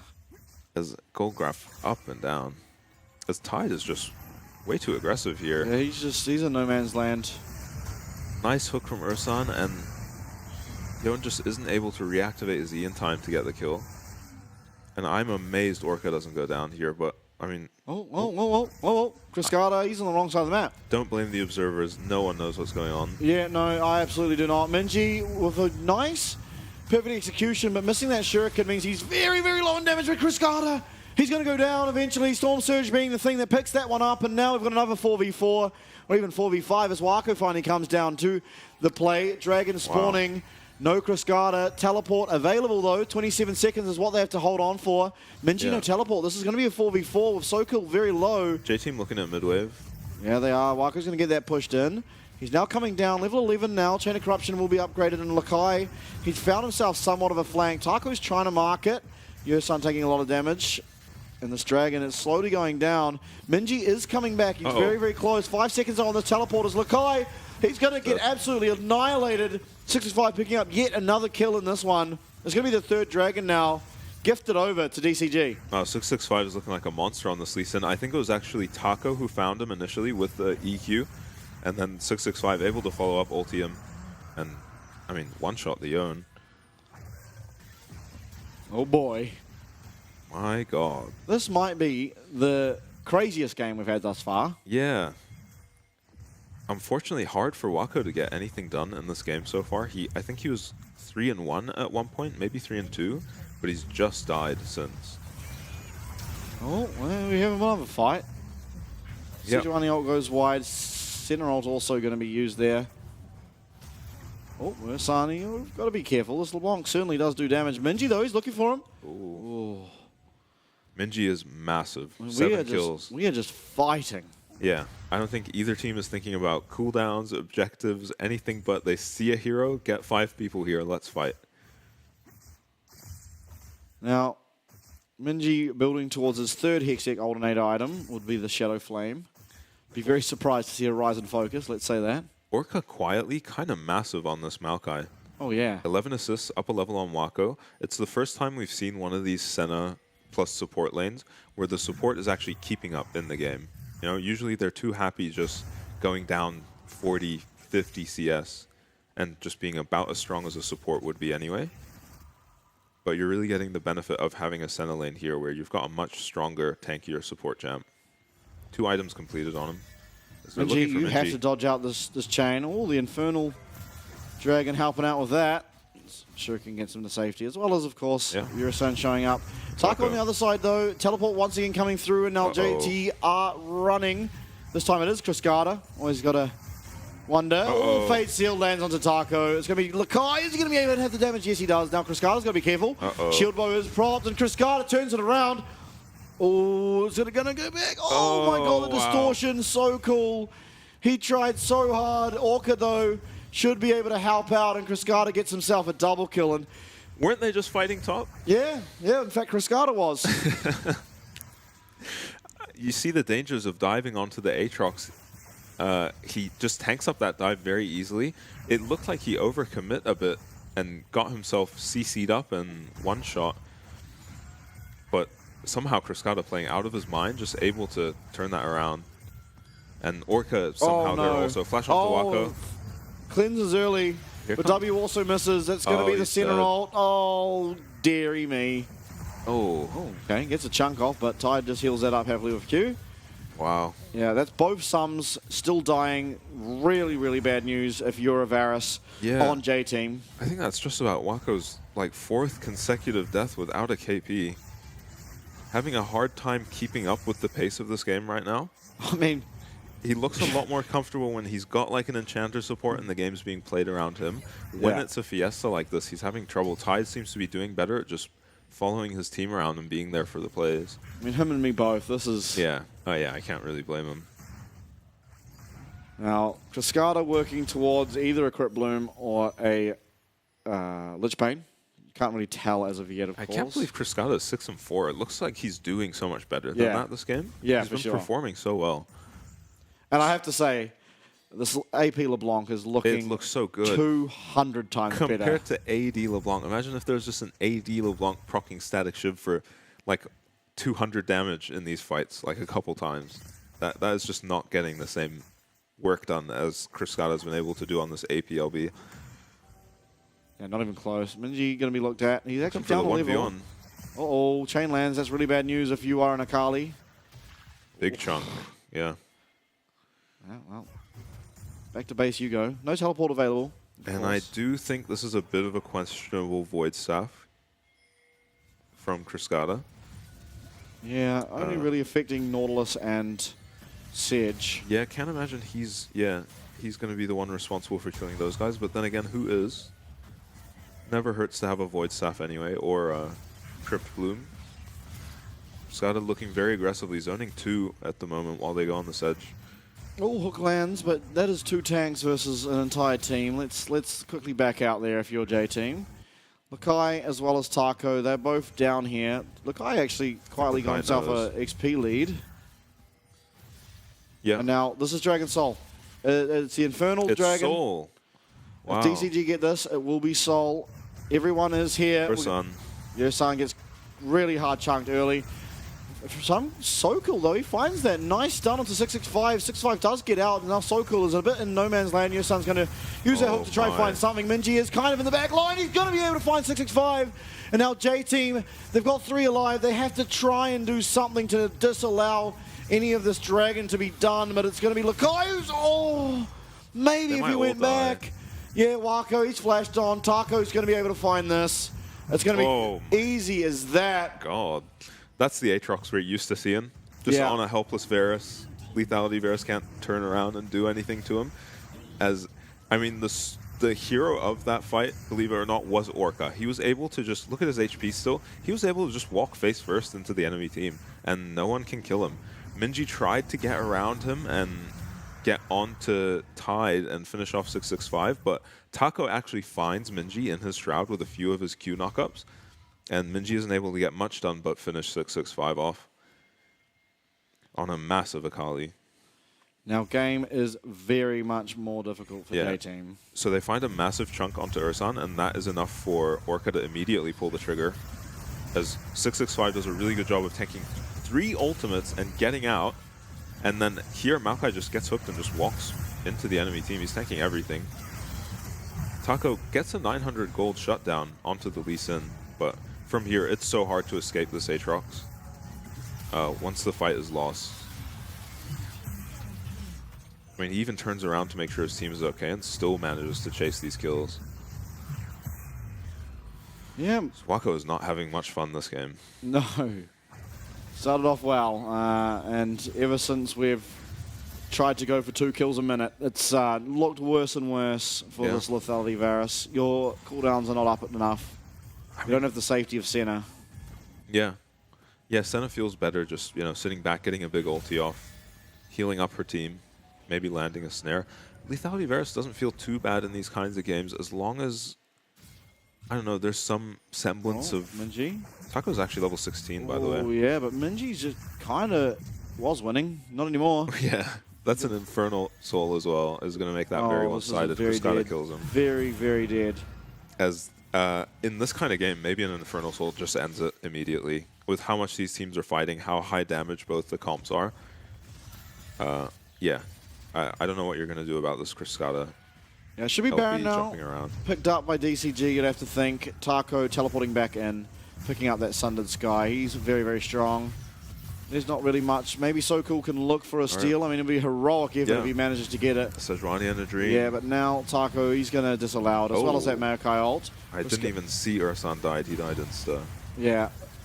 Yeah, Yusun goes down. I mean, looks like DCG fairly comfortably in the driver's spot. They do need to finish off the base. Obviously, all these second tier towers do remain open, but should start taking them down now. So, what was that, 40 kills? 40 kills in 28 minutes? Yeah, we've had a banger of a game. Okay. And after one amazing fight from J-Team at the Rift Herald again, it looked like we were going to retweet Wako. He's just going to go down again. Orchid's found his way onto him. There's a bit of CC onto this Maokai, but really you're not wanting to hit him. Taco, though, he's actually quietly getting pretty low. Gets a bit of health back from his Qs, and unfortunately So Cool will go wide, but they are able to find one. Lakai trying to do the damage. He might just be able to. He's certainly not. Cryscata comes in, shuts that down very, very quickly, and now only 2 tanks remain. It's going to take 29. It felt like a 40-minute game. It was only 29. Yeah. But DCG, they do strike back. We're going to be going to game number 3, although J-Team are trying to hold on. Oh my god, that's a Sedge 1. Yeah, that's your tank that just lost their entire health bar. Now, minion waves, there is only the one. Yeah, it's over. It should be They're over. Too strong. They're too Waco's strong. alive, but down will go Nautilus immediately. Here comes Wako. Is he going to just come in for his... Oh, he's going to come in for his 9th death. Yeah, there it goes. What a ridiculous game. Yeah. What a... Everyone was doing so much damage at the end of that game. Taco gets down to like 1 HP, but then lands a Q3 on the Akali for half her HP on the way out. Lakai looking for a second, like he might be able to, you know, do a classic Yone, Yasuo type of thing and take over the team fight. Nope. He just gets absolutely one-tapped by Cryscata on the LB. What a game. It was, what is it? 20 kills at like 15 minutes? I just can't believe it was 4 dragons to 0. Yeah, that's actually the crazy part, right? Yeah. There was also that one fight around first dragon, before the first dragon even spawned, that J-Team actually won a team fight pretty hard with some nice positioning from Wako. Yeah. But boy, oh boy, did that game turn on fast. They just started fighting and they did not stop until they hit Nexus. And they were fighting while they hit Nexus too. Yeah. It just never... My favorite was Cryscata trying to kill Minji top and then teleporting bot to kill Lakai bot. It was like... And somehow everyone was at every fight. Yeah. They were just all over the map. Everyone was running up and down the map. Except Wako. He was the cause of the start of the fight. Yeah, the guys getting eliminated. Yeah. I mean, looking back at the game, I mean, it's very hard to sort of break down, right? Because it really was, I mean, a lot of this was the AP LeBlanc. I think that was a really nice adjustment. Yeah. Picking up that LeBlanc, it looked really, really strong. In this type of game, especially if you had an AD LeBlanc, you were just losing. That champ sucks at doing what happened in this game. And what a completely different showing from 665 too. Yeah, oh yeah. You're against the enemy team's manager in the jungle. You know what I mean? Pick a carry jungle. Don't pick the rel. Pick a carry jungle and, you know, style on him a bit. Yeah. He did. He got fed. He played really well around his LB. And his whole team, really. Maybe So Cool had to make some more plays onto this Aatrox early game. He does have 2 melee laners. He could have maybe looked a little more aggressively to get some fights with them, but I mean, what was the CS per minute in that game? Oh, that's actually a good point. I can't imagine it was high. No, that was really reminiscent of a solo queue game that I get into, you know? Yeah. It's like heaps of kills going on, no one's in the right position ever. Yeah. And no farming is happening at all. Random configurations of champions fighting each other, coming in from confusing angles. And everyone's dying at random times, so you just spawn, choose a lane, run down it, clear one wave, go fight. But, I mean, well played by DCG. I mean, they looked kind of down in that first game. They really did bring it back. And, I mean, when it comes to these two teams, I almost feel like this is almost what you expect. Because these guys, both teams really like to brawl. Like J-Team, no matter who they're against, they have been brawling. That's the one thing you can certainly say about them. And DCG as well. I mean, they are no, you know, they're never going to shy away from a brawl. They like the Lucian, Melio. Those are the most brawly 80 carry sort of supports you can get together. Yeah. And they put together a comp. I mean, Aatrox along with a Maokai 80 carry, Senna. I mean, everything there, they're okay to scale, but goddamn, do they like to brawl. I mean, it's hard to point to one moment where the game turned around.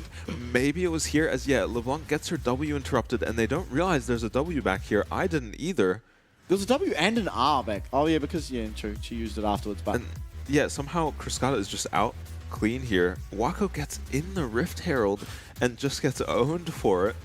Ursan is, I mean, your AD carries at the front and your Nautilus is at the back is the story of this game. It's just, nothing made sense the entire game. As, yeah, Kriskada. Yeah, topping. Amazing game on the LB. Taco had his moments. Yeah, and Orca.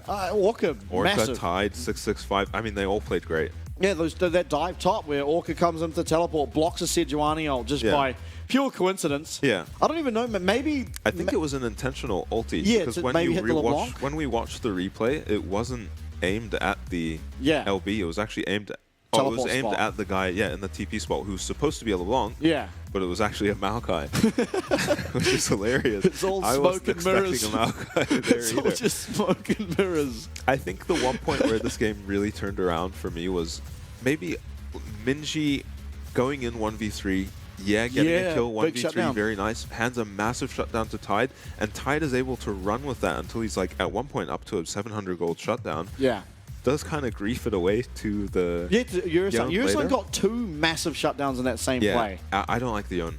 No, I don't like the Yone into the Aatrox. It's not doing enough. I think it could, but you have to play around it. You can't just pick this matchup and then be like, sweet, you're just going to win and I'm going to play bot side the whole game. It is a matchup that wins with jungle help. I like the Orca MVP. I mean, maybe Kriskada a little bit robbed. Maybe, well, I think Orca deserves it. I think he was everywhere and did everything. I mean, Kriskada had some negative gaming going on that game too, but Orca was just kind of a rock for his team. They lost the fight, but that 3-man Nature's Grass into 3-man Bramble Smash, I mean, that sticks out to me as one of the plays of the game. I mean, just about every ult he pushed was from a good angle, catching the enemy team off guard, or just snowballing a fight where they got an advantage. Catching Wako coming out of a Rift Herald that he inexplicably drove into a wall. As I mean, this is what I'm talking about. Insane ult. They end up losing this fight, by the way. But I mean, ridiculous start to a fight off of a great ulti from Orca. He does go down, but later on in this game as well, you kind of start looking at the team fights and you're thinking, who's killing this Maokai? Once he got to 3 items and he had a level advantage on everyone. I mean, around this point in the game, he's the same level as the mid laners. Absolutely massive. Great ult again to follow up a nice chunk from Kriskada. Yeah. And I mean, he's just immortal. I mean, is Varus really going to auto this guy 50 times and kill him? It has to be Yone, but like, he has better things to do. You know, he's diving on the back line. I mean, Yone can't sit here and hit the Maokai either because at any moment Kriskada's coming flying in to take his entire HP bar off. Yeah, and I wonder if maybe Shieldbow wasn't. Tide. I wonder if maybe Shieldbow wasn't the pick here. Maybe more might have been better by just how the game ended up being. Yeah, could have been.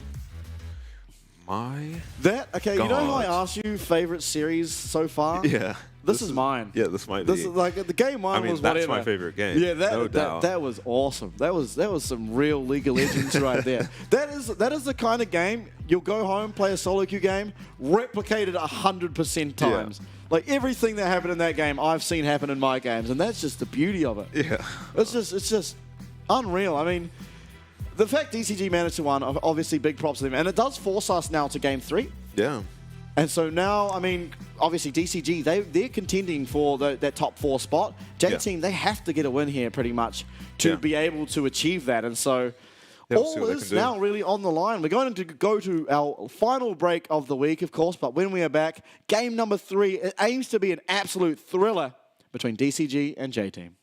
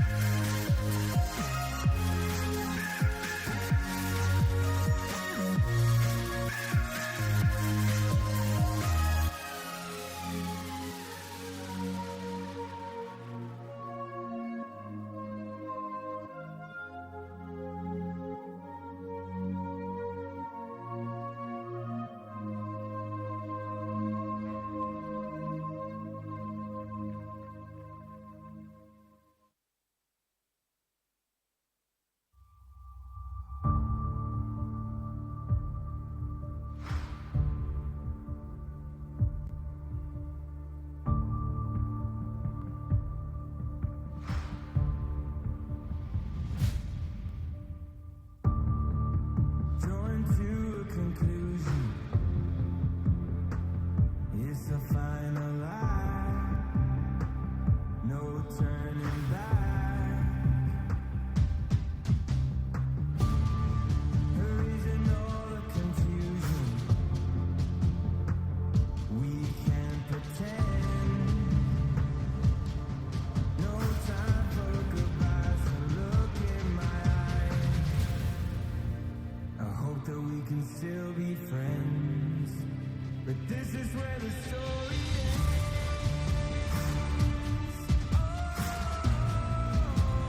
This is where the story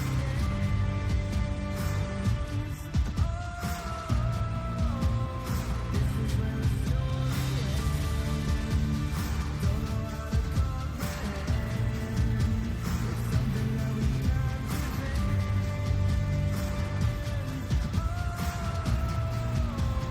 This is where the story ends. Been waiting for it to happen. Didn't think you would come. Nowhere to run. The sky begins to blacken. You had your fun. There's no time to change it, no time to change it. I hope that we can still be friends. But this is where the story ends. This is where the story ends.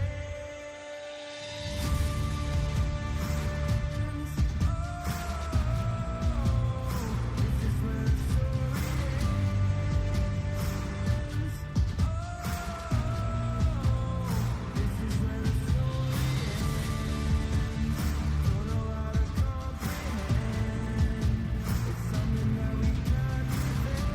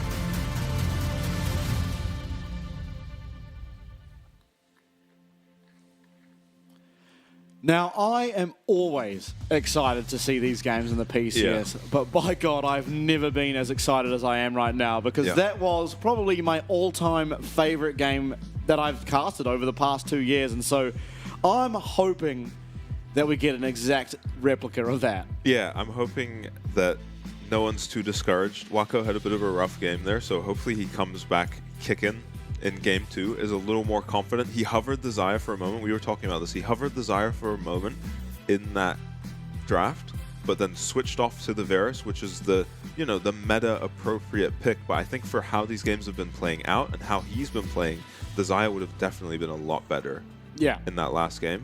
And yeah, that is something we need to see out of Wako. Just a bit more confidence in that he can just easily carry games by himself. And Minji's playing well, so he doesn't even have to do it by himself. No, absolutely not. J-Team, they select blue side. Yeah, makes sense. Actually, no, Orca won, so DCG selected red? Oh, I don't know. Who knows? Anyway, it is going to be ultimately Vi, Lucian. I mean, everything's the same thus far. LeBlanc. LB yeah, that makes sense. Oh, that means we're probably going to get a slower paced one. Some control mages. We had 2 assassins in the mid lane last time. Yeah, that's awesome. We could get a Kali Silas. No, we're not. Oh, we might be going to Azir Corki. Ooh. I mean, the Annie could be spicy. That gets some exciting team fights going. Yeah, the Annie first pick would suit this series. Doesn't look like it will be. Azir going to be locked in now. And so obviously there are answers. Corki. Yeah, Corki commonly. Yeah. Corki, I mean, Nico gets picked quite often as well. See a bit of a Kali too. For sure. I kind of hope we see the Akali. It's kind of exciting. Yeah, see if Cascada's turn to go on the Akali. He has played Akali before though, so not likely. Taco first picking the Aatrox. Back to back. Yeah, confident they don't have anything to answer the Aatrox after the Yone game didn't go too well. I mean, you can just lock in your top laner now if you really want to for J-Team, but of course, Maokai will be a flex, can be jungle, sort of support last game on Orca, and Orca picking up that player of the game. Very much deserved. Yeah, I love the Maokai pick here. Will So Cool go for another Sedge game? He looked a lot better on the Jarvan. He did. He did. And Jarvan kind of suits the way these games have been playing out. So they might just leave his jungle pick for now. As it's going to be Milio something. Milio Varus? Yeah, Milio Varus, and he'll go for the on-hit Varus. What if it's something crazy like Milio Jinx? Yeah, maybe. We haven't seen any Jinx. Yeah, she's not that strong. Not the weakest, but yeah, I don't think the item changes did her so well. Decide to go for the Cassante. Yeah, wouldn't be too surprised. I mean, Lakai, he's like, don't want to call him a one-trick, but that guy put a lot of games into Jax last split. I wouldn't have hated to see that again. Yeah, we've seen Jax do well into the Aatrox. It's going to be the Cassante. In fairness, we've seen the Cassante do well into the Aatrox too. Are we going to see the Corki here? Might be your last chance to pick it before it gets banned out. As you may also want to just get the Senna in. The Maokai remains a flex after you lock the Senna. Yeah. It does. So this makes the second phase bans a bit more difficult for J-Team because they don't really know where this Maokai is going. It still can be support. Yeah. You can still take Nautilus or Tahm Kench if you want to. I think they'll ban mids though. Yeah. Corki, yeah, there you go. Corki, maybe a Kali or Nico. And then Cascada's going to end up on whatever's left open unless he has some spicy pick. I mean, Tristana has been picked into the Azir quite a bit as well. Yeah, but you have no AP at that stage. Yeah, maybe you shy away from the Trist. That's a good point. As what will... I imagine another AD ban, but it's hard to predict what Wako's going to want here. They go for the Caitlyn. Probably going to see Wako on the Xayah this game. Yeah, they don't love to be Xayah into the Senna. Yeah, but I don't know if you want to be Xayah with a Melio either. Doesn't seem to... Yeah, it doesn't strike me as a great combo, but... No. I'm not sure what else you go for. They kind of both want to do different things, right? I mean, the Melio quite likes to be able to get people going forward. Xayah quite likes to be running back. Yeah. We'll see if they go for the Akali. I like the Akali here. Ooh. Well, this could cause some excitement. Yeah. Yeah, this is exactly what I want to see. out of 665, you know? Pick a carry jungler, and he had a great game on the Lee Sin, run it back. Okay. Now what's your answer? You still need a jungler, you still need an AD carry. Yep. I wonder if it'll be Talia mid again. Nocturne. Ah. I mean, definitely J-Team pulling out a very, very stock standard draft. The only question mark really is this AD carry. Yeah. What will Wako want to pair with his Melio? Oh! It might be the Jinx. You might have called it. Yeah, oh, it's a Jinx. Say what you want about Veshian, but he predicts draft. Yeah. And we're going to see Cascada back on the way. He did look really, really good at it in the first game, actually, that they played of the spring split. Yeah, we'll see if he locks it in. They do need a lot of magic damage coming out of mid. I like the Akali more because of the pace, especially of that last game. We have an absolute brawl wanting to form from DCG. Yeah, and we'll see if J-Team can resist it, because that's what they have to do with this comp. They cannot handshake these team fights. Yeah, they can take a team fight when all their ults are up. Yeah. Maybe some sums. Yeah, but if it's constant fighting, DCG are going to run them over. Yeah. For sure. And also earlier on in the game, right? Obviously Jinx needs a fair amount of time to really scale into that powerhouse that she can be. So does Azir. Akali, though, Hextech Alternator, level 6. You're okay to go down and fight a dragon. Yeah. Yeah, Jinx doesn't want anything to do with that. Yeah, and there's not that good of peel, really, for the Jinx. I mean, you've got the Emperor's Divide, Magnet Storm, if you want to use that as peel, doesn't feel that good. Yeah. Milio a little bit, but you have Cassante, to be... they've got like a bit of peel on every champ, so maybe they'll be okay. We'll see. I mean, Game 3 has a lot to live up to after Game 2. Yeah. But, I mean, at least DCG drafted to provide that. Yeah. Yeah, DCG kind of keeping with the rhythm of the series so far. We do, yeah. We have a battle of styles going on in this draft. I mean, we've got the more slow pace, scale up, get to the item spikes, fight around objectives. Which is kind of what worked for J-Team in the first game, the 2 hyper carries. Yes. Just being supported by their team, and DCG going for what worked for them, just fist fight team comp. Yeah. You know, with the Maokai Senna helping out, you've got... Maokai more than helping out. Yeah, essentially the same core of the comp, just swap the LB for the Akali. LB a lot better at facilitating those kinds of picks. Yeah, CC on the chains and just being able to be at the back of your team just immediately. We'll see. It's going to be Ghost this time for Wako. So if Orca has Flash up, obviously you do have Breath of Light available. Oh, yeah, no cleanse. No cleanse, so... He's got to get through these early levels, get his Milio to level 6. Yeah, and I think 665 should probably realize that and want to look to punish. I mean, it does seem like he's going to start bot side. Yeah. But still, you can look for a 3 camp. We've seen it a lot. And, I mean, the wave almost certainly will be pushed towards DCG's side of the map. Yeah. Have to check out how J-Team navigate that in terms of their vision control. Yeah. At least so far, no wards have been put down. But honestly, we're talking a lot about the other picks, but every time we've seen this Aatrox Cassante matchup, there are 2 people in the game. And it's the Aatrox and Cassante. They both just show up to fights and completely take them over. Single-handedly, as I've said many times, putting a stop to the top lane not being able to do anything in the game conversations. And this wave is slow pushing. Not in kind of scary. By any surprise. But yeah, no flash, no cleanse on this Jinx makes time a lot scarier. 665 does decide to do his wolves and go into his top side. Yeah. A curious path. Doesn't decide to split the map. We're not seeing a lot of split maps. I guess his bot lane's never getting prio in this lane. As that Jinx Zap chunks the Senna. Ghost this time for Tide as well. Last game opting for the cleanse. Yeah. The big difference, I suppose, really is you're not up against the Nautilus as well as... If this Cassante gets big, I see them having a lot of trouble killing it. Oh, yeah. Akali not known for killing tanks, we can say. Yeah. Neither is Senna, really. I mean, she's had a few builds in the past. Looks like DCG might focus on mid lane this game. Ooh, Shuriken lands. Watch for the shifting sands. It should be used here from Minji. Oh, he maybe doesn't have it. And so cool. I don't think they should look for this. It was DCG picking up first blood last game in combination mid.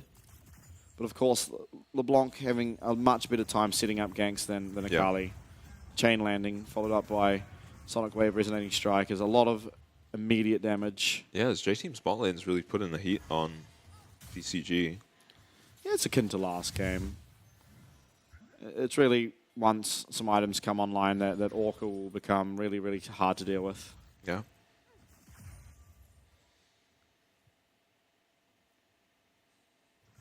And I think, for the most part, action will remain fairly dull until... I assume the Dragon spawn, maybe a little bit after. I think ultimately both teams are going to want to get... And that has been a deciding factor for this game.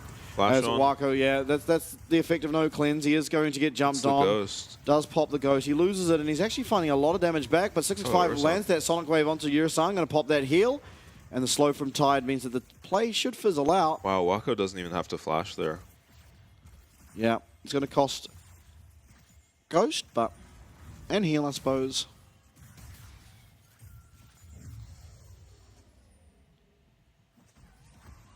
Right, Skin War, who won? Bot lane. I think it's just DCG. Yeah. I think it's just easy DCG. Yeah. Bit of a generic Senna skin. Yeah, I used the Prestige one, True Damage. I don't even know if I own the High Noon one, actually. But Maokai. Yeah. Forever based. Yeah. Very goated. 665 has found his way up to the top side. He is just constantly on the move on this Lee Sin. And maybe he's responsible for the pace of the last game. Look, Kai gonna have to recall and try and look for a teleport back to this lane. Should be able to pull it off. I don't think Taco can interrupt this recall. Yeah. So no dive. But Taco's going to feel good about that. He might even be able to keep his teleport. Yeah, I think he will. Gets level 6, can recall. Bramble Vest, though, changes the matchup a little bit, of course. Yeah. Less healing.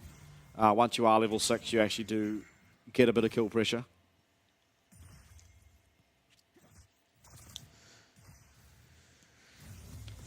Now, Void Scuttle looks like it'll be the plan for SoKill. I actually would like to see 665 go to this Dragon. Because, as I said, both games kind of decided by Dragon. First game, J-Team picking up that Ocean Soul.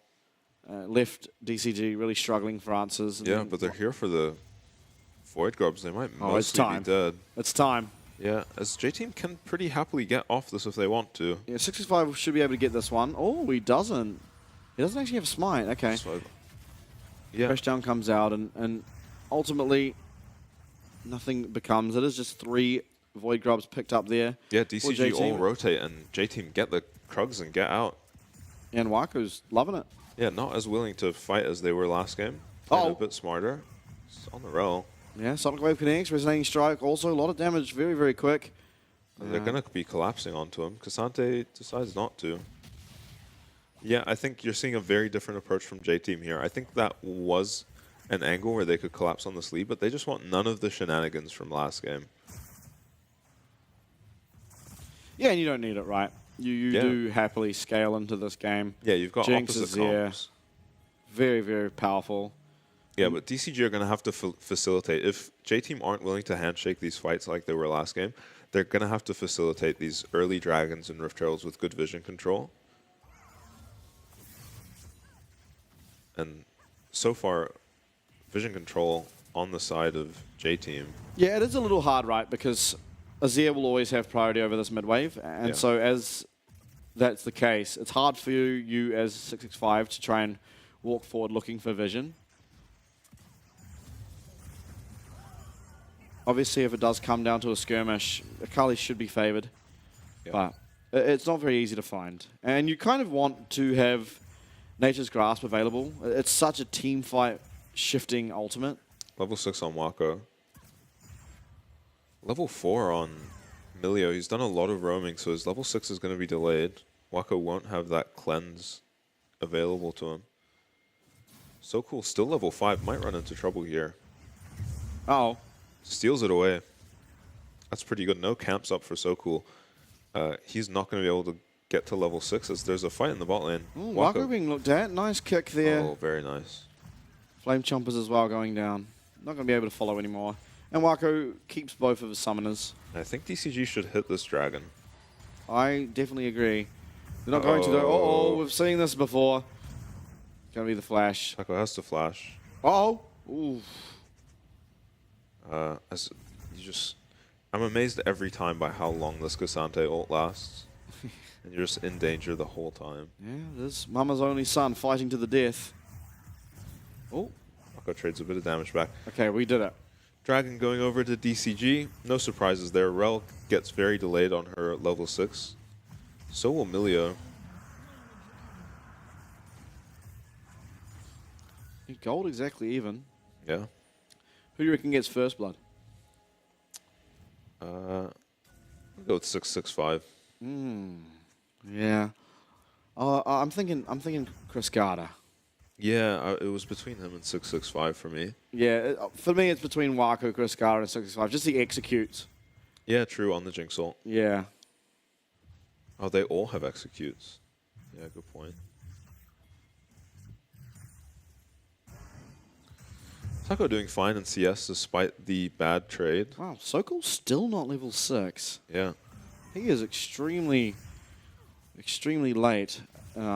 Void Grubs should be spawning very soon as well. Should get them, obviously all of his camps have respawn. And I imagine Gromp will give it to him. Yeah.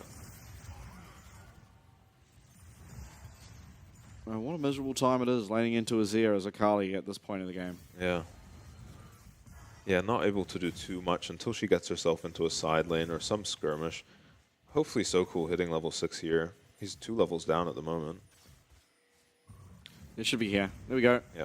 There he is, level 6. Now just available. in time for the grubs. And it will be a fight for these grubs, I think.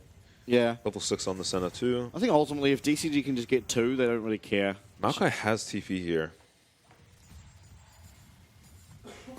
Jinx not having TP here. Yeah, unsealed. Is there any flank wards? It doesn't appear so, but he's just gonna ult to the front. Now, this is gonna give Wako a lot of time by himself, and I think you should be happy for this if you are J-Team. These Void Grubs are so inconsequential. Yeah, Senna gets a lot of souls off them, but Maokai ult coming out. Yeah, Senna doesn't get a lot of souls if she's running mid for a fight. Oh, gonna land 2-man Rue, but... No follow-up. Yeah, they are too close to that tower. So how much damage is Wako going to be able to do this to this bot tower? A lot. That's 2 plates. Yeah, probably gets a third. Most likely. Doesn't look very worried about a rotation. Wako looking to be very big on this Jinx. I'm pretty sure Jinx did more damage to that tower than Void Grubs are going to do this entire game, so... Yeah, I would agree.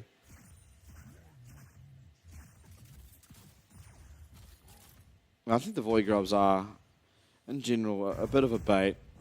Yeah. I mean, it was the same deal with Rift Herald, honestly. If you take as much tower damage as the Rift Herald was going to do in the first place, you don't feel that good about it. Orca... Oh, a little bit mistimed. So cool. 2 levels up on So Cool. Yeah, Orca is. As the AD carry, quote unquote. Yeah. I mean, they've had a lot of time by themselves. Wako and So Cool have both level 8. Okay, I like this. 665 now playing more aggressively. It's very deep, though. This is scary. Has wards and a blast cone. No item yet on the Jinx. Yeah, we'll be headed towards that Kraken Slayer. And I think really waiting for that, hopefully gets that before this Infernal Dragon in 2 minutes. It should be able to. Obviously stunted a little bit by the purchase of Berserker Greaves, but always feels good to get those tier 2 boots on immobile AD carries especially. Yeah. I think if you are the likes of Ezreal or Lucian, you can kind of forego them, but... Minji's running down river. He's sprinting. Kai keeping the pressure on Taco. Taco doing a good job of just making sure he gets farmed up. Cascada, he's getting aggressive. Yeah. Getting closer towards what I believe is going to be a Lich Bane. I mean, he hasn't got a Sheen, but... Yeah. Could also be a Storm Surge. Yeah, it's either one of the two. It's hard to tell. I think we saw a Rocket Belt out of Minji. Yeah, I'm curious as to why it's not Rocket Bout, because you are against 3 range champions and then 2 people you don't want to be ulting. Yeah. 665 not really finding an angle to get any fights going yet. Has been very annoying for So Cool, but for the most part, it's been okay. As he's behind bot lane here. Sounded like an ult was used. Oh, okay. first blood to Lakai, actually. Doesn't even look close. Yeah, in and the top Taco's lane. flash is up. Wow. Just finds him under his tower. Well, good start. And Lakai has been the man to get it done before. Yeah. So you definitely don't hate that. Yeah, Lakai clutching up in game 3. We were both wrong. Yeah. Oh, nice smite from 665. Kriskata here, but he's a bit chunked already. Both top laners have TP. Neither of them, I would think, would use it to get to lane here. This Taco just whiffs his Q really badly. And reckons he's got it with the juke, but just gets hit by the Q and dies. He doesn't use his teleport. Just walking up to top lane. Yeah. Means he misses out on a couple minions, but ultimately... No all out. Yeah. Cassante is a lot less useful. For sure. Same as Aatrox. In these fights. And honestly, now that you are about to see Wako in topside, I believe as DCG, you just need to hit this immediately dragon go and ASAP. hit this dragon. Yeah, Yeah. just straight away. You know what? That blue doesn't matter, fellas. Let's go start hitting this dragon. Dragon for a tower is probably a trade you should be willing to make. Yeah. But it's exactly what J-Team want as well. In the scaling kind of comp where they're not going to want to fight too much early, this is great that they're able to get cross maps, and they're winning the cross map with what should be the weaker early game comp. Yeah, I think a lot of that comes off the back of Lakai's 1v1. Yeah. I mean, and the massive priority Minji's got them in the mid lane. Was Taco okay up there? I think so. Yeah, he's just walking away. Is the tower going down now? Wako's really excited. This J-Team are doing such a good job of dodging DCG for this entire early game. So cool. Oh, Should you just say be dead that. here, yeah. Everything's connected. He's not going to flash, but Kriskata finds his way nonetheless. And that will be So Cool traded back. But here come Wako and gets hit by Yusan. the Sentinel. It does, and he's going to be jumped on by 665. No ult available. Wako going to flash away. Oh, Minji. Yeah, Minji's going to get caught up. That's a dead Azir. Or is it? Shifting Sands getting him out for now, but Nature's Grass is going to connect at least onto Yusan. Tied, and... Where's Minji? 665. Minji's oh, he up gets the top. flashed on by Taco. Yeah, it does up the top eventually, and I mean... Finally, DCG find a fight. Yeah, and a 4 for... Was it 4? Yes, it was a 4 for 0, and they still only find themselves up a couple hundred gold. So Yeah, I think J-Team. J-Team's still feeling fine. Yep. Dragons really are the problem now. I think you don't want to give over any more dragons. And with that, there's going to be a lot of gold DCG can pick up. Profane Hydra finished. This tower might even be going down. Sundered Sky. We also have Storm Surge. So items definitely coming through. I imagine Senna picking up a kill and a couple of assists might even be able to... Oh, Lakai gets... Oh, wow. Orca is such a beast. By the way, after this, he TPs into the fight and flashes onto Minji and gets him killed. So Orca just playing like a demon these last 2 games. As 665 has finished his item now, he's so far ahead of this rel, and finally his lead materializes into a pick. That, I mean, just way too aggressive by Wako, and Ursan here immediately gets hit by the Senna W, and the fight is doomed once that happens. Yeah, Breath of Light for a Senna W feels horrendous. Yeah. And Orca, interrupts Lakai's TP, gets the TP in, flashes onto Minji, gets Minji killed, gets this ult off to get these 2 killed. I mean, Orca. And by the way, instead of farming bottom and getting that tower, Lakai actually just walked up to mid, and so gets nothing for it. Yeah, and that's the kind of stuff they were doing last game that they cannot do with this comp. Yeah, definitely better to just finish off that bottom tower, get yourself a little bit of gold, a bit more tankiness. Every bit of gold, your comp uses gold better than the enemy comp, so even if they're getting more, you just need to be getting gold. Taco has gobbled up a red buff. Tide should be able to pick that up for himself. Actually gives it to Lee Sin. I don't think You're not killing it, but you're getting a stack. Yeah, true. And we love those. Yeah, with these scaling comps, it can be hard to just take the losing trades. And they've been getting winning trades in these cross maps, but you need to also be able to just take the losing trades in a cross map because your comp uses gold better than the enemy comp does. As it was Storm Surge on the Akali. Sure was. Also has a needlessly large rod. Imagine most likely going to be turning into a Storm. No, what is that? What is it called? Shadow Flame. But maybe in theory could be a Death Cap or Zhonya's. Zhonya's, yeah. But I think he needs to orient himself towards damage. Yeah, I think Storm Surge makes sense.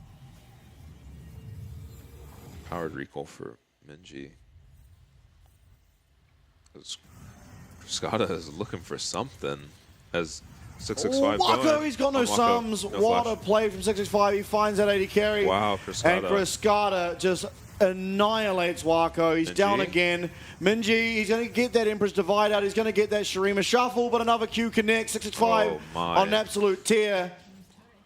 665 finding the setup, finding the Qs, finding everything. DCG now, they find themselves ahead. Yeah. Feels like after that successful engage in the river, DCG are just playing with a lot more confidence pulling the trigger, but let's see what Lakai has to say about it. Yeah, he did a good look forward, and he managed to get Tide's Ghost, but ultimately it shouldn't be that impactful. It is just before the Dragon. 30 seconds, yeah. As, no sums on the Jinx. 665, no hesitation to pull the trigger here. And the Maokai route on the Rel is genius as 665 goes in. Rel can interrupt the Lee Sin engage pretty easily with pretty much any of her buttons. Not able to do it while Maokai rooted, and he gets so many Maokai roots off in this fight. Team able to follow up on it nicely. I also like what Kriskada did there. He, instead of using that R2 to try and do extra damage to Sokol, he used it outside of tower range and then just queued.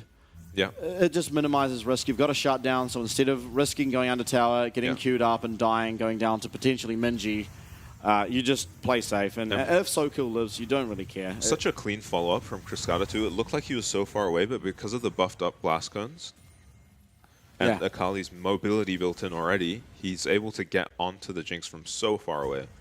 Yeah, and Wako, since his first 3 kills of last game, has gone roughly 0 and 10. Yeah.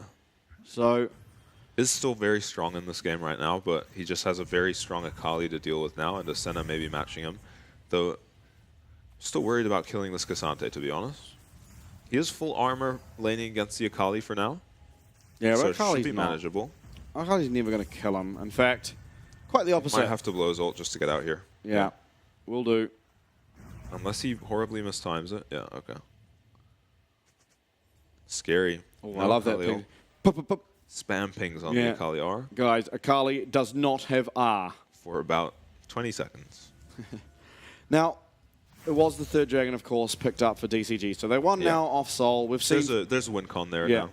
There's been 2 clean sweeps thus far in terms of the dragons, and DCG aim to make it 3. Yeah. Now, vision control around the Baron. Of course, Baron being the only objective really on the map. You're not particularly threatening to take out mid tower or any of the other towers for that matter. It's neither team have a particular siege comp. He's just collecting himself some souls. Yeah, getting a little lippy though. Yeah, I wouldn't feel so confident right that close to a rel, but yeah. But I think So Cool himself is just not feeling very confident to pull the trigger on any of these fights. Yeah, and you might want your Cassante there pretty desperately. He's the strongest player on your side of the map. I mean, the only kill you've gotten was him just solo killing out Taco. Yeah. Oh, that really is their only kill.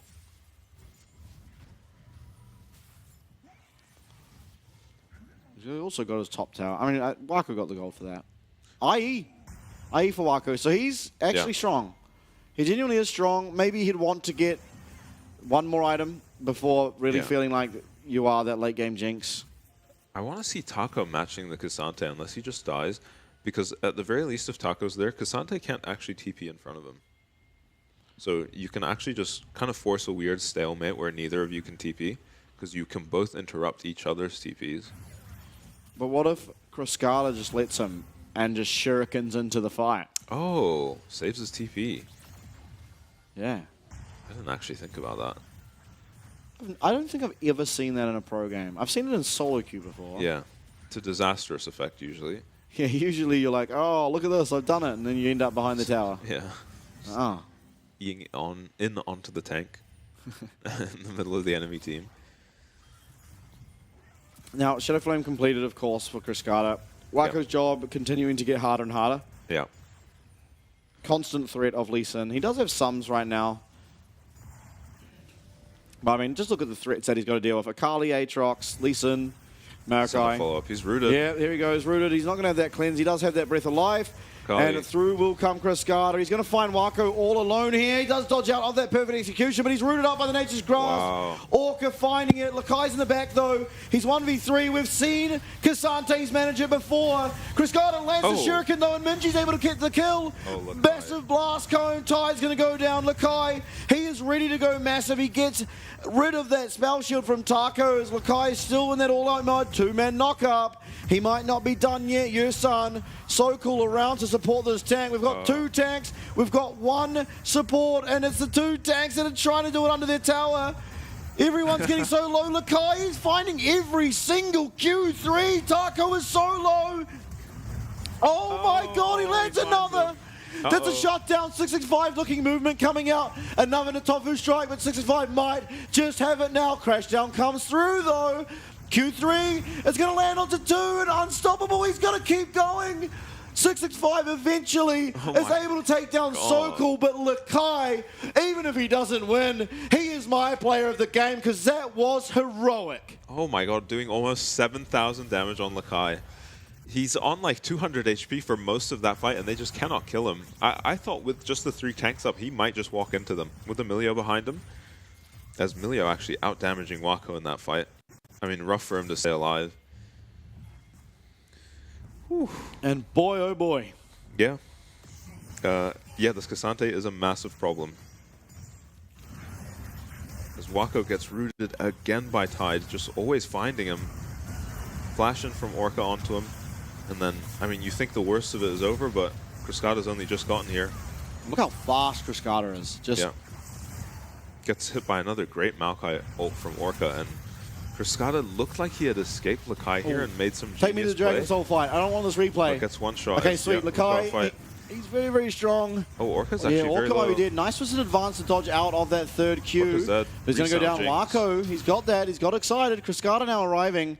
And it will be that passive timing out. Oh, Maokai, I think you have to give this. Taco, he's found himself a little bit of an angle here, perhaps. They see him, though. Yeah, Wako, no abilities, well, no sums, sorry, and they are going to be out of position now. Lakai, though, he's 1v3, and he's feeling okay. Tide now out of mana. Just give this. Yeah, this you just have Dragon to give does not matter. Unfortunate. Unless 665 wants to try steal it. Lakai going forward. Nice kick. He's going to land the Q. Through comes Emperor's Divide. Minji. Heroic. I was wondering if maybe the Emperor's Divide shouldn't have gone that way, but they're able to just clean up those kills. It's 3 going down for DCG. Yeah. And now J-Team back against the walls. Lakai standing up front and tall, and they're going to get the Baron. Yeah, that is the Baron for J-Team. It's going to be kind of hard to hold on to this game as DCG. They had the option to just lose the minimum there, but they end up losing, I mean, pretty much as possible. As Taco had a flank, but they had really good wards on their flanks, able to spot him out and zone him away. As maybe they just had to leave their Lee Sin there. If they're so committed on that Dragon, they can just leave the Lee Sin there maybe to play for the steal, as Lakai just is able to tank up so much. And it looks like Lakai was in trouble for a sec, but it's, yeah, he can just turn around in the face of 4 people and walk them down. Yeah, who is supposed to kill this Cassante right now? Yeah, no one. No one is killing this Cassante. I don't know if ever.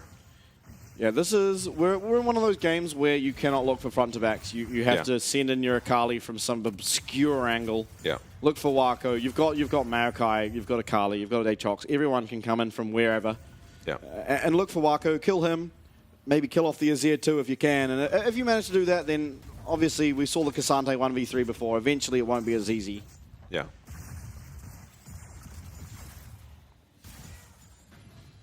But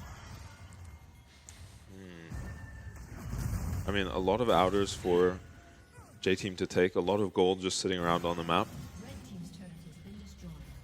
oh, Cascada just recalls in his face.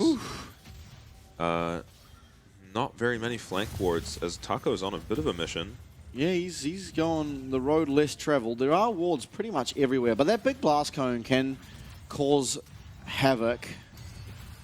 Hey, nice by Lakai, tanking out, but Cascada's going on. He's R1, at least to Lakai. Taco's found a flank, but he's onto the tanks. This is not who you want. And Minji with a huge Emperor's Divide. They are going to get the first kill. It's tied. Cascada is living, but oh my god, Lakai with the 3-man Q2. It's going to be another kill here. Lakai is going insane. Minji finds the engage. Lakai finds the follow-up. And with a minute left on this Baron, it's J-Team who hold all the cards. Wow, and it's Minji and Lakai just putting in all the work in these team fights. Lakai finds a 3-man Q3 on the Cassante. And, I mean, after Minji's already landed a 3-man Emperor's Divide, he goes down for it, but at that point, the fight is doomed. Cascada doesn't have ult. Is on a flank. Might just be the end. This could be the end. Orca, he's not really got much to say about it, at least for now. Cascada's coming in with that Shroud. Definitely looking for Wako. Akali ult very soon will be up. Shuriken doesn't land, but Tide's back. Nature's Grasp is not available, but there is a teleport. Cascada's going behind them. Maokai also has that teleport, but he's coming from the front. He has no Shroud. He does not have Shroud, but he does have ult. And as long as they rally them, maybe they can find something, but it's going to be the Zap. It's going to be the Sapling. Taco as well. World End is so close. DCG are playing it slow. Taco's going in goes Cascada with the perfect execution. He finds two.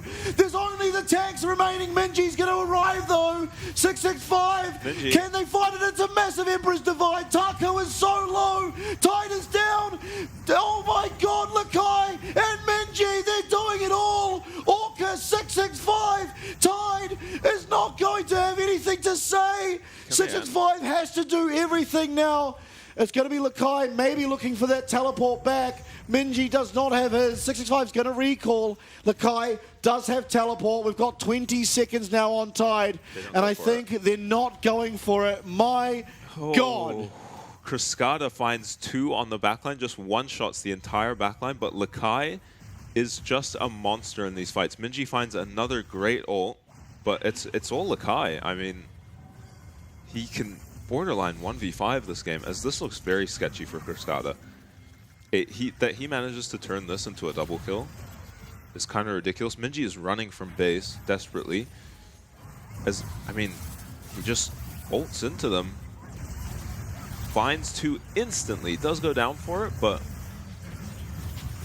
I mean, this looks so bad for them. And then Minji finds the ult, and Lakai is still just going. He just kills the Senna. Like, this champ looks so good. Orca thinks that, you know, this guy's on 200 HP, I'll just jump on him and kill him. Not so easy. And thank God DCG got 3 dragons early. Yeah. The team comp's supposed to. They weren't able to get the 4th, and now it's all coming up J-Team. 665. Wako has flashback. Ghost very shortly. And this Cassante is just not taking damage. Tied with the lethality on center. Is not doing anything really in terms of tank shredding. Yeah, it's going to be... I don't know what they're going to do about this Cassante. 665's looking. I think they just have to try kill the rest of his team. Well, Cascada, he goes forward. He uses that Shroud. Nature's Grasp also coming through, but not really going to find much for it. Look how much damage Minji is doing. A massive ult cooldown now just gone. You might be losing an inhib mid here for that. Oh, no Baron. Baron is up very soon. Yeah. 30 seconds. We will... 665 is on Krugs. Maybe looking for level 16. Yeah, Milio just shielding up Lakai as if it needed to be harder. Yeah. Oh, if 665 can find an ult here, that would be so massive. They find him on that screen. Yeah. Okay, it looks like they get the inhib. And with that, they know. They know he's there. It's very, very difficult now for him to find this. Hyde taking damage. Although he's still sitting in that jungle. I think he's taking red buff. Hyde loses his Ghost again. Yeah, Ghost gone. I really want to see builds. I want to see what Tide has, because it feels like he's the only one that can get any form of damage onto Lakai consistently without risking. Yeah, maybe he finished an LDR or something. Yeah, you have to have an LDR this game. obviously. Baron, I mean, Baron's up and J-Team recalling. I mean, maybe it's just too scary here for DCG. Yeah. 32 minutes into this game, and we've got 13 to 13. It's only 3K, which at this point is nothing, really. Yeah. Now, a lot of the gold for DCG is onto Akali, so she has a massive job to fill in these team fights. 665 also.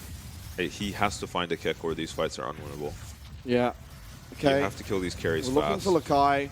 665's found his way. Oh my god, it's stolen!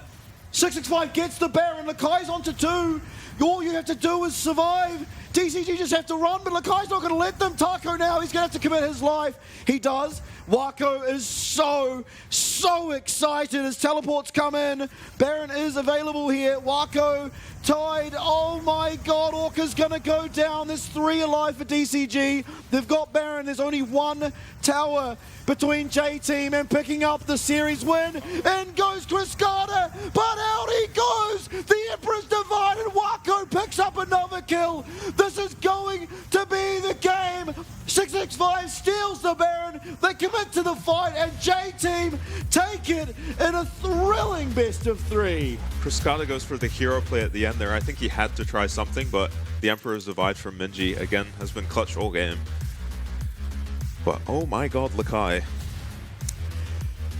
Just on his own took over that game. He did. Yeah. He very much did. Off of 1 solo kill. Yeah. Yeah, played the team fight so well. Oh, so cool. Look at him. He's got his meme ready. Yeah, There we are. gets the win. Gets probably an upset Yeah. Oh, over DCG. I mean, coming in, it certainly was. Yeah. And wow, I mean, the way that it was done too. I mean, honestly, the team comp's kind of playing out somewhat as you'd expect, right? The early game being reasonably well controlled by DCG, picking up 3 straight dragons, having control over those void grubs when they wanted them. Yeah. Rift Herald as well, but then as soon as Lakai was able to join that fight, that one massive fight where he's literally 200 HP with a Rel that's 200 HP and a Emilio that's almost out of mana and surviving and surviving and surviving and just doing absolutely everything. I don't think he died a single time.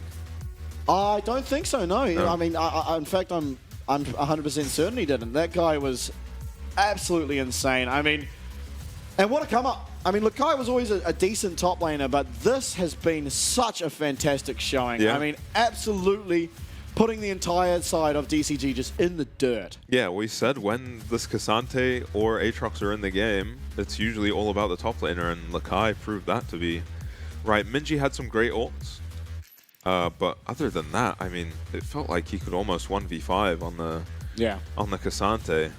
Yeah, I mean, that we touched on it loading into the game, right? We were like, oh, we don't know how you're going to kill this Cassante. And I mean, if the game was a little bit shorter, they wouldn't have needed to, because Cassante wouldn't have been that big of a threat. And honestly, Cascada was able to just kill that Wako as well as Yursan time and time again. And that was looking good. But then as soon as Lakai came, it was the most incredible thing. I mean, obviously Cassante's tanky, but he was landing Q3s constantly. Over and over. And it was like 3-mans, 2-mans, 3-man again. And it's just like, wow, he's just putting out so much damage, tanking up so much damage, and just controlling absolutely everything. And then when it mattered most, Minji coming in with such clutch Shurima shuffles. Yeah. It was fantastically played. I mean, the early game looked dicey. Yeah. But 1 solo kill, and that was enough for Lakai to just... I mean, yeah, it went from a good early game for J-Team where they completely avoided fights and traded objectives to it looked like it was going to break out into another fiesta, but they reeled it back in and, you know, claimed some objectives and won some fights off the back of Lakai and some good Minji ults. And, yeah, took out DCG. Bit of an upset based on performance so far this split. Yeah, for sure. And, I mean, this keeps... honestly, J-Team's hopes alive to continue clawing at trying to make it into that top 4. It's a long shot, but I mean, this is how you started. 2-1, you would have preferred a 2-0, but a win's a win. Yeah. I don't know. That was insane. Oh, yeah. That was truly Cassante champion. Yeah, it was cool to see J-Team play a comp game 1 where they had the hyper carries and they played that style. And then game 2, as we're going to go into some highlights, as this is Wako getting caught. Wako not getting to have much of an impact on this game, just because DCG's comp is just built to kill him. Yeah, for them to have any hope in these fights, they have to kill Wako instantly. And Lakai shows up. He's in the middle of 4 people, by the way. Doesn't care. Most damage he takes is from himself at this point. He just finds Tide as he's been doing all game. And so cool with a nice flash. And it looks like the Lee Sin is maybe fed enough to take down the Cassante here. But with the buffs from the Milio, they just both live for so long. So nice cool, cute, and Lakai. nice crash down there as well by So Cool. But I mean, this truly did just become the Lakai show. I mean, look at this guy. Like, my God. Even clipping Taco there after the flash. As he almost outdamages his ear, does outdamage his Jinx. Minji managing to do a bit more damage than Lakai. And no doubts about the MVP here. Yeah, no, we don't even need to bother talking about it. But I think possibly the most miserable Aatrox we've seen thus far. Yeah, Taco not pulling off not even one good team fight, really. I think he had opportunities to get onto the backline in a couple of those fights and just turned around and hit frontline. Yeah, and I guess in fairness to him, Cascada was just killing the backline anyway. Yeah. And so maybe it was like, well, the backline's dealt with. They're not really the problem. This Cassante champion is the problem. Yeah. And he also just died 1v1. I mean, that was honestly... 100% KP if that on the Cassante. That is insane. He actually just was the whole team. Yeah, that is insane. Wow. Okay. Versus 15 for Taco. And, I mean, Taco's no slouch. No, he's a good player. But completely outperformed by Lakai in this game. Yeah, that was incredible. That was an awe-inspiring Cassante game. That was, And he was close to sweeping it. He almost outdamaged Minji. He was close to sweeping it.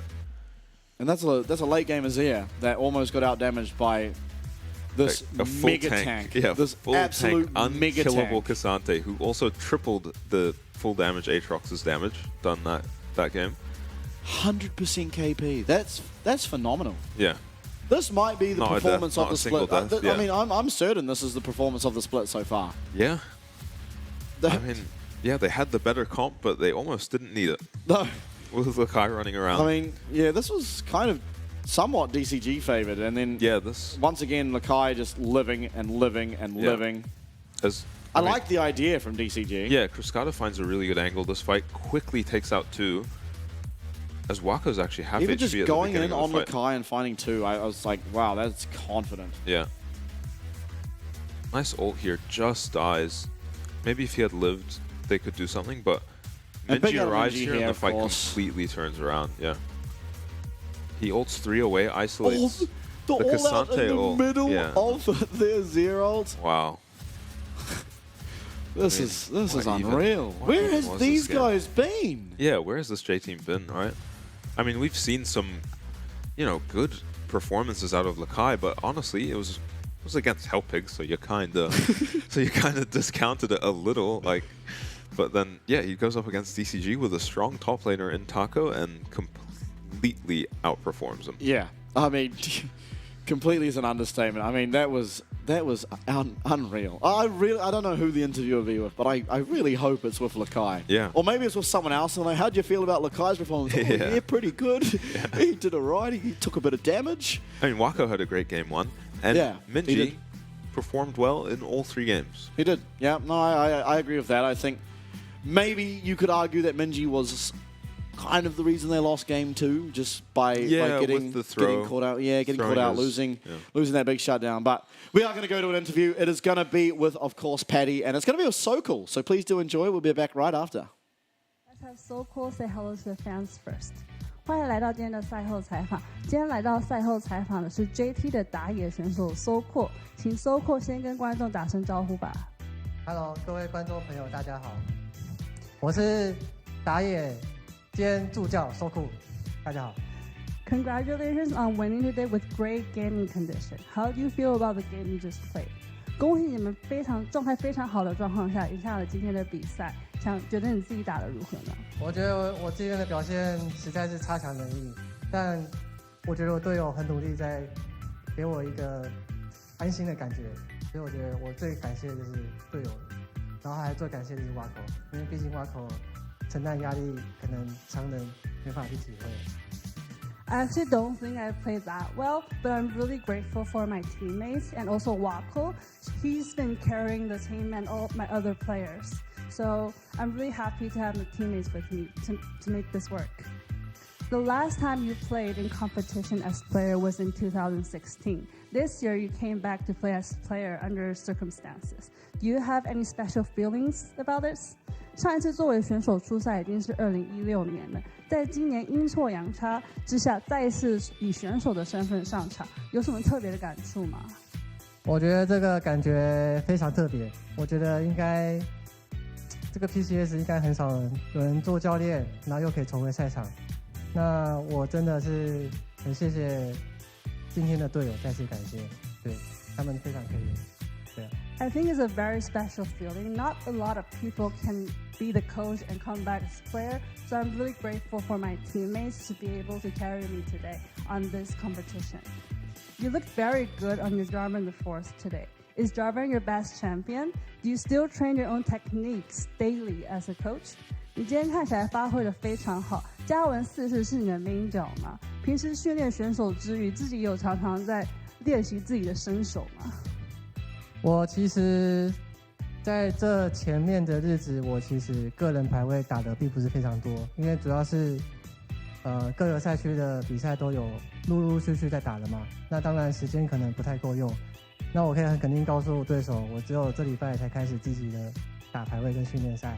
那嘉文这个角色，我也可以告诉对手，我可能今天团练都没玩过，1把都没出过，然后个人排位上可能只玩过差不多2把，甚至3把而已。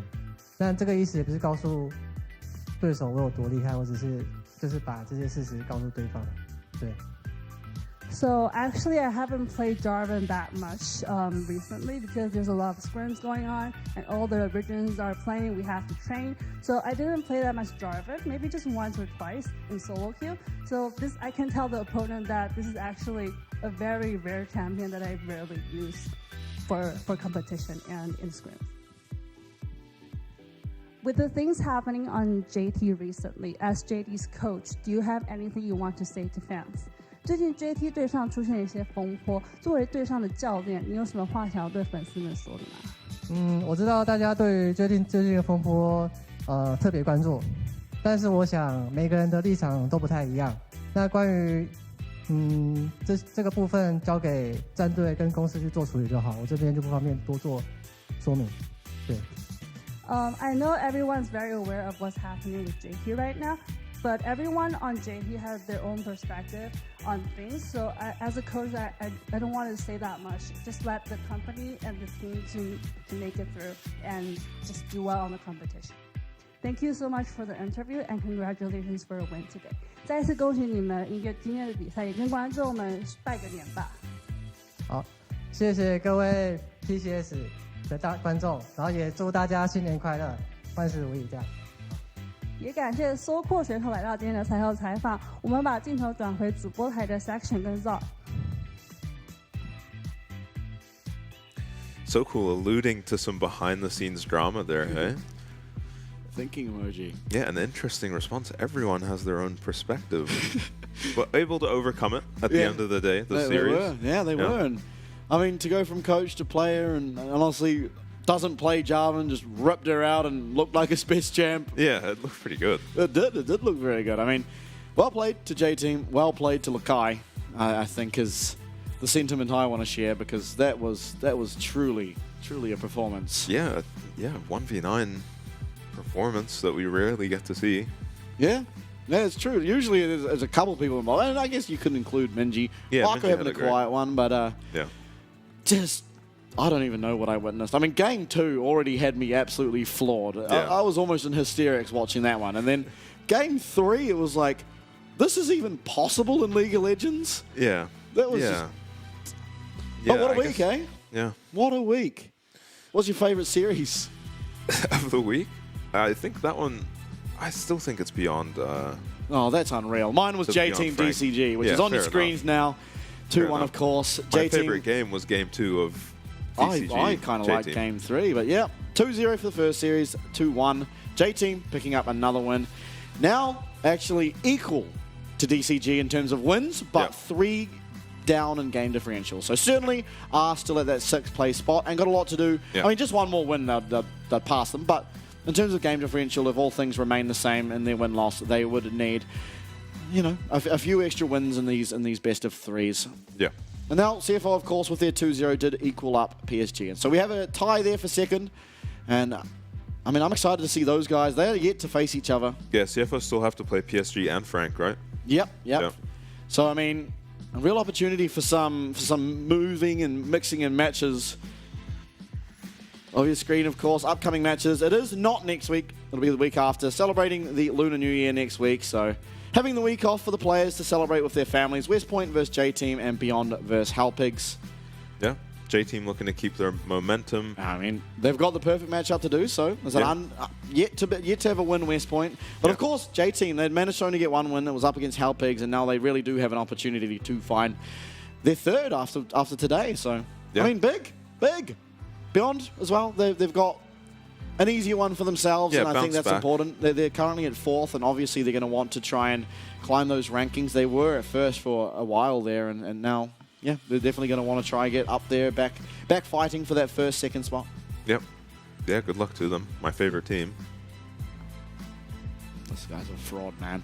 My favorite team is and always will be J-Team. That's not even true. I honestly just love all the teams. They're so fun to watch. I think the most exciting team to watch is probably DCG. Because they just pull out some wacko mode stuff sometimes. Yeah, we get such ridiculous games every time they play. The Taco Mordekaiser is an absolute fan favorite. Yeah. But, ladies and gentlemen, it's been a long 4 days. It's been some amazing series, some amazing games. But that will do us for week number 3 of the PCS. We will not be back next week. We will be back the week after on February the 15th. So until then, please stay safe.